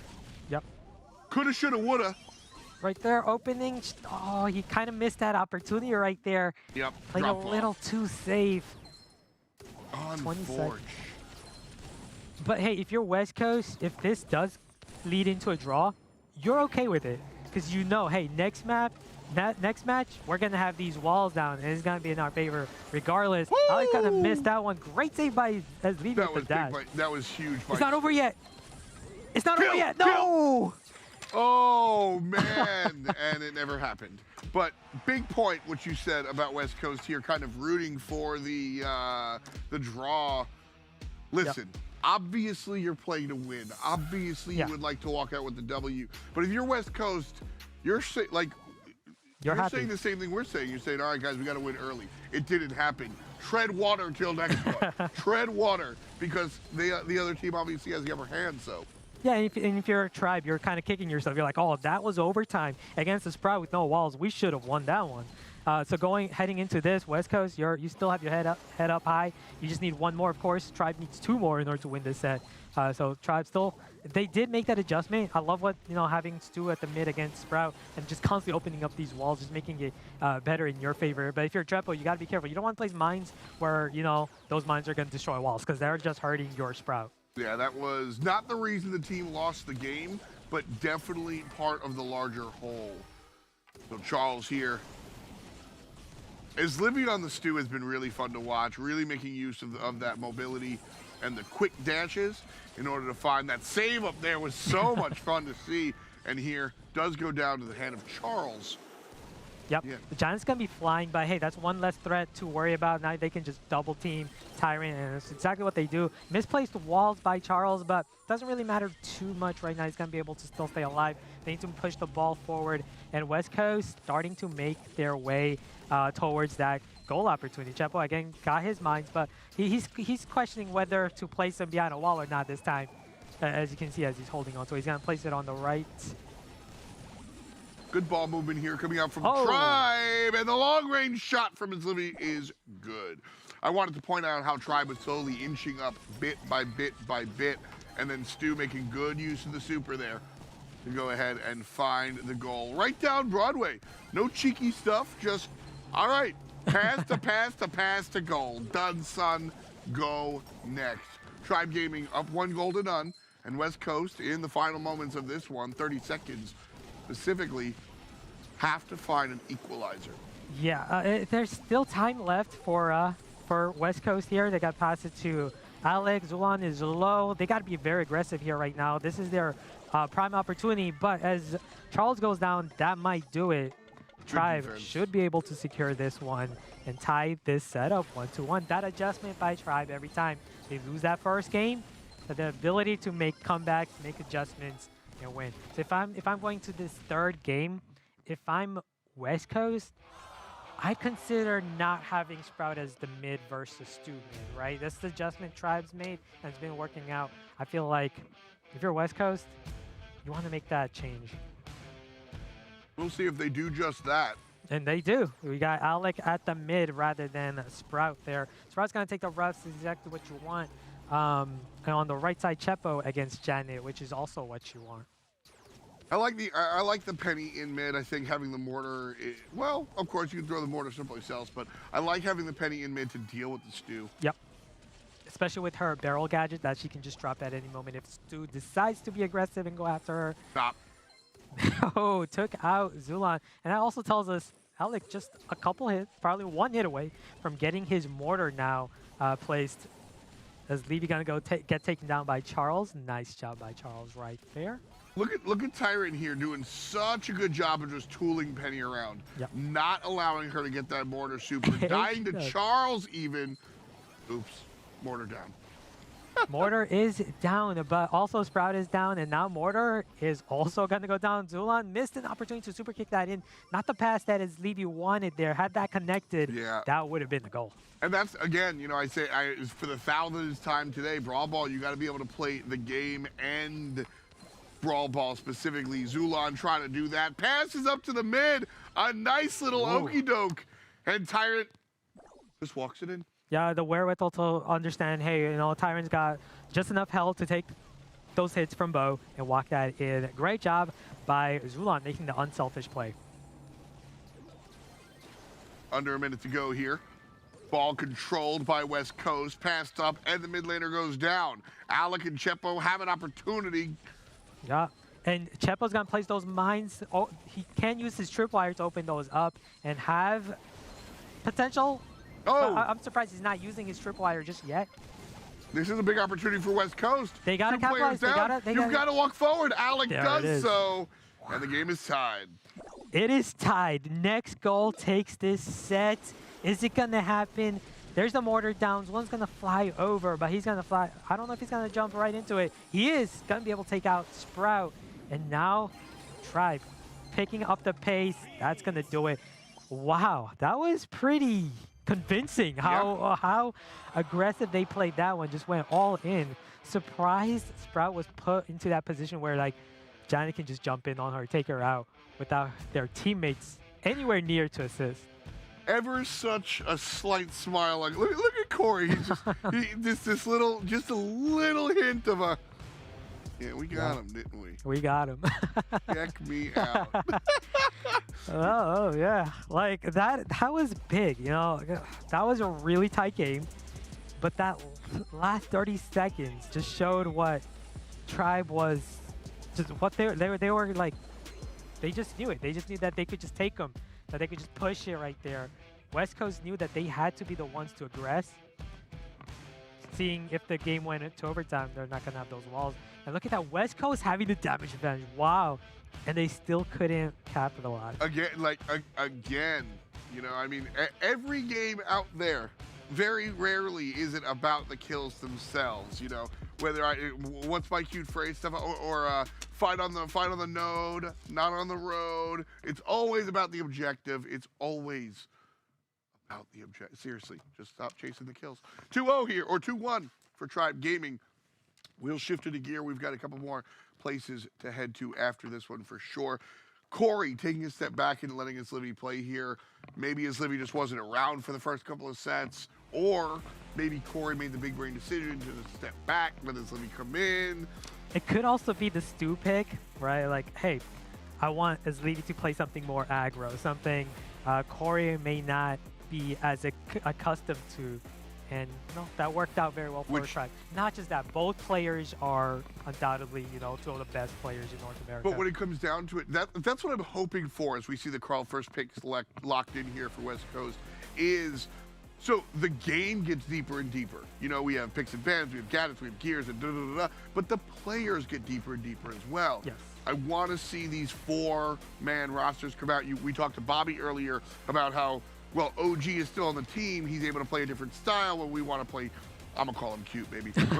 when Sands wants to come in, we can play differently when OG goes.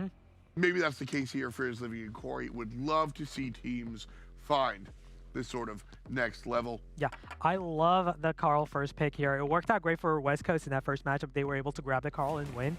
Are we going to see a similar story here in Shooting Star? They're going to take Bell. Not great overall. Brawler.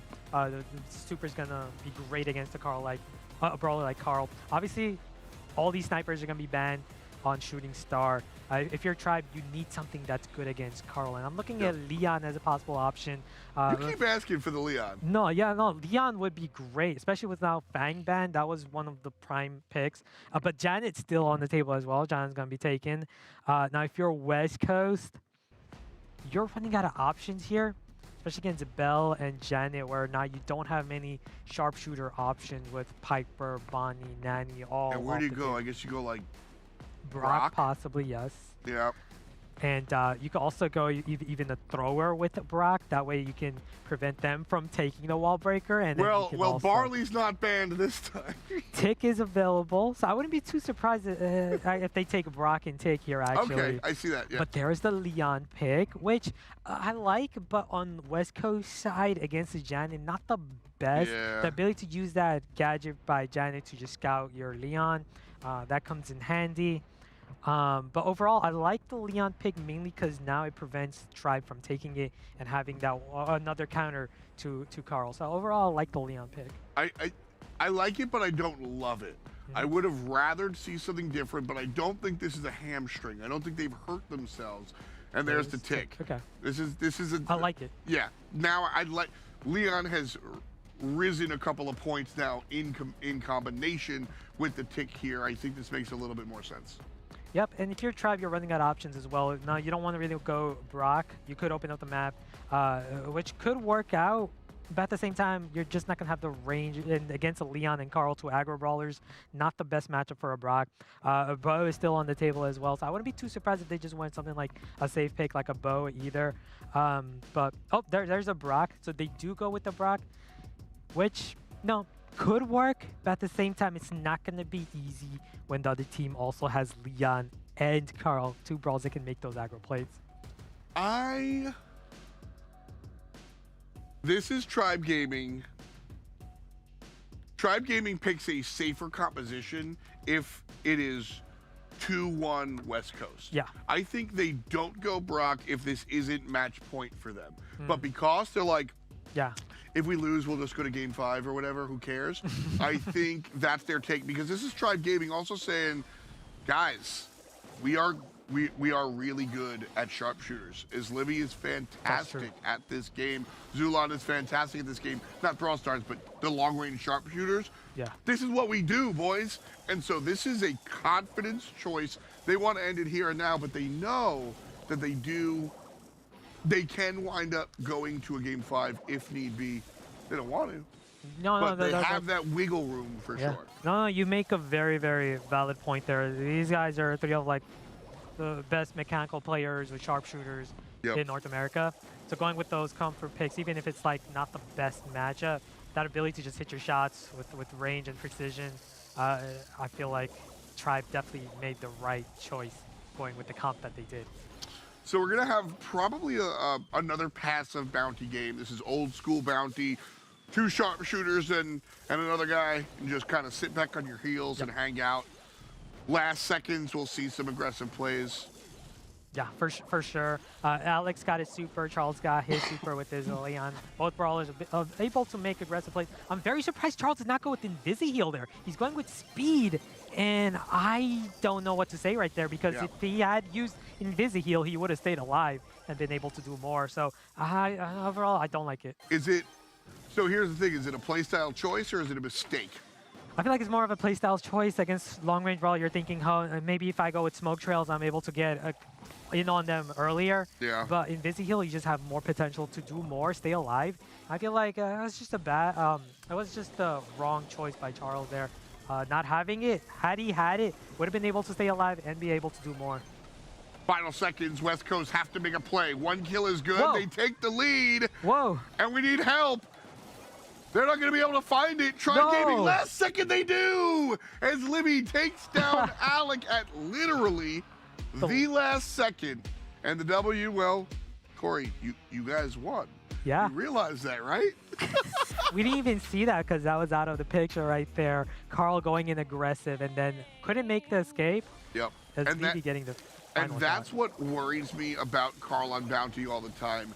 Janet doesn't have that problem. Janet can go behind enemy lines and then just fly on back. Carl, hook shots in, gets the kill, and then is at the enemy 2-yard line when everybody respawning and can just fall over as easily as he got that kill. And so you need to time that Carl push perfectly. They were off by literally half a second and it lost in the game. Them being West Coast. Tribe Gaming on match point. This time, Tribe, they're fastening the pace right here, playing at a higher, faster pace. That's forcing West Coast back already. As you can see, Tribe, everyone on their squad with supers all readied up. Missed super by Zulan right there, but still in control, 2-1, and just being the aggressor, just keeping him back. Look at all the bow mine placements right there, already prepared. Just exactly waiting for the inevitable dive. This is the textbook passive bounty. 2 sharpshooters. We know you're gonna dive us at 12 seconds, so we're just gonna, build our base, and then it's up to West Coast to be in your base killing your dudes. Yeah, but if you're West Coast, you're not at the picture here. You still have your win condition, which is you got to get that Leon super. You got to get that Leon super. You also have your Carl super, so if you can make a last-second dive and get a kill, because that's all you need. You just need a single kill right now to actually take the game with the timer, and you can win it. Again, they did it almost perfectly. They got the kill, but they allowed the enemy enough time. So here, 12 seconds, 11, 10, now you go in. There's a Leon super coming in. Finally, Charles being able to get that super. Now they're unaware that Charles making that play. There's the kill, and that is gonna do it because Alex gonna get the final kill. 6-5, perfectly executed by West Coast because that's all that they could have done, and they did it. Surgical, and that is they got to do it again. Yeah. There is no, listen, Ash knows a whole lot about Brawl, and I pretend to. When it comes down, we will give you a lot of the analysis. We will break down the matchups, and we will do all of the heavy lifting and hard numbers. But at the end of the day, this is that simple. Tribe Gaming are going to have the lead, and it's up to West Coast to kind of come in at the last moment, literally at the last moment, and win it out. Even if the Blue Stars on the side of West Coast, these long-range sharpshooters for Tribe Gaming are supposed to find these kills nice and early, and then West Coast is supposed to come in 8 seconds or less and just take it and run. Yeah, and this is why individually these players are just so good. You can see their ability to just keep themselves alive, not die. This guy is just juking left and right, just staying alive against a powerhouse team like Tribe and the range advantage. You have Tribe, all 3 of their brawlers with the range advantage against West Coast, yet they're unable to get those kills. Look at Tick playing without any walls and staying alive. Tough stuff. Very, very difficult here for Chepo. Nailing it, though. Yeah. Just nailing it, man.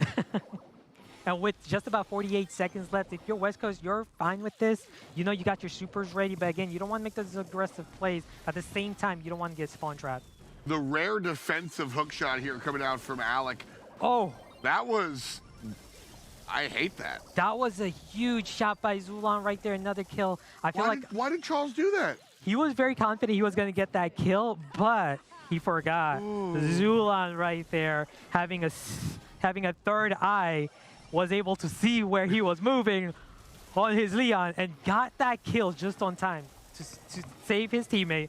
And that play is gonna win them the game. Well, it might. This is where West Coast have to go. Okay, yep. No, it's gonna win them the game. 10 stars to 1.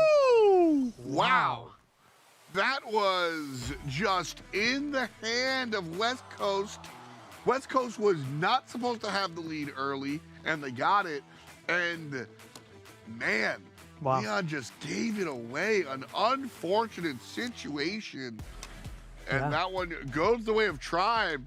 Corey's like, hey, man, if you want to give it to us, go ahead. I'll take it. He says so much with his facial expressions. He really, really does.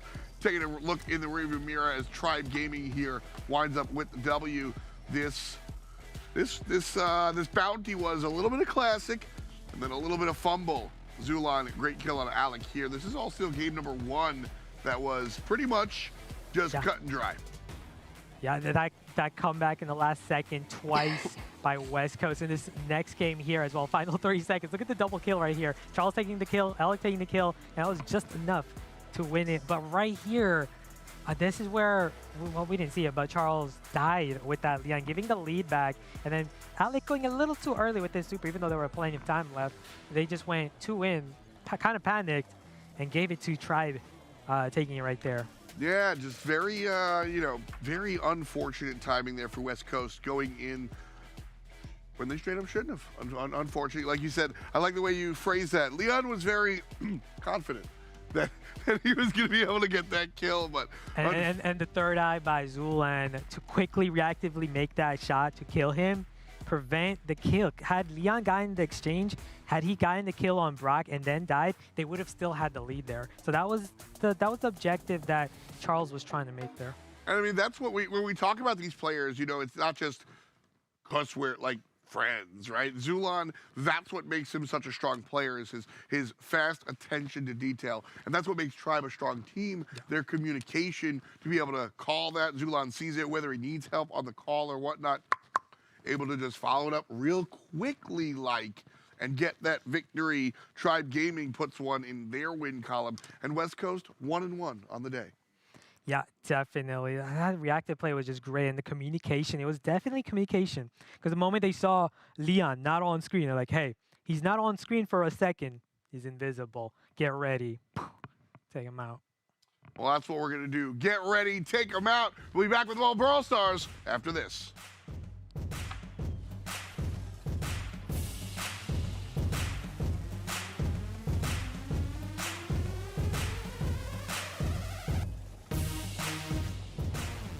Snapdragon Pro Series is brought to you by Snapdragon Elite Gaming, Monster Energy, DHL, the U.S. Air Force, and Samsung Galaxy. Welcome to the place where dreams come true, where everything you want can be yours.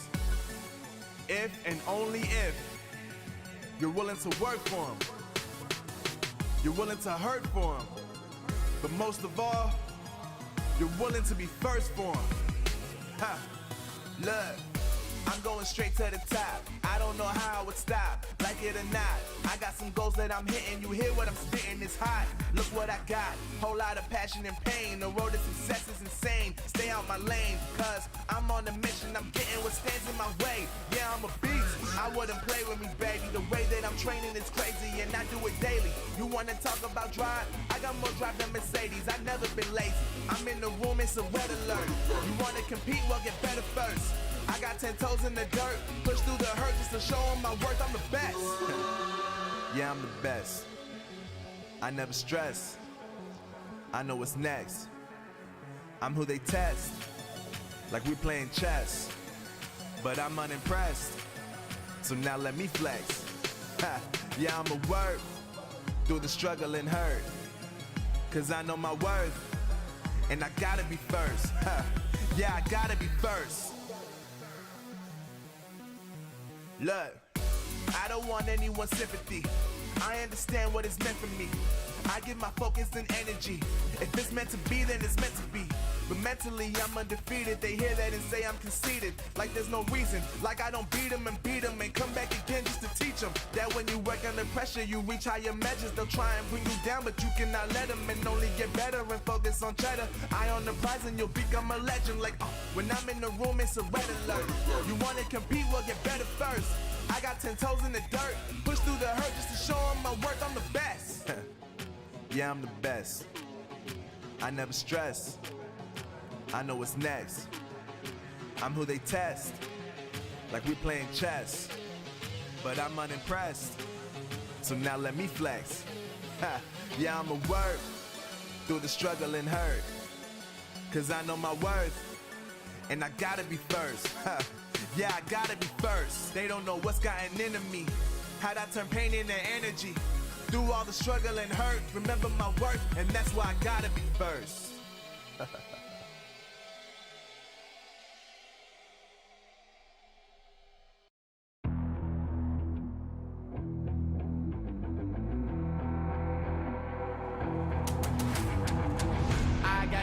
I'm on the mission, snap any minute, casually when it stop tripping on me, stop dissing on me. Yeah, I got a dream, can't take it from me. My fire's burning, now I'm always learning. Tell me where to go, man, I'm on a journey. Yeah, I can't explain it, I get excited. Keep it 300, King Leonidas. Strap in, cause it's gonna be a long ride. Working on me every single day and night. There comes a time when your worlds will collide. If it's holding you back, push it right to the side. Ain't got no time for no fear.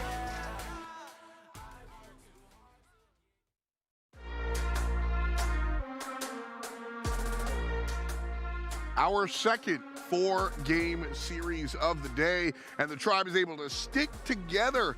You know what? I'm going to be nice to them. A nice look at a West Coast, but unfortunately not enough to bring home the W. We saw some good stuff on both sides of the field, and if you're watching for a while, you know I'm not usually that nice. So I legitimately liked what Alec and the boys brought. But Ash, you've got some fantastic stuff to break down. Yeah, what makes Tribe so good? The best team in North America. First of all, I just want to say West Coast, amazing. Super impressed by them. But check this out right here. West Coast were in control. They had the 1-star lead against Tribe Gaming, but Tribe just keeping calm. And this is what makes Tribe so good. Their composure as a team. I was gonna run back, be patient. And I loved what West Coast did throughout the set here in Bounty. They were patient throughout, but this is the one mistake that was questionable. Charles going in while having the bell target, and then Alec panicking. This is what caused them their downfall. That last minute of plays where they just panicked and just, weren't playing what they were. That allowed them to win that first matchup in Bounty. It almost win the second one as well. But had they not panicked and stayed a bit more patient, I feel like West Coast could have taken this and could have taken it to a 5th set. I mean, that's one of the hard parts about Bounty in general. When you talk about it, a lot of it is split-second decision-making. When we saw West Coast win their game, it was because of a 1-second differential from the game that they lost. Quite literally, Carl goes in, gets the last kill. If there's an extra second, well, you don't get the W. But we do have an extra couple of seconds here to get the W interview. Coach Corey, well, just Corey this time around. He's standing by with Glitter Explosion. Let's see what he has to say. Thank you very much, F. That's right. I've got Corey ready to hang out with us here. First of all, congratulations. I mean, you guys that was a close matchup, right? And you guys were able to clutch up every single time. So how are you feeling now as a trio? It definitely feels good to get the win. It was definitely not our best performance as a team. I think a lot went wrong throughout the entire series for us. Me being rusty for one, I played pretty bad the first set, to be honest. I kind of played a little bit better the second set, but at the end of the day, still not back up to shape to where I used to be. But overall, I think we just kind of clutched it together in the last couple sets, but we're still feeling pretty good. I mean, we've obviously heard the casters talking about it a lot. You guys are, top team coming into this, and kind of knowing that it comes along with this entire challenge. Do you feel like there's added pressure anytime you guys go into a matchup? I would say it used to be. To be honest, now there's no really added pressure. Like, we've been near the top for a long time now, so we know that people are basically rooting for our downfall a lot of the time. So at the end of the day, we just know we have to play our game and just keep focused, and that's what we do. Handling that very, very well. I mean, you said that you felt rusty. So now from week to week, what does that kind of prep look like for you, adjusting after you kind of see how everything plays out here today? I mean, for me personally, I just got to get into more games. I've been on the bench for the most part throughout the year. A little bit new for me, but at the end of the day, Livy, Zulan, and Tyron have been playing very phenomenally. I mean, all three of them is just popping off individually, as well as like the chem has really grown between the three, and they're playing very well together. So the rusty was more just for me, but I think them three are playing very well. I mean, listen, I think you did great as well. Starting off the challenge with the dub, you can't really complain about that. Before I let you go, I want to give you an opportunity here to do some shout-outs for anybody you might want to. Always going to shout out Tribe. Tribe, absolutely amazing org. They are, just fantastic all around. Shout out to the fans, always cheering us on. You guys are just fantastic. And I guess shout out to my teammates. They're the GOATs. All right. Well, thank you so much for jumping on and chatting with us. I'm sure we'll be seeing you again soon. Thank you. All right. If that's what Rusty looks like, I want to see what looks like when he's feeling really, really confident, because, yeah, the matches were close, but once again, they come out on top. I mean, you can't fault it, really. Such a stand-up guy. I mean, he's really nice. Even, saying he's rusty and still coming out on top like they did, it really just shows, the level that Tribe have. Absolutely, and that is why they're one of those top teams consistently and top coming into this challenge. But we still have a few more matchups left on the day. Hopefully you guys have a little bit more gas in the tanks, because up next, right around the corner, we have Chazmac versus Vanguard. I mean, here is the Chazmac roster. Pretty well-known team, I will say. Patchy, obviously a bit of a newcomer to the competitive, as he's turned 16 in the past few months. Pair that with Minwoo and Toast, you've got a really, really nice team, right, Ash? Yeah, definitely. And in Split 2, they just dominated. They won every single map, handily swept their opposers. And I don't know if we're going to see that again today. A lot more competition. And I feel like with the addition of Patchy in this team, they've made a lot of improvements, and they've just been super exciting, a lot more exciting. Patchy, as you know, very aggressive player, and just gives you that electric feel. It does make it, just that little bit more thrilling, having, a young player who just likes to run their opponents and play that aggressive game, because that's, how Brawl Stars should be played. It's a really aggressive, fast-paced game, and he brings that kind of dynamic to the team. And obviously, they're an extremely strong team with or without him, but they have really made those big strides with him. Vanguard Gaming, we have already seen these today. Luffy, Batushes, and Frixie. You want to walk us through, a few of their strengths and weaknesses, Ash? Yeah, this is actually the top rival team for Chazmac. This is a team they're trying to eclipse in the Brawl Stars Championship as the 3rd seed. And recently, they haven't been doing very well against them. They haven't been matching up very well. Luffy, Batushes, Frixie. These guys are top elite players in North America for a while now. And they've, as a team, pretty new together. But their synergy, just amazing, I feel like. as a newly formed team. That ability to just synergize so quickly. Yeah, I mean, it never ceases to amaze me, how well those players do, come together and play very, very amazing levels of Brawl Stars because, through the BSC as well, they've just been performing so well. I believe they're top 3 at the moment, which is a world's qualifying spot if it carries on how it is. So, I mean, that's just some real solid level they've got. All right, chat. It's time. You know the deal. Once again, let us know your thoughts in the poll down below. Who do you think is going to be taking this next matchup, Chazmac or Vanguard? Because they're not waiting for anybody. The next match is already underway. It's time to keep things moving.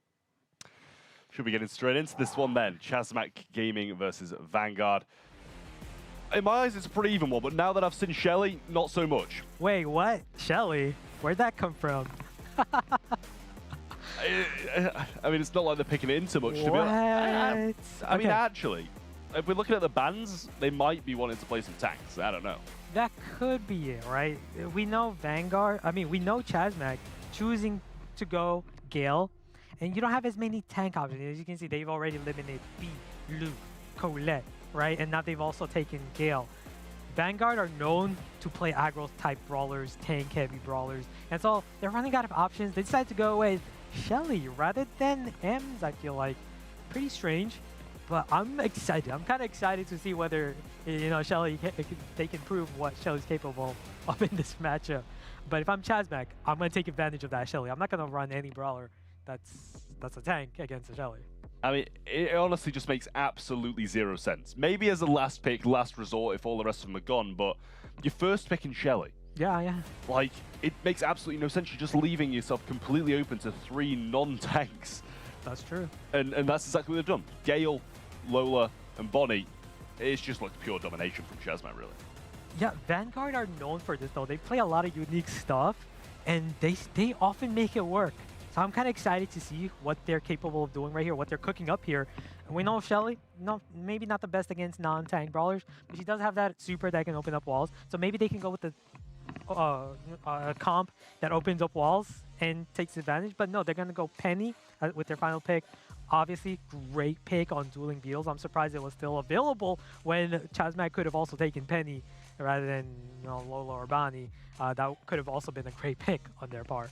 Honestly, I'm hoping for Vanguard's sake this is some kind of glitch with the with the draft. But honestly, I'm not sure how it could be, to be honest, because obviously with all the tank counters that have kind of banned out the way, the B, the Lu, the Colette, it kind of just lines up perfectly to have that brawler be picked, but at a later stage once those tanks have already been selected by Chazmac. Yeah, it kind of makes you wonder whether that Shelly pick was a misclick or maybe you ran out of time. But here we go. Here is the game. Luffy and Betsuji's already doing a great job holding that mid position. Toast with one great double team to win that matchup. And you can see Frixie already not having the best time of his life playing Shelly here. I mean, that's 2 clay pigeons gone as well, and you want to be pairing that with the super when you get some connections. I guess he's trying to get his super with those connections from the clay pigeon, but you want to slow him, you want to get those 2,500 damage hits on them from the range and keep yourself out of the mix. But at the moment, he's kind of just ran straight in, and to be honest, Vanguard have got some good percentage off the presence that he had, but now there is no presence because he's coming back out of spawn, and Chazmac should start running away with it. Right. Still not over yet. If you're Vanguard, you're not going to panic. You're not going to do that panic button in any moment, because the moment Betcheese gets his mortar down, you can make that turnaround. There's a mortar down. They're only down by about 15%. So if they can get control, and that Lola ego kind of hurt him right there with that penny shot. But Patchy, great job right there to jump in on that mortar, take it out. And again, Vanguard being pushed back. Yeah, Patchy in the tough form now, though. This Clyde form really doesn't thrive too much under these circumstances, but he does take out the Shelly along the way and has his tank form back once more. Minwoo no super to hand, but Toast coming in from the left-hand side trying to pinch down, gets Luffy low and Betchushi as well. And now Patchy trying to work for that super once more so we can jump in and get some damage. And to be honest, as much as I slated Shelly, Vanguard aren't that far behind. Yeah, they're not that far behind, and especially if Betsuchis again can get his mortar down. This is a 3v2. If he can get that mortar down, get that 4v2, get control, it's going to be big. And there it is. There's that mortar down. I'm not going to be too surprised if Vanguard can take it right now. Hold control. Nice. Actually, no, not the best job by Patch. Kind of rushed that one, going for that penny. but did manage to hold control, and that might be just enough to secure the win by Chasmac. I did like the last, 30-second effort by Vanguard right there to try and make a pushback, and I kind of felt like, hey, with that mortar down, could have done something, but as soon as Patchy jumped in, you can just see Vanguard just running it back. I mean, I've just got no explanation. Absolutely no explanation. There's no reason why Chasmac should even be struggling this much. Managing to get 70% with a Shelly just kind of goes to show how good Vanguard are. Clearly not at drafting, but at the game in general. But we are seeing a little bit of a lead starting to accumulate for Chasmac here early in the game. But Luffy now, advantage on speed, getting some percentage himself, and they do tie things out. Yeah, Frixie actually doing a pretty good job right there, winning that match. I love what he did right there, going through the walls. But right now, it's a 2v1. Patchy kind of rushed that super, but hey, did manage to make it out on top right there, winning that matchup against the Penny. Got full control over the map here. And dueling Beetles, you and I know, you don't want to get spawn trapped in this map, because this takes a while. It takes a while to get out of. Yeah, especially against the Gale as well. Once you start to push up and they get that knockback, but now the Penny turret does come down. Vitusius does place that, and now it should open up a world for Vanguard to push through, because just going down this mid portion of the map is going to be near enough impossible, but they need some help with some mortar connections, and Chasmac are doing a great job of avoiding these connections. Frixie gets stunned, taken out, trying to put himself in a great place to use his super, but just instantly shut down by Chasmac, and rightly so. Yeah, I love the promptness of Patch right there to quickly take advantage of that 3v2, and then Minwon with using his super at the right time as well. Toast using that ego, adding some distraction, which is going to be great against Shelly. Even though he's going to go down, it doesn't really matter too much. Held that position for a while, and now they just need 10% to secure this one. Patchy pushing forward, stun comes in on Frixie, and Shelly made useless once again. Chasmac Gaming going to absolutely storm away with this one. Basically no fight back from Vanguard in that second game. First game looked maybe a little bit more promising, but honestly, I've just got no explanation as to what I've just seen. Yeah, I mean, questionable Shelly pick, but they did make it interesting. It was it was pretty close that first game with the Shelly. I felt like Frixie played it very well, but definitely very questionable. Why are you picking Shelly with your first pick? Especially when the other team, they don't have any tank counters, and not just that, you have other tank counter options in Ems. Maybe even Griff, a great brawler to open up maps and, take advantage of more. It would have been better, I feel like, overall than the Shelly pick, so definitely questionable. I mean, it's got to have been, like a mispick, but at the same time, they seem to have selected it quite fast. I don't know if it's like there's... Here's the thing, though. Do you remember Split 1 when Vanguard picked Barley and Shooting Star? Yeah, that was a mispick. I remember really looking at chat and they were like, these casters, they're so stupid, it was clearly a mispick. But I mean, he seemed to have selected it quite fast there, to be honest, so I don't know. That's the thing, though, we don't fully know, right, whether it was a mispick or there's a strategy behind it, right? I don't know, it's questionable, probably a mispick. But there's also that, question whether, hey, Shelly was a pick to counter tanks, because we're running out of tank counter options, seeing Chasmac banning all these tank counters.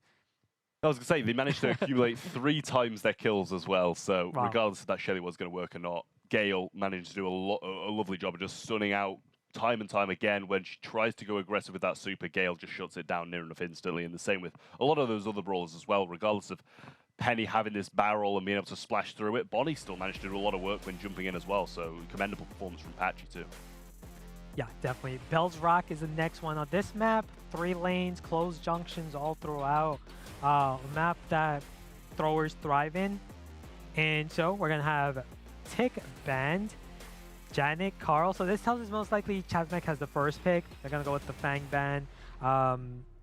They were hoping, I guess. Oh, no, there's the Bonnie pick. They got Bonnie again. Surprising, actually, to see Bonnie being taken. I feel like Bonnie's one of the best, brawlers on this map that you can ask for, having that tank form with so much health, being so good against other sharpshooters and ability to just jump in on any of your brawler. Not just that, it makes it harder to pick Sprout now, which is a very strong brawler here. Makes it harder to pick Grum here as well, with Bonnie just being able to jump on you. Yeah, and at the same time as well, you're able to have a very circumstantial amount of HP. If you're playing that late game and you need to outlast people, you can pop into the tank form and outlast them in the gas. You can just tank damage when it needs to come in. At the same time, you've got the ability to jump in and get some serious damage done as well. Bell going to be the first pick from Vanguard. I mean, it's good. reverse polarity is quite good at getting some of the decent angles and bouncing around on this map, but they add a Gene to it. I do actually really like the Gene on this map. I feel like it does some really solid work. And also, Bonnie jumps on you, you've got Lump Blowout too. Yeah, they got one of the best Gene players in the game too, Frixie on Gene as well. That's a very predictable pick. I was expecting Gene as well. I was kind of surprised that Chasmac did not ban Gene, seeing just how well Vanguard tends to play Gene and often beats them with it too. So I was surprised not seeing Gene ban, but I'm more surprised to see what Chasmac picks with their next 2 picks. How do they counteract against this Gene? The Piper pick, sure, solid pick overall. Lane, you know, against Bell would be pretty good. Against Gene would be pretty good. But this final pick, that's what I'm wondering what they're going to go with. Are they going to go with that thrower with Grum or Sprout? I feel like they might have to. But at the same time, if you do go a thrower, you kind of, you know, put yourself in a position where the other team could go like an aggressive brawler or maybe like a Daryl and just, you know, steamroll. But no, they're going to go with the bow, which I think a lot safer. Even though once you get your supers, that mines can open up the walls. You got Piper with the wall breaker. So overall, I like the bow pick more. I think the bow pick's solid, really solid, well-rounded pick. Bow mines, you know, decent amount of range, projectile speed's pretty good as well. So you can't really go wrong with a bow on this map. I don't know if they've kind of left Gene open to, you know, pick around it because a Piper can do decent against it on lane, and the same with the bow as well, I guess. Bonnie also in that kind of mix as well. Sprout's the last brawler, and you said this could be a really good one to last pick a Sprout or something like that, and the vice versa for the other team. They picked a Sprout. The Daryl would have been a good counter to it. Yeah, definitely. So Sprout kind of ran out of options here, so you had to go with the Sprout. Now in this matchup, if you're Chasmac, you kind of want to play more for the late game. Have those mines, right? Have your Piper super. You want to open up this map, and then not only that, you want your Bonnie super as well handy, because you never know when you're going to need that Bonnie to jump in on Sprout. Yeah, you need a super at hand, and you know, also you got these precautionary measures as well. You need to kind of group up or know when this aggressiveness is going to come in from the Bonnie. Group up, use your lamp blowouts, and you know, put some predictive bell mines down as well at the same time. But Chasmac start things off strong with some good positioning, but they do need to be quite cautious of Luffy over this right-hand side, pinching in through the mid, and he does just that, making sure Patchy's not in a position to do them real damage. Now throws down a hedge and starts to position themselves nicely instead. Yeah, if you're Vanguard Gaming, your win condition is pretty obvious. Don't feed Chasmac. Don't give them supers. Any of these brawlers that get their supers, they're gonna get, you know, they're gonna be able to destroy walls. They're going to be able to jump in on you. Great aggression right there to make it a 3v2, even though they're very low. I like the aggression by Toes right there at the triple tap. And then Min willing to finish as well. That was pretty dirty. What better time to thank our sponsors in Snapdragon Elite Gaming as well for helping us put this event on, watching these wonderful plays. All round amazing from them, for them to do this for us. Getting back into the action though. Wonderful finish off that round from Chasmac Gaming. They also still have that Bonnie super in hand. They've got Toe super as well, so they can break up this map to their liking and play around this Sprout a little bit easier. Yeah, definitely. I like what Toast is doing, holding onto that super, knowing, hey, you know, that Sprout's about to get in. There's that Sprout super. Now he does have that option to open up the Sprout walls if Luffy decides, hey, let's block off the left path or let's block off the mid path. And I also like the mine placement right there because, hey, if you're going to trigger them, you're also going to destroy walls. And I love what Patchy's doing, being patient, knowing, hey, I don't need to jump in any moment right now. I can wait it out for the final seconds. Right there, great jump. But Frixie with an excellent pull. Betucci's walking into it, and Patchy gonna be able to finish it. Chasmac taking the first game, but still, I love that pull by Frixie. The moment, you know, Patchy has to jump in. I mean, it was a great pull, but it just didn't seem to matter at all. I'm surprised he wasn't able to get the takedown along with it, because you throw out a little barrage of shots when he's coming in, and then a knockback and another shot. That Bonnie will be down, and it was surprising to see that not happen, and also at the same time, kind of all the rest of the brawlers went down and the round ended. So Chasmac looking very, very good right now after a great first set and a great entrance game into this knockout. There's nothing stopping them from continuing this on, in my opinion.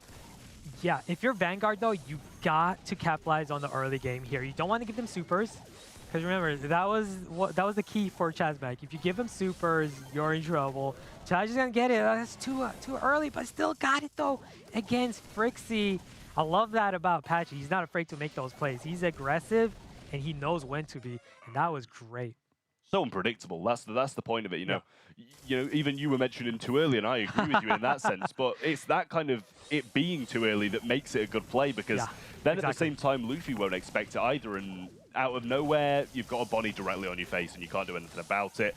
Exactly. Good positioning coming in from Vanguard now, though. They've got that Gene Ball, but Toast has his super in hand as well. However, if he does jump away, where is he going to jump to? He's going to be in line of someone else. Yeah, and Patchy's in trouble. He's got targeted by the bell.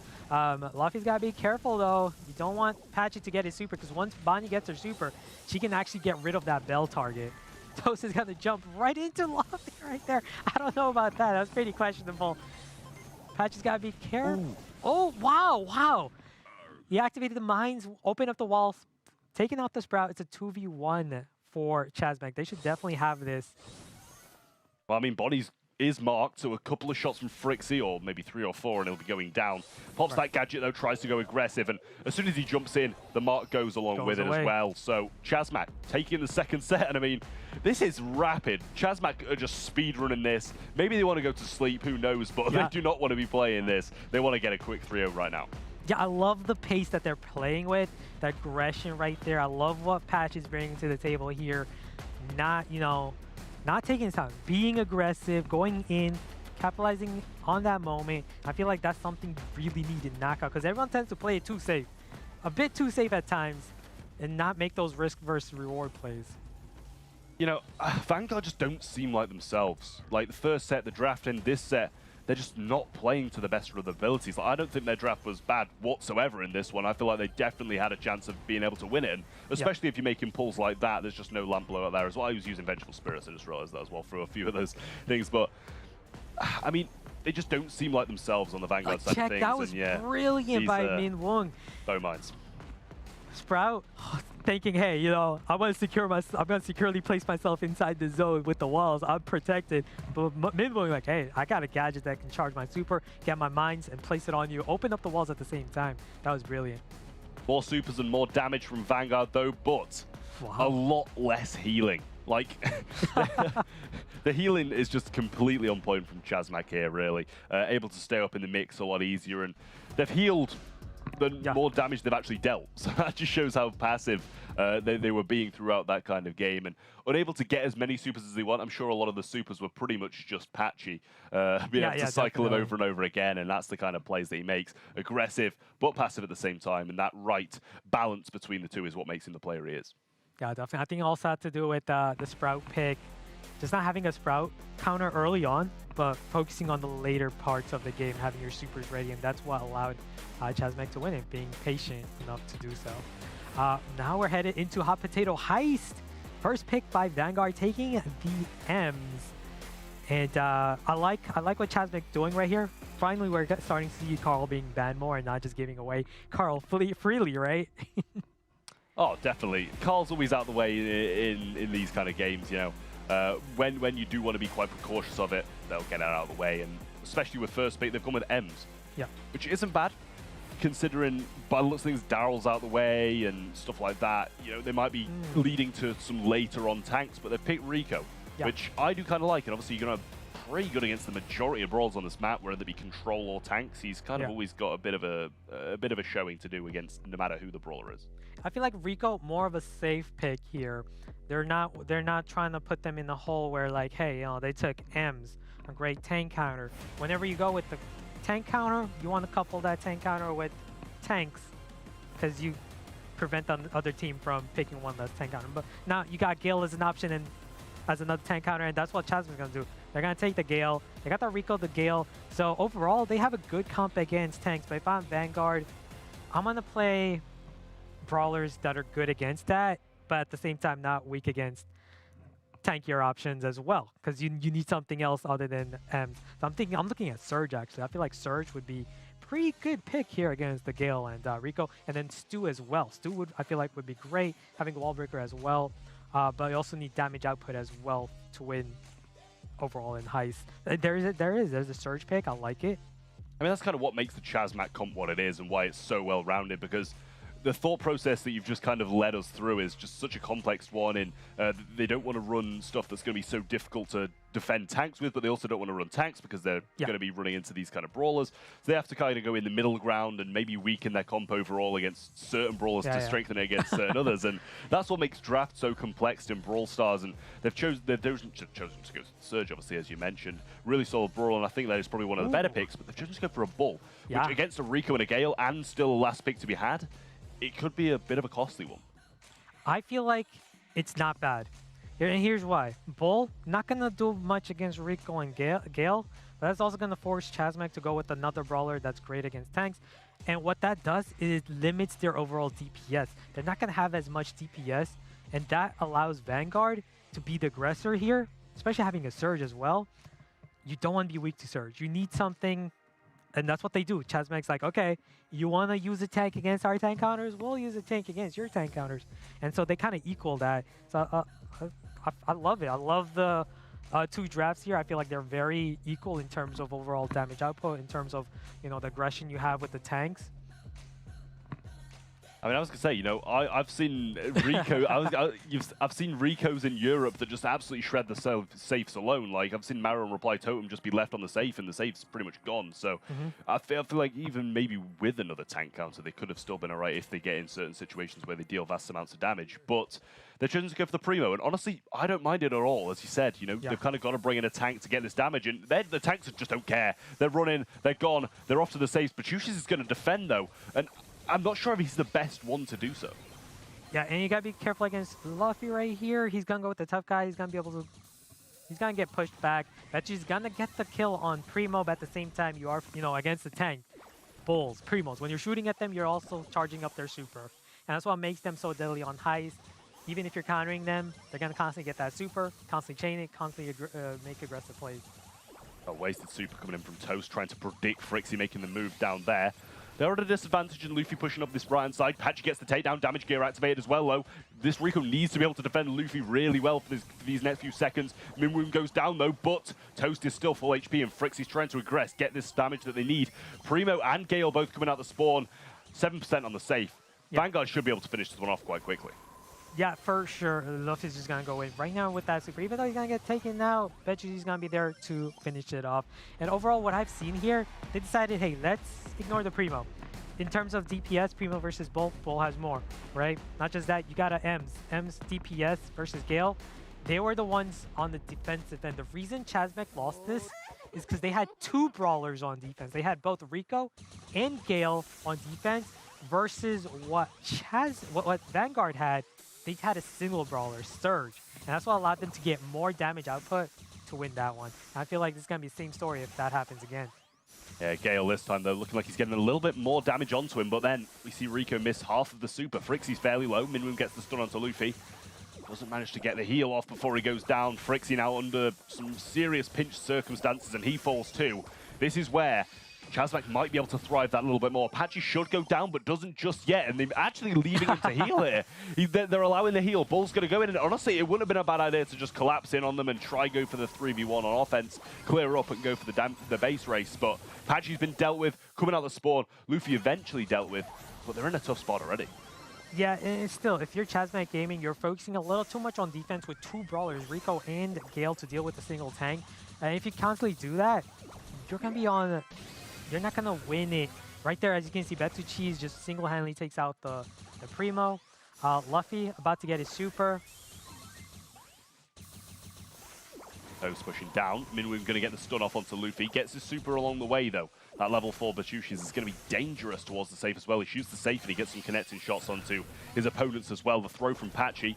Bachushi is going to have that ammo revitalized, though. Toast going to throw a super on, but the super actually is used whilst Luffy was in that super, so it's counted out, but he did manage to cycle another one. Jump comes in from Patchy, doesn't get any connections, but he's using Meteor Rush, so his movement speed will be increased. Starting to get some damage down on safe now as well, but Bachushi does defend. Frixie at the other side, trying to match it, and they have taken the lead by about 26%. Yeah, the Frixie and his M's, that DPS is, I feel like, the biggest difference maker in this matchup. With your Gale, you're not, that's the difference. You can see what Gale is doing versus what Rico versus what Surge are doing. Surge single-handedly defending his Primo, but against the Bull, you're getting 2 Brawls. You got Rico and you got your Gale, and when you 2v1 a tank, you're allowing Ems to push up every single time and get more damage, and that's what allowed Vanguard to easily take that one. Well, Vanguard giving Chazmak a bit of taste of their own medicine in terms of how easy that one was for them. Bringing it back to 2-1 now. Vanguard still very much in this, just need another 2 before Chazmak get 1, which, as difficult as it sounds, we've seen reverse sweeps happen quite frequently in Brawl Stars, and nothing's stopping Vanguard from doing it right now. They just need a couple more of these next level thought process drafts that they're going into, because their previous ones were just not it, really. Yeah, definitely. I felt like, again, look at that. Vanguard 11-8. Definitely in control over this game. More heal. I think that's the biggest picture you can see right here. Vanguard just taking their time, being more passive, and just playing it smart overall. Having that Ems as the biggest difference maker, being able to counter Gale, right? You got 2 tank counters on each team. You got one team with Ems, you got the other team with Gale. But the reason Vanguard has the better comp is because of the Ems. Higher DPS and counters your own tank counter. Yeah, and you know, I know you mentioned a bit earlier on in the game as well, like there was so much damage just came down from 2 being on offense instead of just the 1 on the other side of things, and obviously it evens out, but a lot of the time when you go on the offense, you're not going to be shooting those defensive brawls, you're shooting the safe directly, and with a 1-on-1, you're going to be shooting the safe half the amount of time as 2 brawlers on the other side of things, and it's going to be a pretty similar level of defense because it's still going to be a pretty much 1v1 brawler matchup on either side, but it's just 2v2 on the other side of things. But Beach Ballers up next. The bans are in. Vanguard getting Squeak, Ruffs, and Janet out the way. No, Squeak, Ruffs, and Bonnie. Correction there. Janet, Carl, and Bonnie on the other side of things from Chazmak. Yeah, pretty standard bans. I'm guessing most likely Vanguard first pick here. With Chazmak deciding to ban 3 of the best brawlers in the game in Janet, Carl, and Bonnie. So with the first pick, you have a lot of options, a lot of safe options as well. And I'm going to go with the Penny pick, okay? I don't mind it. I don't mind it, honestly. You know, on maps like this, it's kind of versatile. Yeah. You're going to play into some more aggressive brawlers. You've got the barrel to throw down and splash through. You got the turret, which is going to be quite consistent throughout. Add kind of like a 4th player to the mix and just another thing for them to have to dodge out for the majority of the game if you put it in more of a safe space. So it's not too bad. And also, it's got some medium range and some decent damage regardless. Definitely. Which you're able to put out anyway. Also great against tanks, aggressive brawlers, assassins with that barrel. Yep. And Beach Ball is a choke point heaven map. And that's what, you know, Penny thrives on the most, maps with lots of choke points. Chazmak going with the Stew pick, I like it. Patchy, we know his specialty with the Stew, that's a good pick. Having a breakthrough gadget as well to open up walls, be able to take out the mortar if placed behind a wall, have that option. So I like it overall. I believe it was it Tribe who brought it out in the last in the previous match, and it worked a treat for them really along yeah, with the VV on the Stew. Yeah, they're gonna pair it with a Max on the side of Chazmak. Well, here's the thing I'm kind of concerned about is now, like, hey, Crow's on the table still, and Vanguard here most likely are gonna pick Crow against the Max and Stew matchup, and then at the same time they could also pair it up with Surge as well, which I feel like would be a great pick again for them against the Stew Max. And we know Chazmak wants to couple that comp with maybe like a tank, maybe. Overall, I'm liking where Vanguard can go here, and they do go with the Crow pick to counter the Max too. And with their final pick, I wouldn't be surprised if they go with Surge again. It wouldn't be a bad shout, to be honest. Honestly, even with the Crow there, I'm not completely disliking Chazmak's comp. You still get some great speed potential once those gadgets are exhausted, and you know, with Stu, the breakthroughs and stuff like that, still extremely good, and the mobility that you can use without even having to use movement speed with that super is still absolutely exceptional. Yeah. So, and obviously they are going to have that last pick as well. Lou. I've just seen that out the corner of my eye whilst I'm looking at you. I'm like, nah, what is that? You're going to have to give me some explanation again, because hey, it just hasn't been working really. No, like it worked before for like Gatsby. Remember his Lou worked out pretty well. But they're gonna go with Sprout here with their final pick. A pretty risky pick if I do say so myself. Sprout is always a risky pick in Brawl Ball because you're playing the timer. Whenever you're playing Sprout, playing the timer, you don't want to go to overtime. Then you also have a wall breaker in like Stu. You got a Crow that can jump in on you, which now it could be a problem. So I feel like that's the biggest issue here looking at it. You don't want to give that Crow supers. I feel like it's going to be quite an early game push for them then, because they need to get these shots down. I suppose they do have the ability to take down the turret even without that breakthrough gadget, which is why they're using Speed Zone now. Juices over this right-hand side, getting some hefty shots thrown down onto him. The slow comes in, and that does affect Minwoo and Patchy alike. Toast grabs the ball, though, goes for the phase shifter down the right side. Does not manage to get the pass through, though, doesn't get the ball cleared. Juices has his turret, throws it quite defensively. Patchy trying to assist, but the jump in comes. Sprout gets the takedown anyway, and actually managed to defend that quite nicely. Yeah, they gotta be careful though. You don't want Luffy to get his super. You don't want to be spawn trapped and have a loose super, because that's just not gonna be good. You're not gonna get out of that trap. So Luffy, as you can see, he's working on it. He's trying to get that super on the right side, and he's got it. He's got that super, and that super you can block a big zone right there, and that's what he's gonna do. Sprout is definitely trying to get his super to block some walls. Trying to be aggressive. Nope, there's a freeze, and that is gonna be a goal by Betsuchis. Wow. Perfect timing on that freeze as well, and you can see Petrucci's just timed that so perfectly there as well.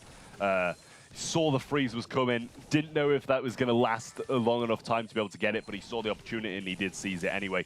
Frixie going to grab this ball, try push it up, Patchy pinching in, gets the takedown, Toast has his speed. This could be quite an easy goal if it just pops speed and tries to push this ball forward to Patchy here, but no, they do wait things out. Luffy playing this quite defensively, sitting behind the wall, and unable to connect too many shots with the Sprout so far. Needs to try to take advantage of the wall, shooting over the wall ability, but Frixie jumps in and cleans him up quite easily. Yeah, that's what I was concerned about, that Frixie's ability to just immediately jump in on Sprout at any moment. And that forces your team as a whole. It forces everyone to stay close to your Sprout to protect. But again, Frixie working his way. I love the positioning of the mortar, by the way, far away from the Sprout. Not going to give him a free kill on that. So right now, Vanguard with just about 38 seconds. Just got to play this defensively.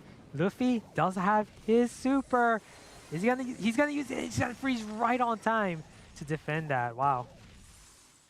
Well, Frixie with his super, and I believe Petrucci's is actually a bot at this point. And, yeah, it looks like bots do love to throw up a cheeky pin, but they managed to get a good defense even when he was AFK previously. The wall comes in from Minwoo though. Frixie has the jump, goes straight towards him as well. Still not able to connect to the game. Patchy gets that super, but doesn't manage to do too much with it. 6 seconds left, and the dash is there, but he gets the stun off. And they managed to pull through. Anyway, reconnects just in the closest seconds of the game. With Bot Penny, wow. What if he's intentionally acting like a bot to throw off the other team? That is the next level tactic if that's actually happening. But I don't think that's the case. He did kind of AFK a little bit over the right side of the map. So the bot giving the thumbs down as well. They love to throw up a pin. They love to throw up a pin. Okay, heading into the next game. Again, adjustment by Chazmac is you can't give that Crow super. You can't give Penny her super early on either. Wall comes down from Minwoo though, gets hit by a couple of these loose shots. Falls low though, and speed available for the max now. Toast does pop it, tries to use it with the Sprout, but Patchy unable to be close enough to get any value off that. Wall comes through. A few of those bushes going to be broken up in the mid there as well. Toast unable to do too much now. This mortar is placed down, having to retreat and ensure that he doesn't go down. But Patchy making some moves. Shoots one into the wall, and Frixie gets the takedown. Yeah, looking pretty good for Vanguard. Positioning is great. Another thing about Chazmac is their comp is a fast-paced comp, as we've said it. And you don't want a comp like that to go to overtime without walls. Minwoo gonna try to corner it, try and get some control, but I'm really concerned about Frixie here, and that's what he's gonna do. Just jump in on your Sprout and just take you out handily. Yeah, Patchy was trying to get a bounce off the wall and a super there so he could try and aggress this a little bit more. Gets the trade out. Luffy does fall low as well. Toast providing speed to the Minwoo again, which I feel is just usually most of the time pretty much just a waste of speed. Prefer to give it to like the Stu or something like that and try and make some aggressive moves with that movement speed. Frixie now responding. Does still have some gadgets in hand as well, so can stop these max speeds when he wants to. Yeah, and I like what Vanguard is doing. Just playing it safe. They're playing it smart, actually. Because, hey, they know, hey, I cornered this ball because we can't get control. Let's just corner it for now and wait it out. Because if this game goes to overtime, we know we have the advantage. The advantage doesn't always mean a win, though. They're still going to have to be very switched on in these closing 40 seconds, even if they do want to ensure that overtime and play the slow game for that. Definitely. Ball still in the corner, though. Patchy trying to aggress. Does bait out that little barrel as well, so a great play from him. And you can't forget, he's not using breakthrough. Petrucci will remember this as well, so that means most of the time you're not going to have too much aggression coming through when stood behind a wall. 22 seconds on the clock though, and now Juices has used all of his gadgets. Jump comes through from Frixie though. Toast can't quite make a breakthrough down this right. Has to retreat, try play the slow game, but Juices has the super in hand again. There is a mortar available, 10 seconds. We're going to be seeing some overtime. And as you said, Vanguard have the advantage. Yeah, I didn't like that crow jump earlier from Frixie. I feel like if he had, if he was just a bit more patient, especially in overtime right now, this is where a crow super would have been so useful. Just instantly jump in on Sprout, get a 3v2, and get an easy goal opportunity. But now they got to work for it even more. Minwon's got his super with this Sprout, can hold on to it. Maybe even trap the ball in the corner if he wants to. And they might even, play this out for a draw. Actually possibly aggressing too much. Toast gets stunned. Minwoo doesn't manage to cut... I should say ball the ball in the corner. Yeah. And Vanguard force it in, forcing things to a set number 5. Yeah, misplay right there. You know what Minwon was trying to do right there. Trap the ball in the corner with the super. Just didn't happen right there. And Vanguard one step ahead every single time in this match. I feel like the Sprout pick was just a mistake. Against the Crow that can just jump in on you at any moment, not only the Crow counters your Stu and Max matchup, you're going to add in the Sprout on top of that, another counter for Crow to take advantage of? I didn't like it.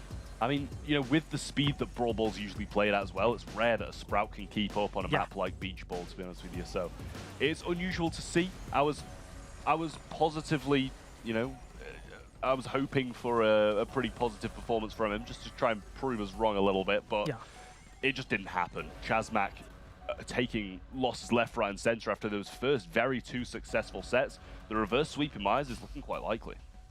Definitely is very likely. Both of these teams, they're rivals. Chazmak with that significantly more damage, but look at the health difference.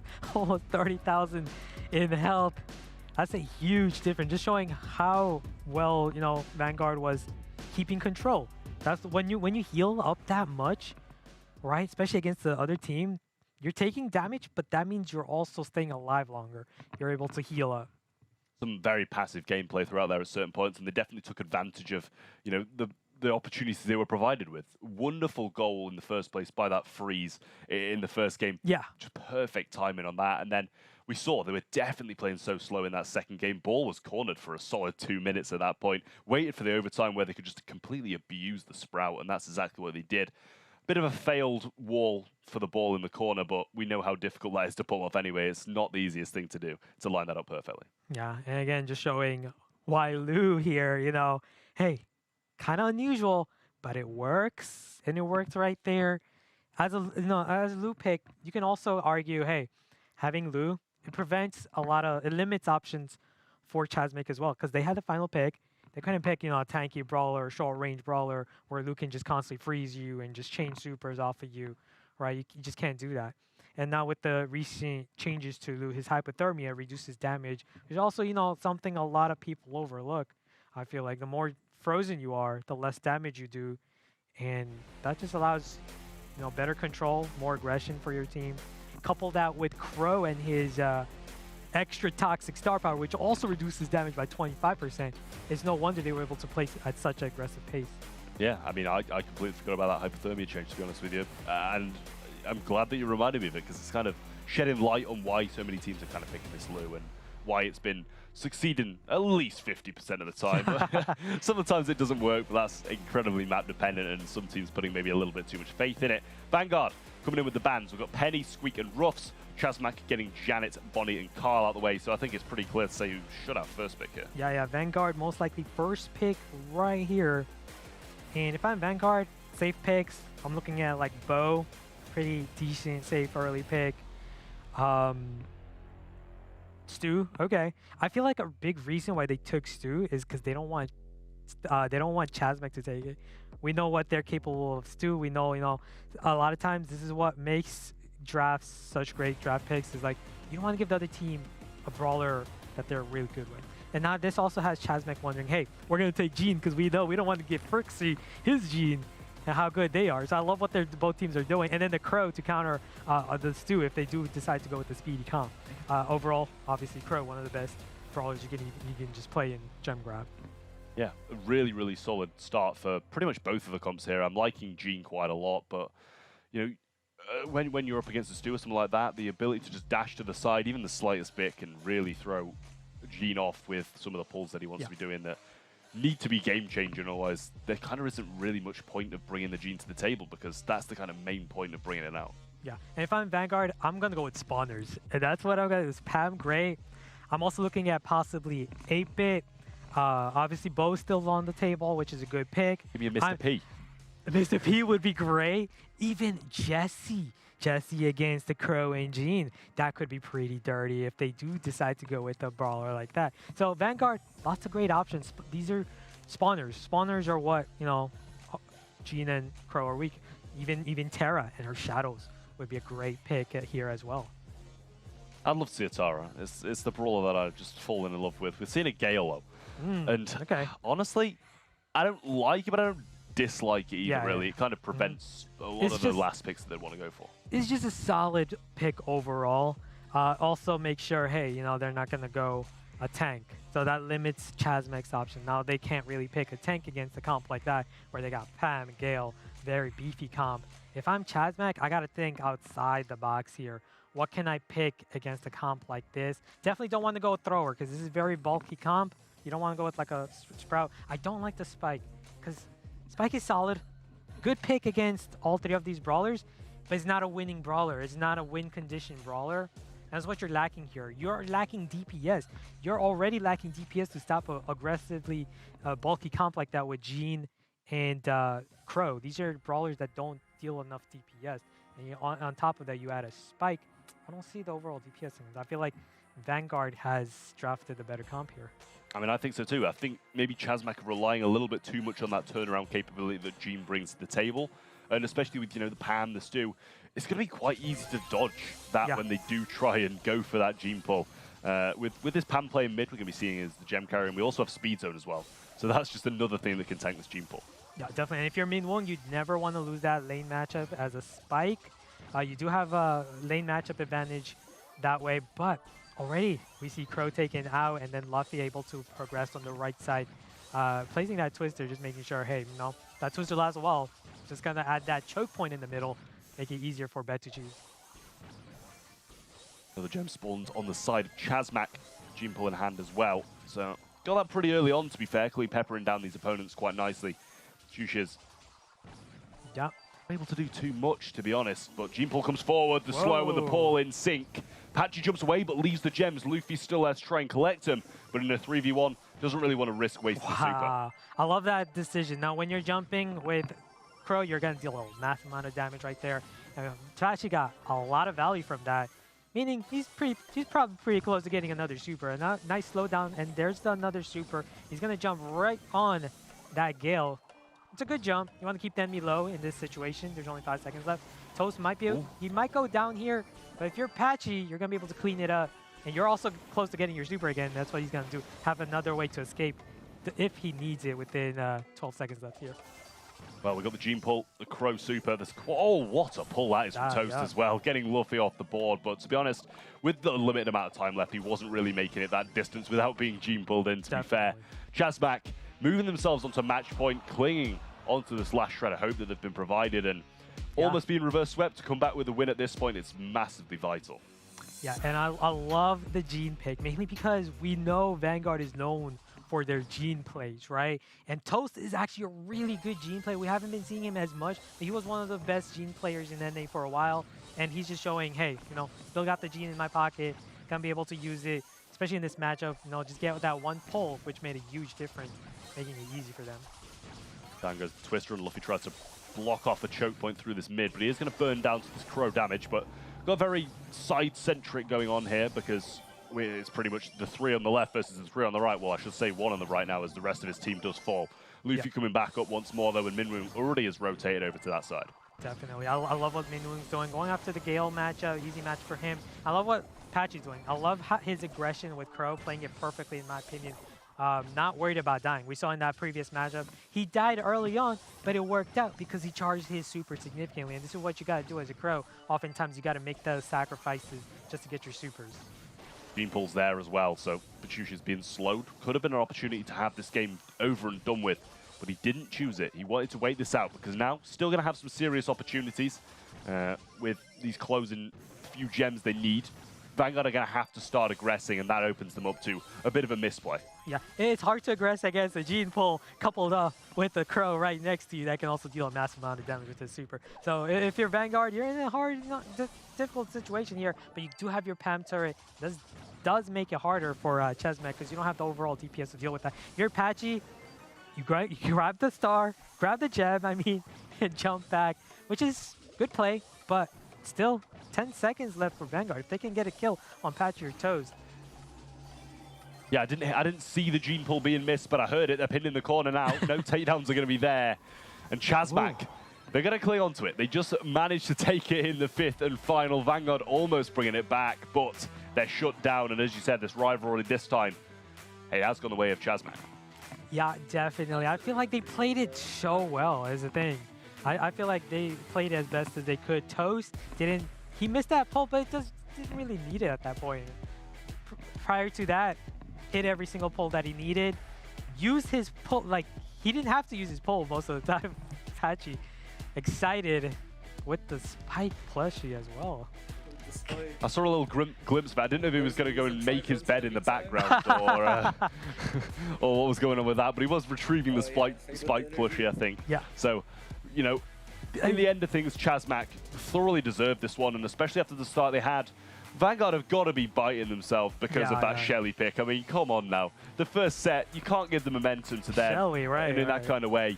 And then if they'd have won it, it'd have been a nice 3-1.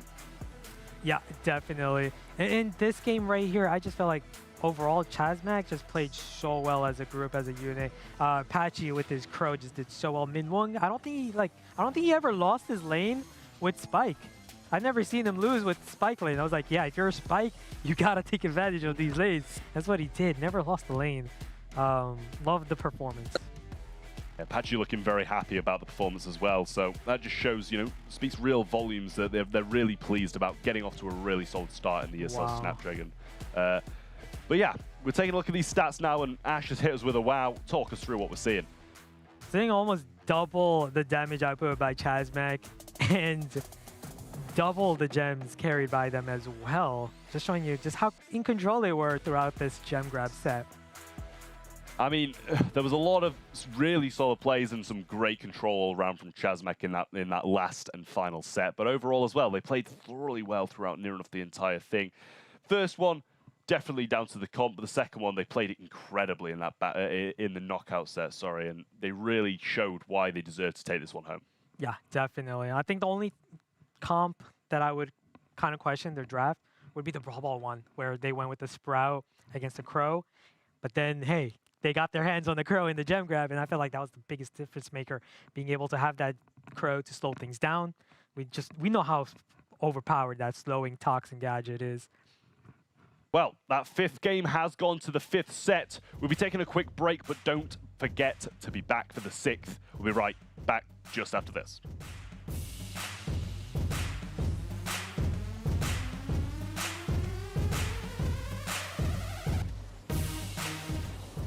The Snapdragon Pro Series is brought to you by Snapdragon Elite Gaming, Monster Energy, DHL, the U.S. Air Force, and Samsung Galaxy.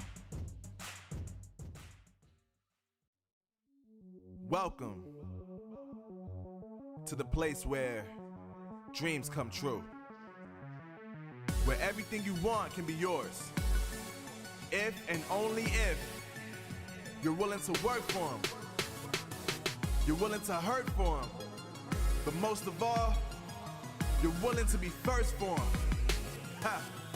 Look, I'm going straight to the top. I don't know how I would stop, like it or not. I got some goals that I'm hitting. You hear what I'm spitting? It's hot. Look what I got. Whole lot of passion and pain. The road to success is insane. Stay out my lane, cause I'm on a mission. I'm getting what stands in my way. Yeah, I'm a beast. I wouldn't play with me, baby. The way that I'm training is crazy, and I do it daily. You wanna talk about drive? I got more drive than Mercedes. I never been lazy. I'm in the room, it's a red alert. You wanna compete? Well, get better first. I got 10 toes in the dirt, push through the hurt just to show them my worth. I'm the best. Yeah, I'm the best. I never stress. I know what's next. I'm who they test, like we playing chess. but I'm unimpressed. So now let me flex. Ha, yeah, I'ma work through the struggle and hurt. Cause I know my worth, and I gotta be first. Ha, yeah, I gotta be first. Look, I don't want anyone's sympathy. I understand what it's meant for me. I give my focus and energy. If it's meant to be, then it's meant to be.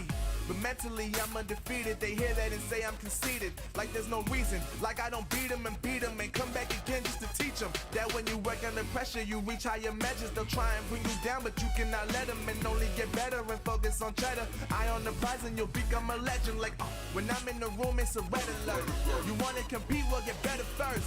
I got 10 toes in the dirt. Push through the hurt just to show them my worth. I'm the best. Yeah, I'm the best. I never stress. I know what's next. I'm who they test, like we playing chess. But I'm unimpressed, so now let me flex. Ha, yeah, I'ma work through the struggle and hurt. Cause I know my worth, and I gotta be first. Ha, yeah, I gotta be first. They don't know what's gotten into me. How'd I turn pain into energy? Through all the struggle and hurt, remember my worth, and that's why I gotta be first.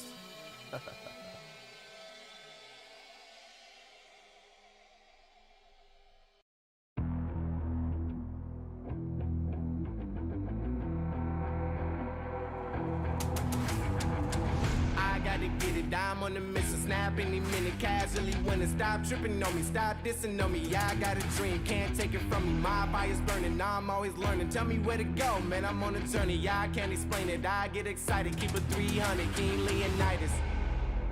Strap in, cause it's gonna be a long ride. Working on me every single day and night. There comes a time when your worlds will collide. If it's holding you back, push it right to the side. Ain't got no time for no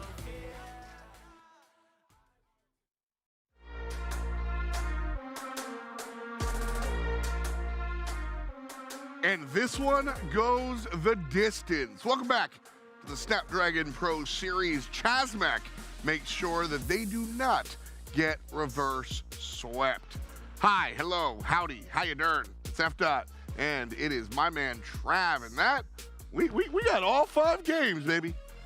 Can't complain about it, really, and we do have some great plays to break down. I believe I'm going to be taking a little bit of a look at that game with the absolutely amazing bow mines that me and Ash were absolutely loving, where he did get blocked in. I think it's in the round after this one, but nonetheless, we'll talk you through what's going on anyway.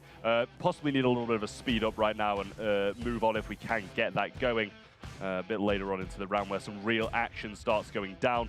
The push in there, we see a quick little cleanup. I believe it's actually in this round where the real magic happens. If we just start playing around here, I believe, so Luffy starts to make a move through the mid, if I can get a nice little thing. I believe he comes up here. We see Frixie push up this way, and he forces Toast to jump into this pocket here, which is where the Sprout was. He gets blocked in, and if we can get a little bit of a play, we do see the bow mines being thrown in there as well. I'm not sure how quick this progresses, but at the end of it, we do see that happening. Luffy throwing out a few shots and a great pinch in here from both him and Frixie. He's got the Gene pull.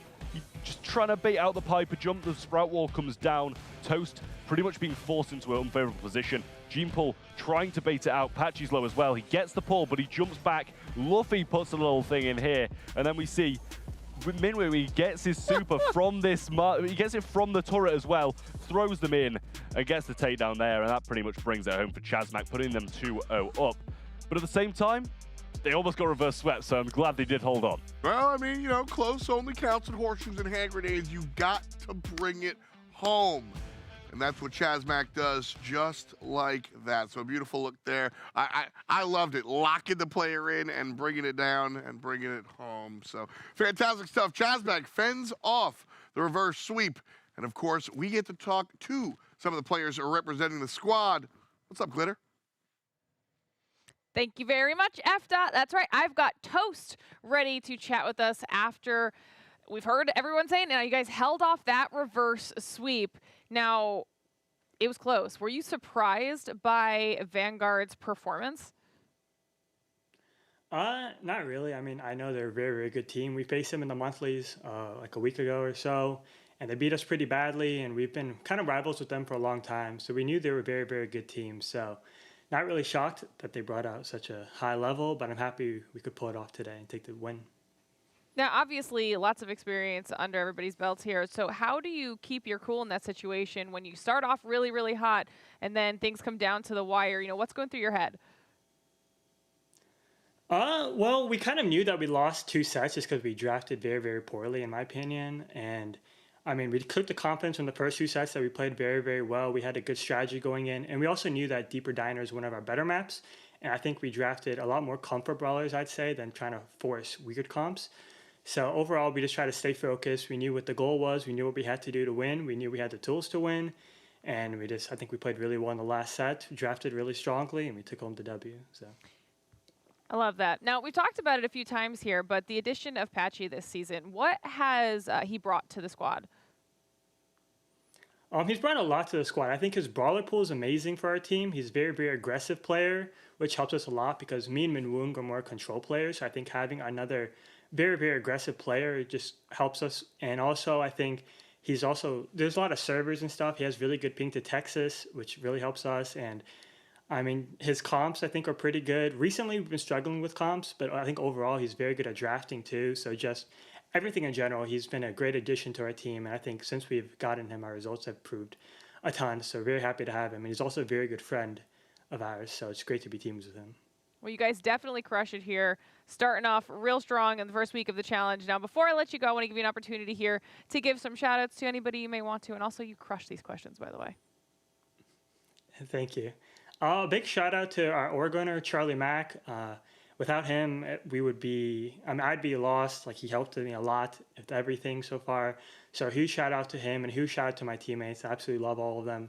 I hope we can keep working together, and I'm excited for the future matches in ESL. All right. Well, thank you so much for chatting with us. I'm sure we'll be seeing you soon. All right. Thank you. Okay. I mean, another wildly close matchup, almost to close out the day. I was concerned. There was definitely an opportunity for it to be the reverse sweep. I mean, definitely so, coming down to the wire in that last one there. But I do want to say, what an incredible interview as well. He's right? one of the most respectful and well-spoken guys I've ever listened to. I love when the players are willing to kind of chat and give us a little bit of insight there because we don't get that opportunity too often. So huge shout out to Toast as well for giving a phenomenal interview. But we have one more matchup for the day, and we have to start talking about that because we are closing everything out today with Stamina versus the Real Ones. Well, we've seen both of these teams already today. Cute Sans, who is just subbing in for Bobby as of recent. Subbing in for Bobby, subbing for OG. And then Bobby and Zar finish off the roster. If you don't know STMN, what have you been doing? Here they are, looking at their beautiful, beautiful faces as well. I mean, Ash, you know, what are your general thoughts of STMN's performance today and throughout the rest of what you've seen them with Sans? I feel like Sen's just gelled in perfectly with this team and exactly what they needed. His playstyle with the Bonnie and here with the Ruffs as a support, but here this is where I was impressed even more with this Bonnie, being able to have that, you know, aggressive player to make aggressive plays. Look at that jump in on Nathan, take all the gems, play it safe, take his time, patience, and then in Ring of Fire, this is what they needed him. They needed a Stu, an aggro player that provides you with that. You now have Zar, you have Sans, 2 players that can provide you with that. Whereas, you know, OG, one of the best players, but doesn't really bring that Stu capability that Sans does in this matchup. And I feel like having a weapon like him is big. Yeah, it lacks that. I think OG kind of lacked that aggressive factor that Sans brings to the table. Yeah. Here are their opponents, though. The real ones, Z, Lukey Bear, and Jigsaw. Just curious if Lukey Bear's still got his entourage behind him. He doesn't. No Things way. have changed up. Sadly, we don't have the Tribe Gaming content creator hype squad behind him. Yeah, but hey, maybe it's a good thing. He did kind of lose focus in that previous matchup, right? He played it awesome, though. He was amazing with this dude in Bounty. Had some amazing moments, had 7 stars at one point with this dude. But it was just not enough at the end of the day against Vanguard, who came up on top here. I'm a little bit worried about how they're going to match up against STMN, to be honest with you, because if you're taking, you know, losses against Vanguard pretty heavily, then obviously Vanguard have been an incredible roster as of recent, but I'd probably compare their recent performances to something like an STMN with Sans at the moment. Definitely. This is not an easy matchup for real ones at all. But at the same time, sometimes in Brawl Stars, some teams do match up very well against other teams. But if I'm the real ones and I want to beat Stamina, I'm going to try to bring something new to the table, play something unique, try to keep them try to keep them on their toes by playing off-meta stuff. All right, well, you've got all of the information. You get to see the stats. So, of course, chat, it is time for me to ask you your opinion for the final time today. Will it be Stamina to close out the day, or will it be the real ones? Of course, let us know down below in that Twitch chat poll. All right, last one. I hope you guys are prepared because they are ready to go. So let's close this thing out strong. I'm always ready. I'm always ready, especially for a match like this. STMN and the real ones, two incredible teams, should pair up to give us some extremely good Brawl Stars to watch. Bands kicking things off instantly because we've already had the first pick. Bell, and I didn't even look at the map. I saw the Colt and Brock bands, and I knew it was going to be safe zone. Real ones banning out that. STMN banning out Colette, Bonnie, and Carl. First pick in Ruffs, and then real ones did actually have the first pick, and they went with Lola. Yeah, and we remember how well Sans played Ruffs in that previous matchup for Safe Zone. So they're trying to do the same thing here again. You go with the Ruffs, and for their next pick against Lola. Hey, Lola, good safe pick, especially when Bell's off the table here. One less counter to be afraid with one less counter to be worried about. But if you're Stamina here, kind of looking at, hey, do I take another lane here? I got two wall breakers out of the table here. Go with the Piper. Does provide you with the wall break when you need it, and then same with Ruffs with this super can offer you a wall break as well. Yeah, we're back to real ones for 2 picks now, so they do have quite a bit of opportunity to pick some really solid lanes here. You'd imagine they'll be sending Lola down that mid, and if not, they need to add some range to their composition to be able to really fend off this Piper through that mid, and there it is. It's the Nanny, and I absolutely love it here. You've got that teleport capability, and they're going with the Daryl. Something that we saw Tribe Gaming pull up absolutely phenomenally in that split #1 on Kaboom Canyon. That Nanny TP in, paired with some great synergy along with the Daryl roll, can really add up some dangerous stuff. My main concern is here is like, if you're going to go with Daryl, right, you're going to go Nanny, Lola, Ruffs is going to feast. He's going to feast. He's going to get his supers off in, especially against your Daryl. He wants that matchup. Against your Nanny, you've got sandbags to conceal him and his teammates whenever needed. Then Rico. I love the Rico pick, mainly because, hey, Real One thought, we're going to limit the 2 biggest wall breakers on this map, Colt and Brock, but Stamina's like, hey, wait a minute. We got Piper and Ruffs to also open up walls late game, and that's where Rico's going to come in handy. So overall, I really like what Stamina did here. I feel like, again, they kind of one-upped what happened with Say goodbye to Lukey's camera. I think that's what I'm saying there, but yeah, it's really a late game kind of composition that we're seeing from STMN, whereas, you know, you're expecting the real ones to come out swinging with some real solid early roll in or something like that from Z and some aggressive pushing. But say goodbye to Jigsaw near enough instantly as Bobby on his comfort brawl is just going to pop off. Well, that was really fast too, and he also has a super if needed, but he's going to hold on to it for now, as he's going to again take out Z, already popping off. Q10's doing a great job on the left side. Doesn't even need the wall break. He managed to get through around that wall, get to his position. And this is looking huge because not only that, the real ones don't have a comfortable counter to a Rico hiding behind a wall here. This might even seal the deal. I mean, this position we know full well. This is just dirty for Sans in that position, but he does get taken out. Jigsaw's there, and the pinch with Z was absolutely perfect. TP should be coming in shortly, and he's going to be heading over to the same spot, but over the right-hand side, it just doesn't have the same intimidation effect that the Rico has there. Yeah, definitely. Not only that, Rico can counter your Nanny hiding behind that wall, so that's another reason Rico was a great final pick. There's a wall break and the empowerment from Russ's super. Bobby forced to play defense against the Nanny here. Is going to use the safe to defend.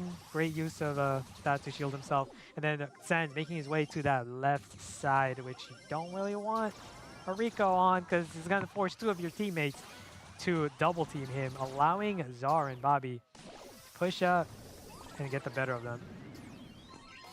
Yeah, they are at a bit of a deficit. And obviously Bobby doesn't have this return to sender to worry about when shooting at the Nanny because he's going to be using that teleport up the top side of the map.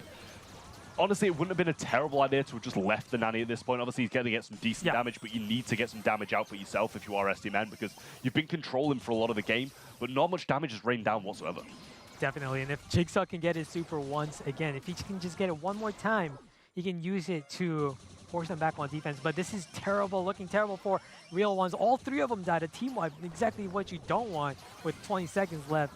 Lots of time for Stamina to make this final push and take this win. Great bounce castle from Q-Sanzo when the Daryl rolled in on him. He's picked up this power-up now as well. Z's going to make a move towards him once more, but that's going to be some serious damage raining in.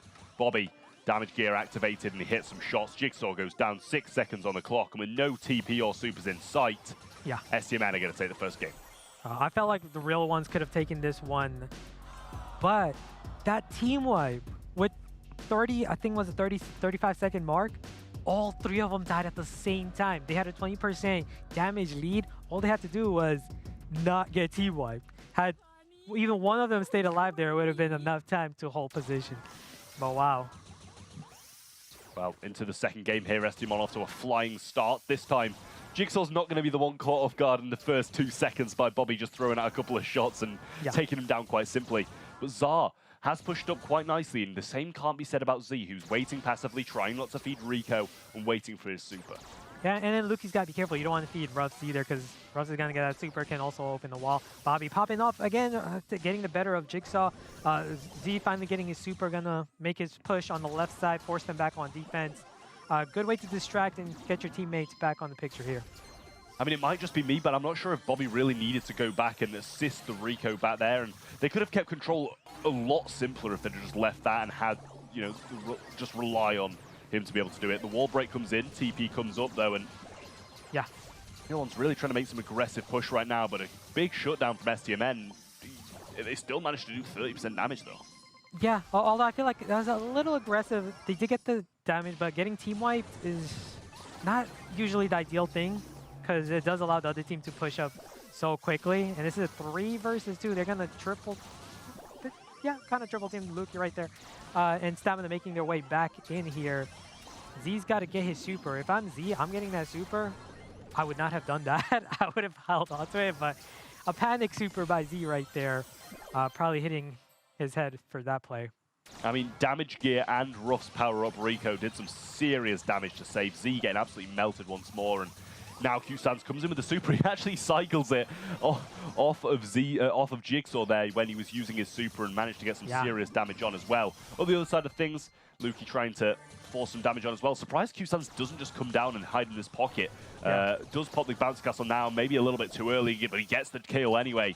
Z trying to follow once more, and Q-Sans is not stopping there. He gets the 2, bounces a few more shots through as well, and STMN looking on top of the world right now. Yeah, that's going to seal it. You know what I felt like the Real One should have done there? Just forget about the Rico, let him shoot your safe, and just go in. Just go aggro in on that safe, because the Piper and the Ruffs are not going to be enough defense against your Nani, Lola, and Daryl overall DPS. But Stamina going to take this one. I think you might be right about that, but I think at the same time, if the Rico's there with Super Bounty as well, it's going to be a real tough base race to win, because the Ruffs and Pipers still going to have some defensive value, whereas Rico's just going to be free to rain down on safe, and that might have still resulted in a loss for them. STMN carrying on their great performance from earlier and bringing some real skill out in this first set to be able to defeat these really great players, and a lot of it's down to just the phenomenal starts that Bobby had, really. Yeah, definitely. Hitting those Piper shots. Got the kill on Nani a bunch of times, which, if you're a Nani, you don't really want to lose that matchup. Overall, you have more range than the Nani. I mean, you have more range than the Piper, so as a Nani, you shouldn't really lose that matchup. But just showcasing, why Stamina, the superior team, able to win those mismatches. Rico didn't even need the wall break a bunch of times to win his side and then get in position. Bunch of panic supers as well by the Real Ones with the Daryl super. The story here is, hey, the misplays. Stamina, not as much compared to the Real Ones. I mean, we've said time and time again, they're veterans of the scene. This is why they don't make these misplays. 37 kills in comparison to 12. That's another reason why they were able to take this set so convincingly. And just along with 134,000 damage as well, which is probably the biggest damage statistic we've seen today, I'd imagine. Unless it obviously went across 3 games, then probably not. But they also managed to get a good amount of healing through as well, which is probably quite a lot of it down to a few of those bouncy castles just healing vast amounts of HP. And at the same time, they're able to just keep this passive approach to the game, deal damage where they can, and not panic too much. Yeah, definitely. Although I don't think the real ones played that. I feel like the stats are a bit deceiving right there, because I do think the real ones played it very well in that first game. They got pretty close. The only mistake they made, getting team wiped at the wrong time. Had they held control with the lead, they could have taken that first game. And I also think overall their DPS as a group, as a team right there, it was great. And they just needed to keep that aggression, what they were doing within like the first minute and a half in that first game. Seemed like they didn't pick their moments too well Yeah. to go for those aggressive points. And when they did, you mentioned it a few times, they got team wiped, and that's where STMN were able to thrive, bring the game back when there was just nobody to oppose them in the mid, push up, deal some damage gears possibly activated as well. But we're on to the next set now. Forget about that one. STMN have taken it. Open Zone is the one up next. New map to the competitive scene. Bell, Max, and Jean going to be banned out from the real ones, and we are seeing the Bell double banned out as STMN add Pam and Carl also to the mix. Yeah, looking at it, most likely real one's going to get the first pick here. No Carl, Pam, Bell in the picture. No, Salmon's going to get the first pick. Wow, okay. That meant that real ones are comfortable enough to give Stamina Janet or Carl or Bonnie as their first pick. But hey, real ones managed to take Crow and Bonnie. Not too bad. Not too bad for them. I like that for the real ones, to be honest with you. I like the Bonnie pick, especially, you know, because Carl, which is usually a bit of a first pick, is out of the way. You get Bonnie, you get Crow. It's a real solid pair, and if you can slow them down, connect some of these shots, and then have Bonnie jump in when they're slowed as well, you can get some real nice combination plays. But seeing the Stu come out along with a Lola as well from STMN, so that rounds off the comp pretty nicely. I feel like Janet's going to be quite heavily required to do some serious work here and get some good targeted assassinations down. Yeah, definitely. Surprising to see Stu being picked right after Crow. You don't have the range against that slow ability of Crow to get a lot of value off your team. If you're real ones, you know, you wanted Bell, but you know Bell's not an option here. So you're looking at something that would be great against Lola. I wouldn't be surprised to see like an Amber being picked here. We've been seeing Amber a lot. Penny, great pick right there against Lola. And overall, just good control. But against the Stu, not the best matchup for a Penny. But overall, I like it. Yeah, I mean, you know, if the Stu does go aggressive, we said this time and time again, the Penny barrel's always going to be there to deal some serious splash damage at close range. But at the same time, if you're playing that kind of mid-range battle, Stu should come out on top the majority of the time, and he can't, at least he can't play the speed zones to tank some stuff, because those Penny shots are going to be splashing through and dealing vast amounts of damage when that happens. But I don't mind either comp, to be honest. I think they're both pretty viable at certain points, but it's just going to be, you know, who gets that pretty early control, and if Janet can really pop off as much as Bonnie can. Yeah, definitely. And also if you can get that Penny mortar early on. And there's a slowdown, which is just so, like, it's just so imperative. It just makes things easier. Get your Penny those hits as well that you really need early on in the game. Q10 showing off his aggression with the Stu, and just what a demon he can be on that brawler. In comes Q-Stance once more, and you know, he's really proved himself today, I will say. Does go down now though, but Zara able to clean up his mess as gets that takedown there. Bobby hit by Crow though, and it missed 3 shots in a row there. I'm not sure what was really happening, but now Lukey does jump in and get that takedown. That Penny mortar is already established as well, so they have to be a little bit cautious about that as well. Barrel goes down, but Jigsaw can't get much value out of it as Zara cleans up quickly. Yeah, mortar down, of course, is going to be huge for them. And not just that, Lukey still has 2 more of his slow gadgets in store for him. He still has the slow gadget to use when he needs to. Bonnie's going to jump in. Great jump right there, get the easy kill. Jan's going to fly, but it's not really going to do much. They're just not going to do much right there. It is going to take out the mortar, which is great, but look what Jigsaw has. Another one to place down. I mean, it's just not working too well for Bobby at the moment, is it really? I don't think Cute Sands and Zara have done too much wrong, but it kind of seems like a 2v3 with the Janet not able to do too much at range or close range, really, in comparison to what the real ones are bringing to the table. They need to keep this control now, but with Lukey jumping in, might be difficult to do that. Z and Jigsaw are going to help out as well. Cute Sands falls. Zara getting targeted by the mortar and all 3 players. Surely going to be a real ones game with this massive, near enough 50% lead they've established. Yeah, for sure. I feel like the biggest mistake Stamina made here was drafting Stu into a Crow, but also Bonnie but you don't have any counters to Abani, right? You didn't really draft anything there. I felt like maybe Leon would have been great for them, having that the load option, the ability to just go aggro against Abani, take advantage of her slow reload. Overall, just didn't see it. I mean, I think STMN still have a chance in this set. It's not completely over for them, but I think it quite heavily depends on the start that they're going to be getting, because in that one the start was absolutely utterly awful.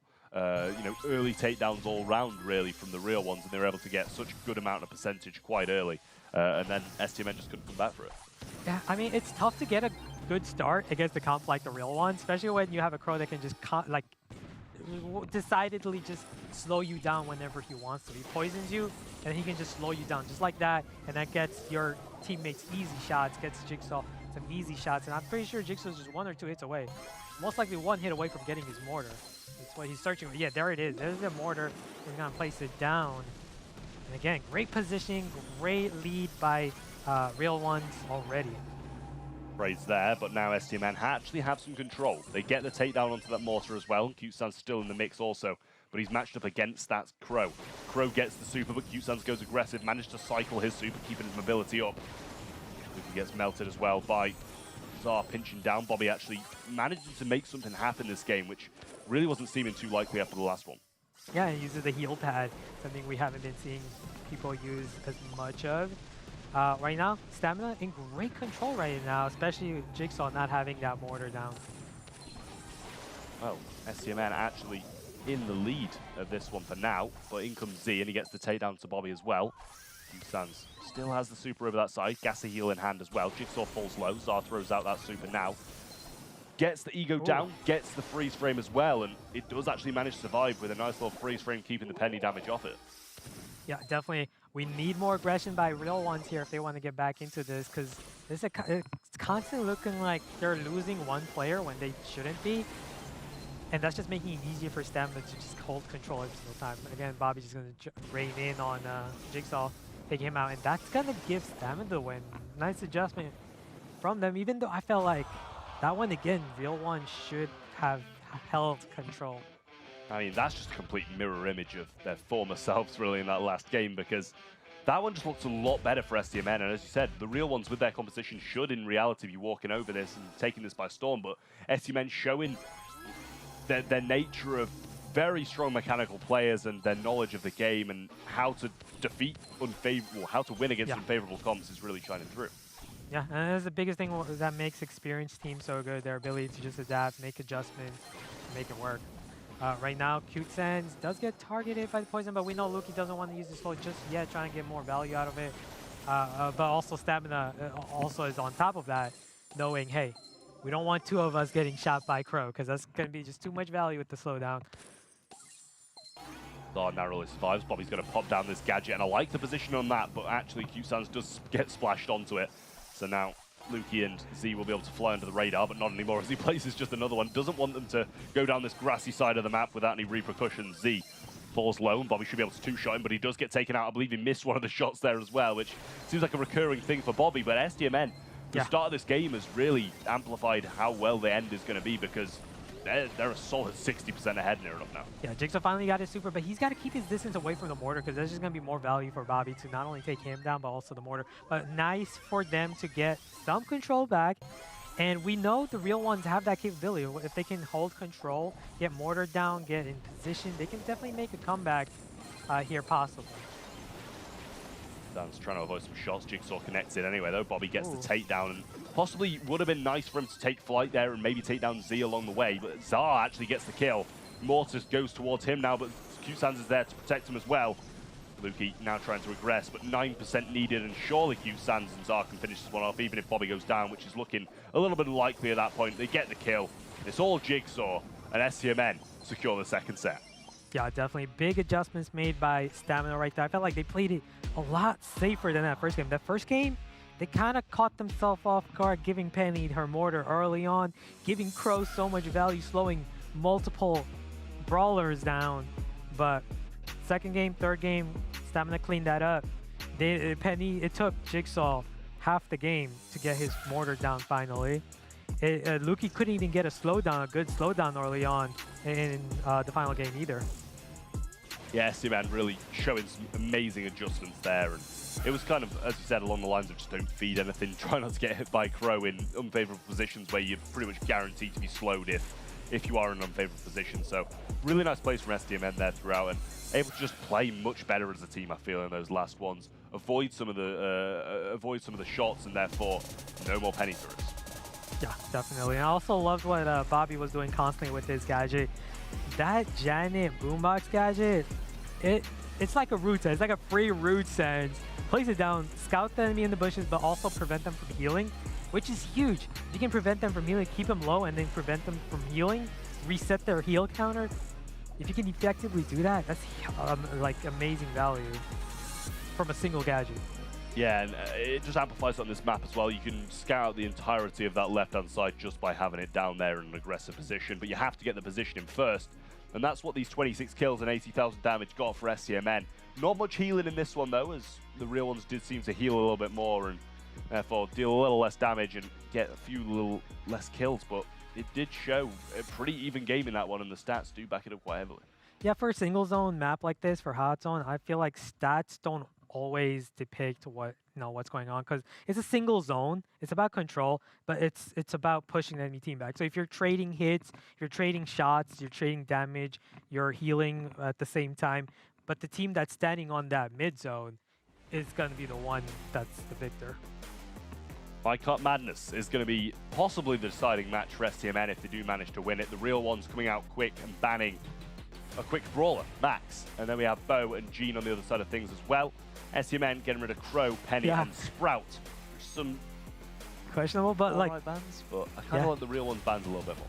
But check this out. You got Janet, you got Bonnie, you got Carl, all available. All's there. And I feel like that's why real ones made those benches. They're like, hey, we'll give them one OP brawler, but we'll take two of them. Yeah. And they're going to take Janet. I feel like they're also going to take Bonnie here. You got it. Yeah. Good prediction, Ash. Good prediction. This is why you're brought into these kind of things. The knowledge of the game is just unparalleled.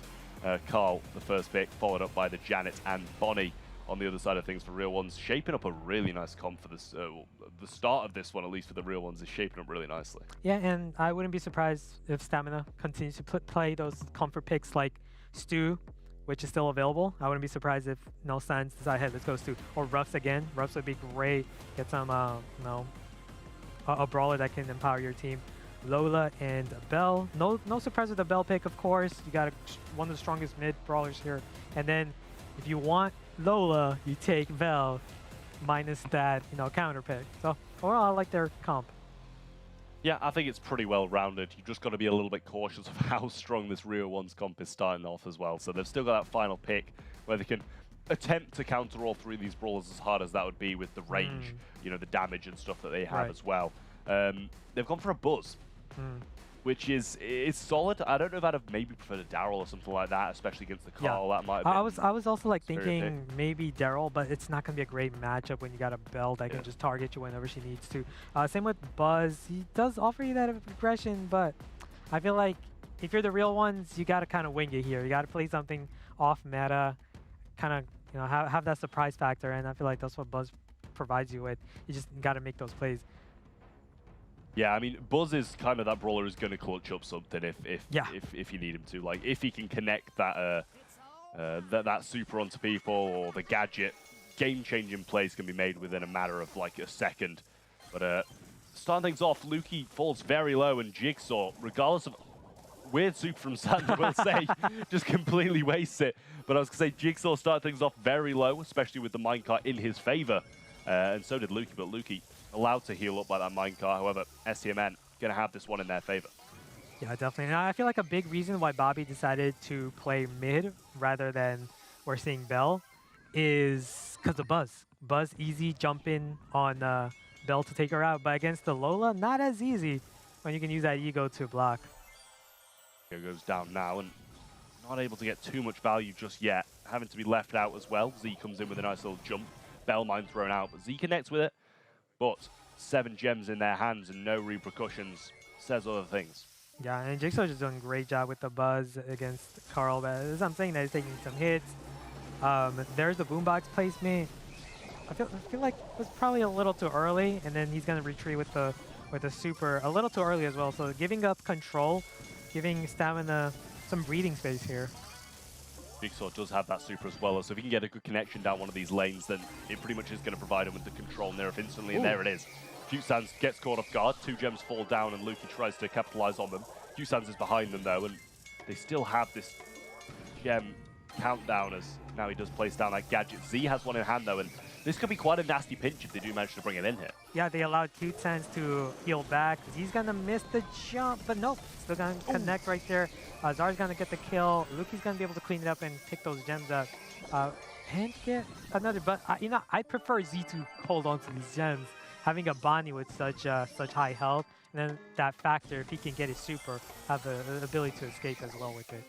At the same time, though, it has given them a bit more time to kind of swoop back in and try get this reset and get out with them once more. Q-Sans has the spin, he picks up some gems along the way as well, but in comes that super from Lukey, but now he gets the fly knockout, but the connection from Buzz as well. Bobby's just respawning, but unable to make any plays towards the gems. 13 seconds on the clock, and this should be the countdown that actually finishes it. Hopefully it is. I'm pretty sure Q-Sans is out of gadgets, I think. Yeah. Jigsaw has 11 gems, and yeah, he's just gonna comfortably spin back here, taking it. You know what? Buzz pick worked out really well, especially, you know, taking that matchup against the Carl. I think he's gonna need to do that because Stamina, they're gonna make the adjustment. They don't want Carl on Buzz again, do they? Yeah, well, I mean, these adjustments are what make SDMN who they are, and that's why I don't think you can kind of count them out this set just yet. We said the same thing in... And that's what we see right on. We see Bobby on the right side this time against the Buzz. Now, if you're a Z, maybe you're thinking, hey, let's have Jigsaw get back on that Carl, but we're not seeing that adjustment made here. Mark is now onto Lukey as well. Jigsaw should get sprayed down quite nicely by Bobby here, who has this ego in front of him now as well, so can tank this super. Jigsaw rotating over to the left-hand side, but whilst this is happening, we're going to see Z go in to 3 people. He may have got the takedown, but even if he did, he wasn't getting anywhere with those.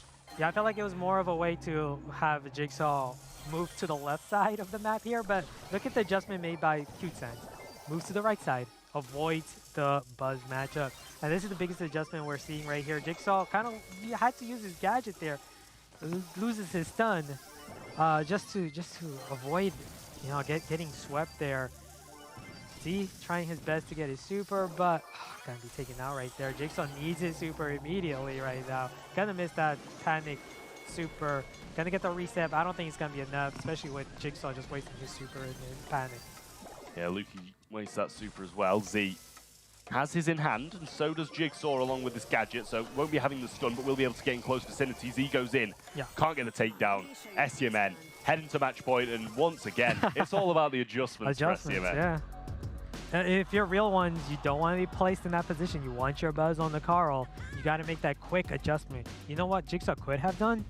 Use his gadget, use his super, propel himself to the left side immediately. And that's how you can make a quick switch. But right now, Jigsaw's going to go left. But I feel like Stamina might be outsmarting him. And there, as you can see, Bobby's ready. He's already making the adjustment to the left side. He went mid this time. He didn't go lane because he knew Jigsaw was thinking about it.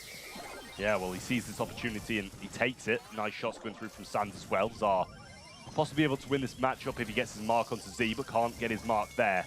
Does miss it. Jigsaw coming back once again onto Sans. Should be fairly close to his super and gets it just because he's in this vicinity.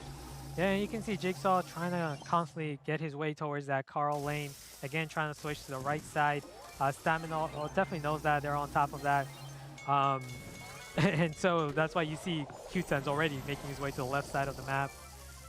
Nice jump by Z, by the way, to get that kill. And now, wow, Real One's on top of this. Jigsaw made his way to the Carl, won his matchup. Luke's got to be careful. He's about to land at any moment here. I don't know if he should land for the gems. Yeah, he really shouldn't. He doesn't. And good takedowns as well, though. Z forced onto the gems, marked as well, which is huge for STMN. And they should be able to keep this control. Jigsaw going to try and use this super aggressively. Z's going to purposely go down to that minecart. Jigsaw goes down.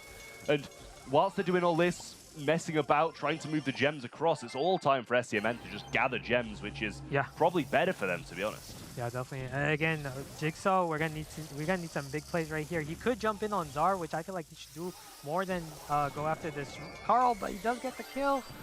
Tries to chain, but not really gonna get much out of it as he's gonna be pushed back. Not what you want to do in a map like this. You don't want to get spawn trapped here. I was curious if he was going to try and go down to the minecart again, but he doesn't this time. Q-Sans gets his super as well. Z starts the countdown with 10 in hand.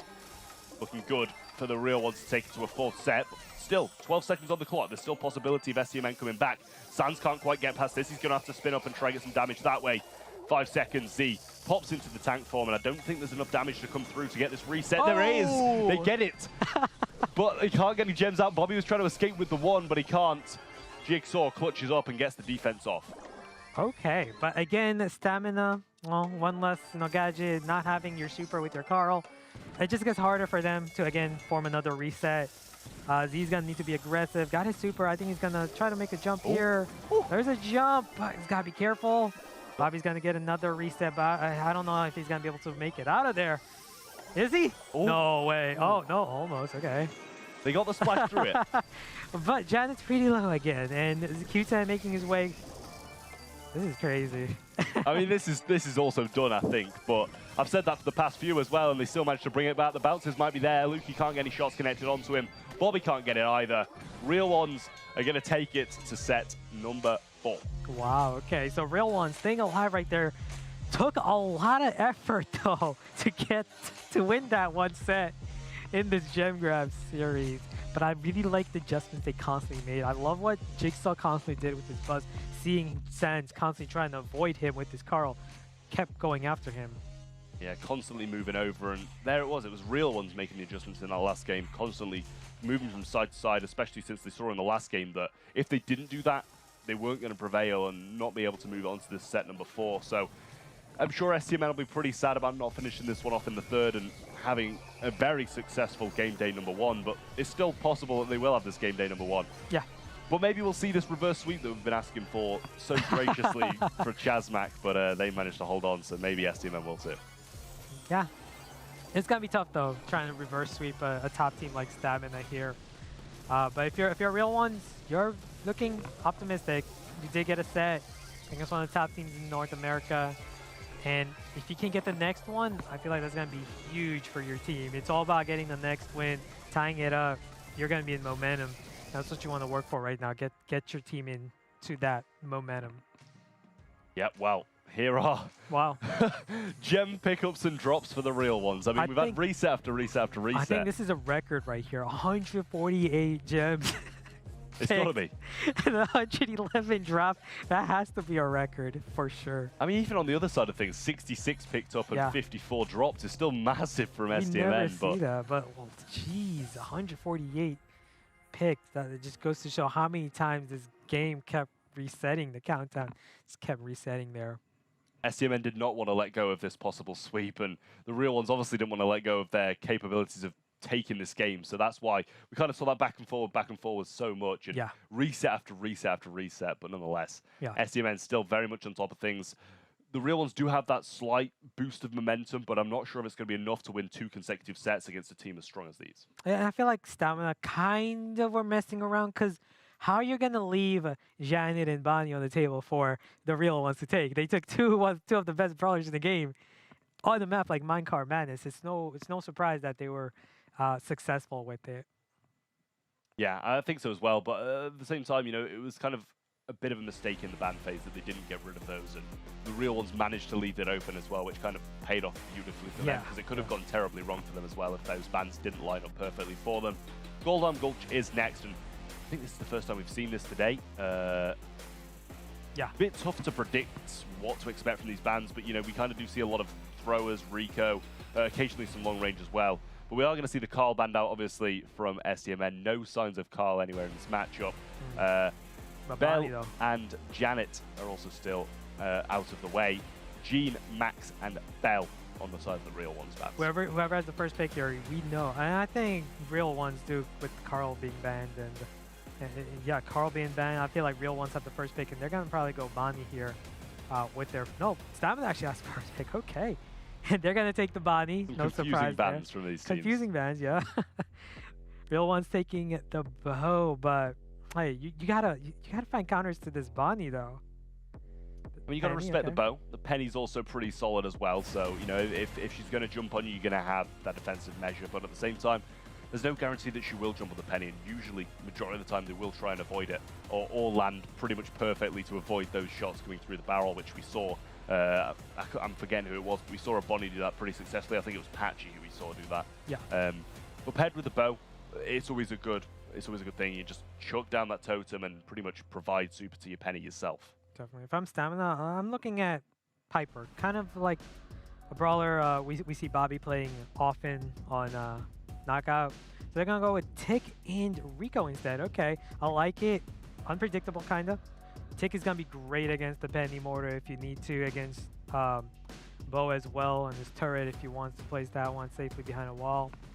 You got Rico, always a solid pick on this map as well. And Real One's going with Sprout, knowing, hey, you know, we got a great thrower player in Lucky Bear, but I don't really like it, and here's why. I don't like Sprout matchup against Tick, and I also don't like Sprout matchup against the Bonnie. The moment Bonnie gets her super, you know what she's gonna do. Yeah, I think I can agree with you with that one. To be honest, I do kind of like the STMN comp, what they're bringing to the table here. They've got the bouncy castle in those late portions of the game as well to heal up, and also, as you mentioned, the Bonnie as well. Amazing ability to jump onto that Sprout and also have that 7.8 KHP towards the late portions of the game. You can outlast a lot of brawlers in the gas.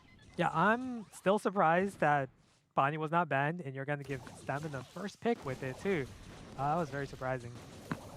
But let's see if I'll be surprised even more if the Real Ones can come out on top here against this matchup. I'll be feeling very confident about going in so aggressive on that wow. one, but falls very low as well. Lukey managed to avoid a few of these tick shots, but gets connected even harder with it now. Should be gone, but he gets that heal off from the photosynthesis. Tickhead goes down pretty quickly, and Jigsaw using his barrel to actually tank instead of try to do damage at close range. Yeah, Lukey actually did a really good job thinking a lot right there, but Bobby's gonna take out Z. And there's that Rico super. That's gonna do it. Quick victory by Stamina. And the best of all, they got their supers on Tick and Bonnie. So it just makes it even harder now for the Real Ones. Gonna need to play it even more defensively, which you don't really want if you want to be Stamina here. I'm a little bit scared for the Real Ones now. They do have that penny super, however, though. I don't think that hedge is really doing too much from Lukey Bear there. Yeah. And, now the penny super does go down, and Zar uses a last hurrah to tank one of those shots, which I'm not sure how I feel about either, especially because he gets connected by the next one as well. This penny mortar is just doing absolute work. I don't think it's actually missed a shot until just now. There's the... Oh, wow. I'm surprised Bobby actually made that play. He was very confident that he was going to end up getting a trade, I guess, but definitely a misplay. Yeah, Sans goes down as well, and now it's to Zar, who wants his super but also doesn't want to feed their opponents. I feel like maybe you should just walk into the smoke, to be fair. Jigsaw gets his super in those in the closing seconds as well. I feel like Stamina just wanted to call it a day. Like, he's like, okay, I'm going to just jump in. Let me just take out this real quick so you guys can finish off the rest. But it didn't really work out there. Yeah, unable to finish that one off there. But Jigsaw has his super again. Now Tickhead coming in. Zar unable to do too much with that, but Lukey getting hit pretty hard now. Still has some photosynthesis gadgets in hand, though. So that's always a good thing. Super comes through from... I believe it's Q-Sans on the Rico over there. Yep. Penny Mortar's going to go down pretty quickly. Z throws down a totem to try and get his mines, which he does eventually get. Throws them in quite a point for a late moment takedown. Definitely. And we know Bobby's very close to getting his super with his Bonnie. In late game, it's going to be difficult. You're going to need good positioning. You're going to need that barrel in hand. If you're Jigsaw, and there's the Bonnie super now by Bobby, who's gonna wait it out this time. I feel like, rather than be so aggressive as he did in the previous match. Yeah, it wouldn't be too bad to try and pick out either Z or Lukey over here, but Jigsaw's not the prime target. These bow mines are a little bit scary to look at as well. He goes in now, comes in. Lukey can't get to the photosynthesis in time. Jigsaw falls, and Zar's Tickhead finishes off the last opponent. Match point for STMN once more. Yeah, definitely. It's all about patience there in Knockout. We know Bobby went in too early with that Bonnie super, losing that exchange. But played it safe, which he knew he had to do. All he had to do, wait it out. Jump in on Sprout or Bow when you can. And that's basically the story here. And then Zar here having the range advantage against Sprout. Just keep your range, get your supers, and just work until the last few seconds of knockout. Yeah, this top side's not looking too good. I believe the penny's very low as well, and Zar should be able to clean this one up along with Bobby's help. Doesn't want to feed in this super though, and Lukey actually picks up a takedown up top. Or should I say down the bottom. Tickhead comes back for Jigsaw, and Lukey in a 1v2 situation. Not the end of the world, but with Bobby having the super, it kind of is. I think it definitely is. I can't see this Sprout winning this 1v2. It's gonna require a miracle. Bobby did rush it though. So if Sprout can land every single shot here, every single shot, nope. You got Zar over there helping out though.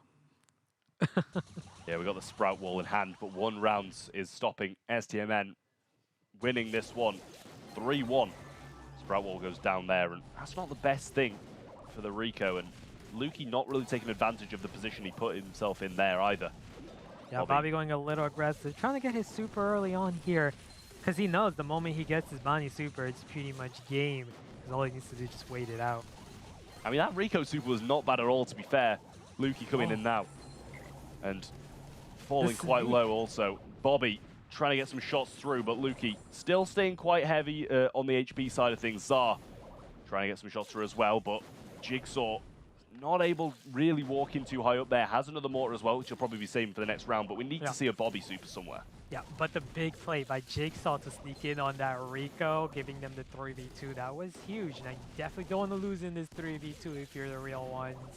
But we know Bobby, again, he's pretty close to getting his Bonnie super. And then, oh, no, I think he's just going to suicide here. This is a pretty difficult matchup to win, 1v3. And that's what he's going to do. He's going to hold on to his super, which is the right play to do heading into the 3rd match here in this final set. Yeah, I think clinging on to that's probably the smart thing, but at the same time, we do have 3 supers from the other side of things. STMN looking very good at that point. But now, Zar in a position to take down this Penny Mortar quite quickly. It does have to retreat, heal up a little bit, but now, Q-Sans, Bobby have supers. If Q-Sans can get them low with his, Bobby can finish them off with his also. Yeah, and Q-Sans knows the reason he died in that previous game was he just walked in on that Penny. As long as he doesn't do that and just plays his game, Damas should be able to take this one. But Bobby walking in on the Sprout Fire, exchange of kills, and that's gonna ice it. Q-Sans with the super, the finishing play to take the 3-1 victory against the real ones. What a win for STMN to have as well. 2-0 finishing things off in game day number 1. Yep. No better way to do it other than obviously having 2 sweeps, but they'll take a 3-1 in their second game nonetheless, because they've deserved it. Great performance from them, and especially in that last one, I really like what Bobby was bringing to the table. Q-Sans as well, and Zar playing his part in that last one as well. All playing their specific brawlers to their best of their abilities. Yeah, definitely. And you can also see, they were having a little fun there with the draft as well, keeping a lot of the overpowered brawlers, Carl, Bonnie, Janet, available in that gem grab set. And right here, they were able to take Bonnie without even, banning her. Surprise, right? If Bonnie was available, but no, that's the thing you gotta learn if you're the real ones. You don't want to give a powerful brawler like Bonnie and then draft a comp that's all weak to her, right? Yeah, I mean, at the same time, I think a lot of those kind of plays are a bit of a mistake there in the drafting phase. And, they quite heavily relied on the real ones wanting to ban out those picks as their first pick to then not have them, and then everything was kind of left open, and it was a bit of a mess, really, but nonetheless, thoroughly deserved win from STMN. Way to close out the day, guys. You crushed it all day, did fantastic, and it's almost time for us to close out the show. But of course, before we do that, we have to close out the last matchup. We're going to take a look back at some of the highlights from the last game, because honestly, they almost had 2 sweeps. They almost did it.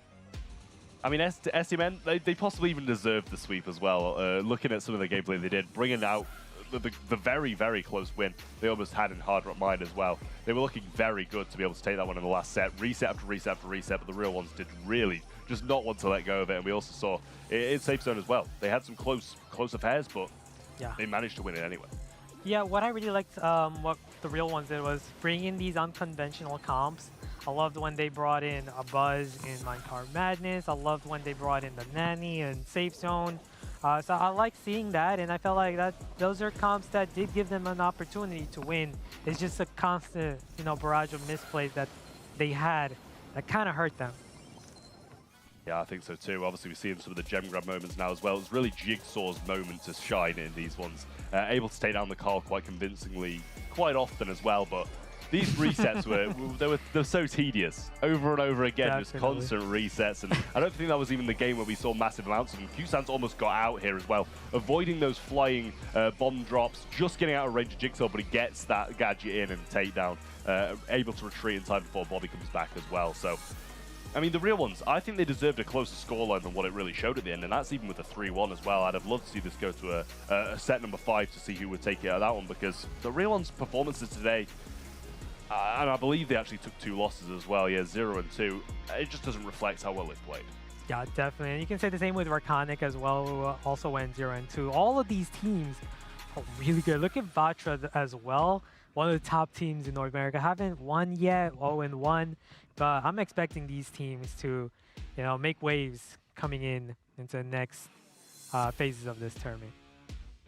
Definitely a very, very strong way to be starting off our challenge portion of this series. But we get one more chance for the day to be talking with Bobby from the winning team of that last matchup. 2-0 on the day. Talk about a great way to kick off the challenge. I mean, you said that you were prepped for this second matchup. It definitely shows. You've got to feel good.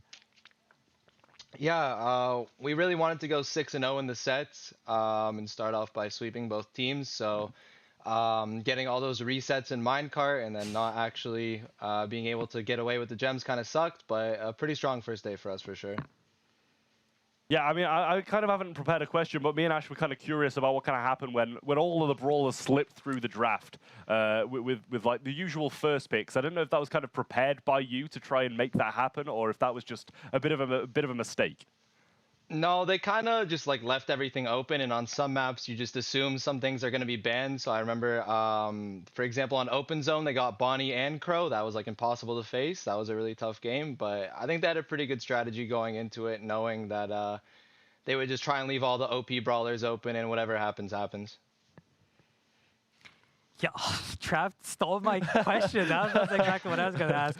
But I guess looking forward towards the next challenges for this tournament, what's the team that you're looking forward to the most? Vatra for sure. I had this similar question earlier. They beat us on double match point the last 2 times we played them, one being in monthly finals, so it kind of burns a little bit. They're our friends, and it kind of hurts a little bit more when you lose to your friends because they can kind of just roast you whenever they want. So I definitely want to get out there, face them, and beat them. Yeah, definitely a very strong team. Yeah, you guys crushed it so far. Great way to close out the day. Great way to start off the entire challenge. So congratulations yet again. We're excited for next week. Thank you. All right. That was a great day. Yeah. That was a great... And the leaderboard, only 2 teams at the top with 2-0. And are we surprised with who they are?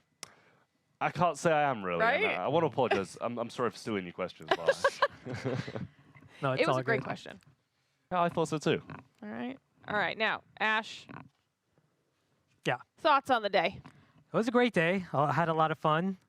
And to answer your question from before, I do feel like Vatra, being a 6th seed right now, not reflective of their potential. Yes. I feel like they're going to make their way back to the top sooner than later as we keep doing more of these. And it feels like there's a few of those on the leaderboard, right? Like a couple teams that right now this first week is not necessarily indicative of their ability to perform. Definitely. All right. Well, we're going to be keeping a close eye on everyone, of course. But first of all, we got to talk to you guys. Remember that segment we did earlier, first period with FDOT, and we said we were going to be having office hours, or he was going to have office hours, so you guys could ask some questions. First of all, head on over to his Instagram. That's where those are going to be. It's going to be at FDOTNY on Instagram, and he will be answering all of your questions there as the follow-up to that segment. Trust me, you don't want to miss out on that, and we'll bring it back next week with more information and things for you to learn. I didn't get to get your final thoughts on the day, though, Trev, so let's hear those. I mean, I just think there's been some absolutely amazing games. I'm really looking forward to a few of the real top-level matchups. Tribe, Vatra, STMN all kind of facing each other. And, also a few more of the teams shining through. I really want to see, what Rakonic can really bring when they get a bit more experience under the belt. Yeah, I mean, we still have 3 more weeks to go, so they are going to get even spicier than this first one. But For now, that's it. Week 1 is done of the Snapdragon Mobile Challenge for Brawl Stars. It's in the books, and the teams have started things off very, very strong. Of course, a huge shout out to our sponsors, Snapdragon Elite Gaming, Monster Energy, DHL, the US Air Force, and Samsung Galaxy for making this entire series possible. As always, on behalf of myself, my fellow co-casters, and everyone behind the scenes here at ESL Studios, thank you so much for watching, and we will be seeing you next week.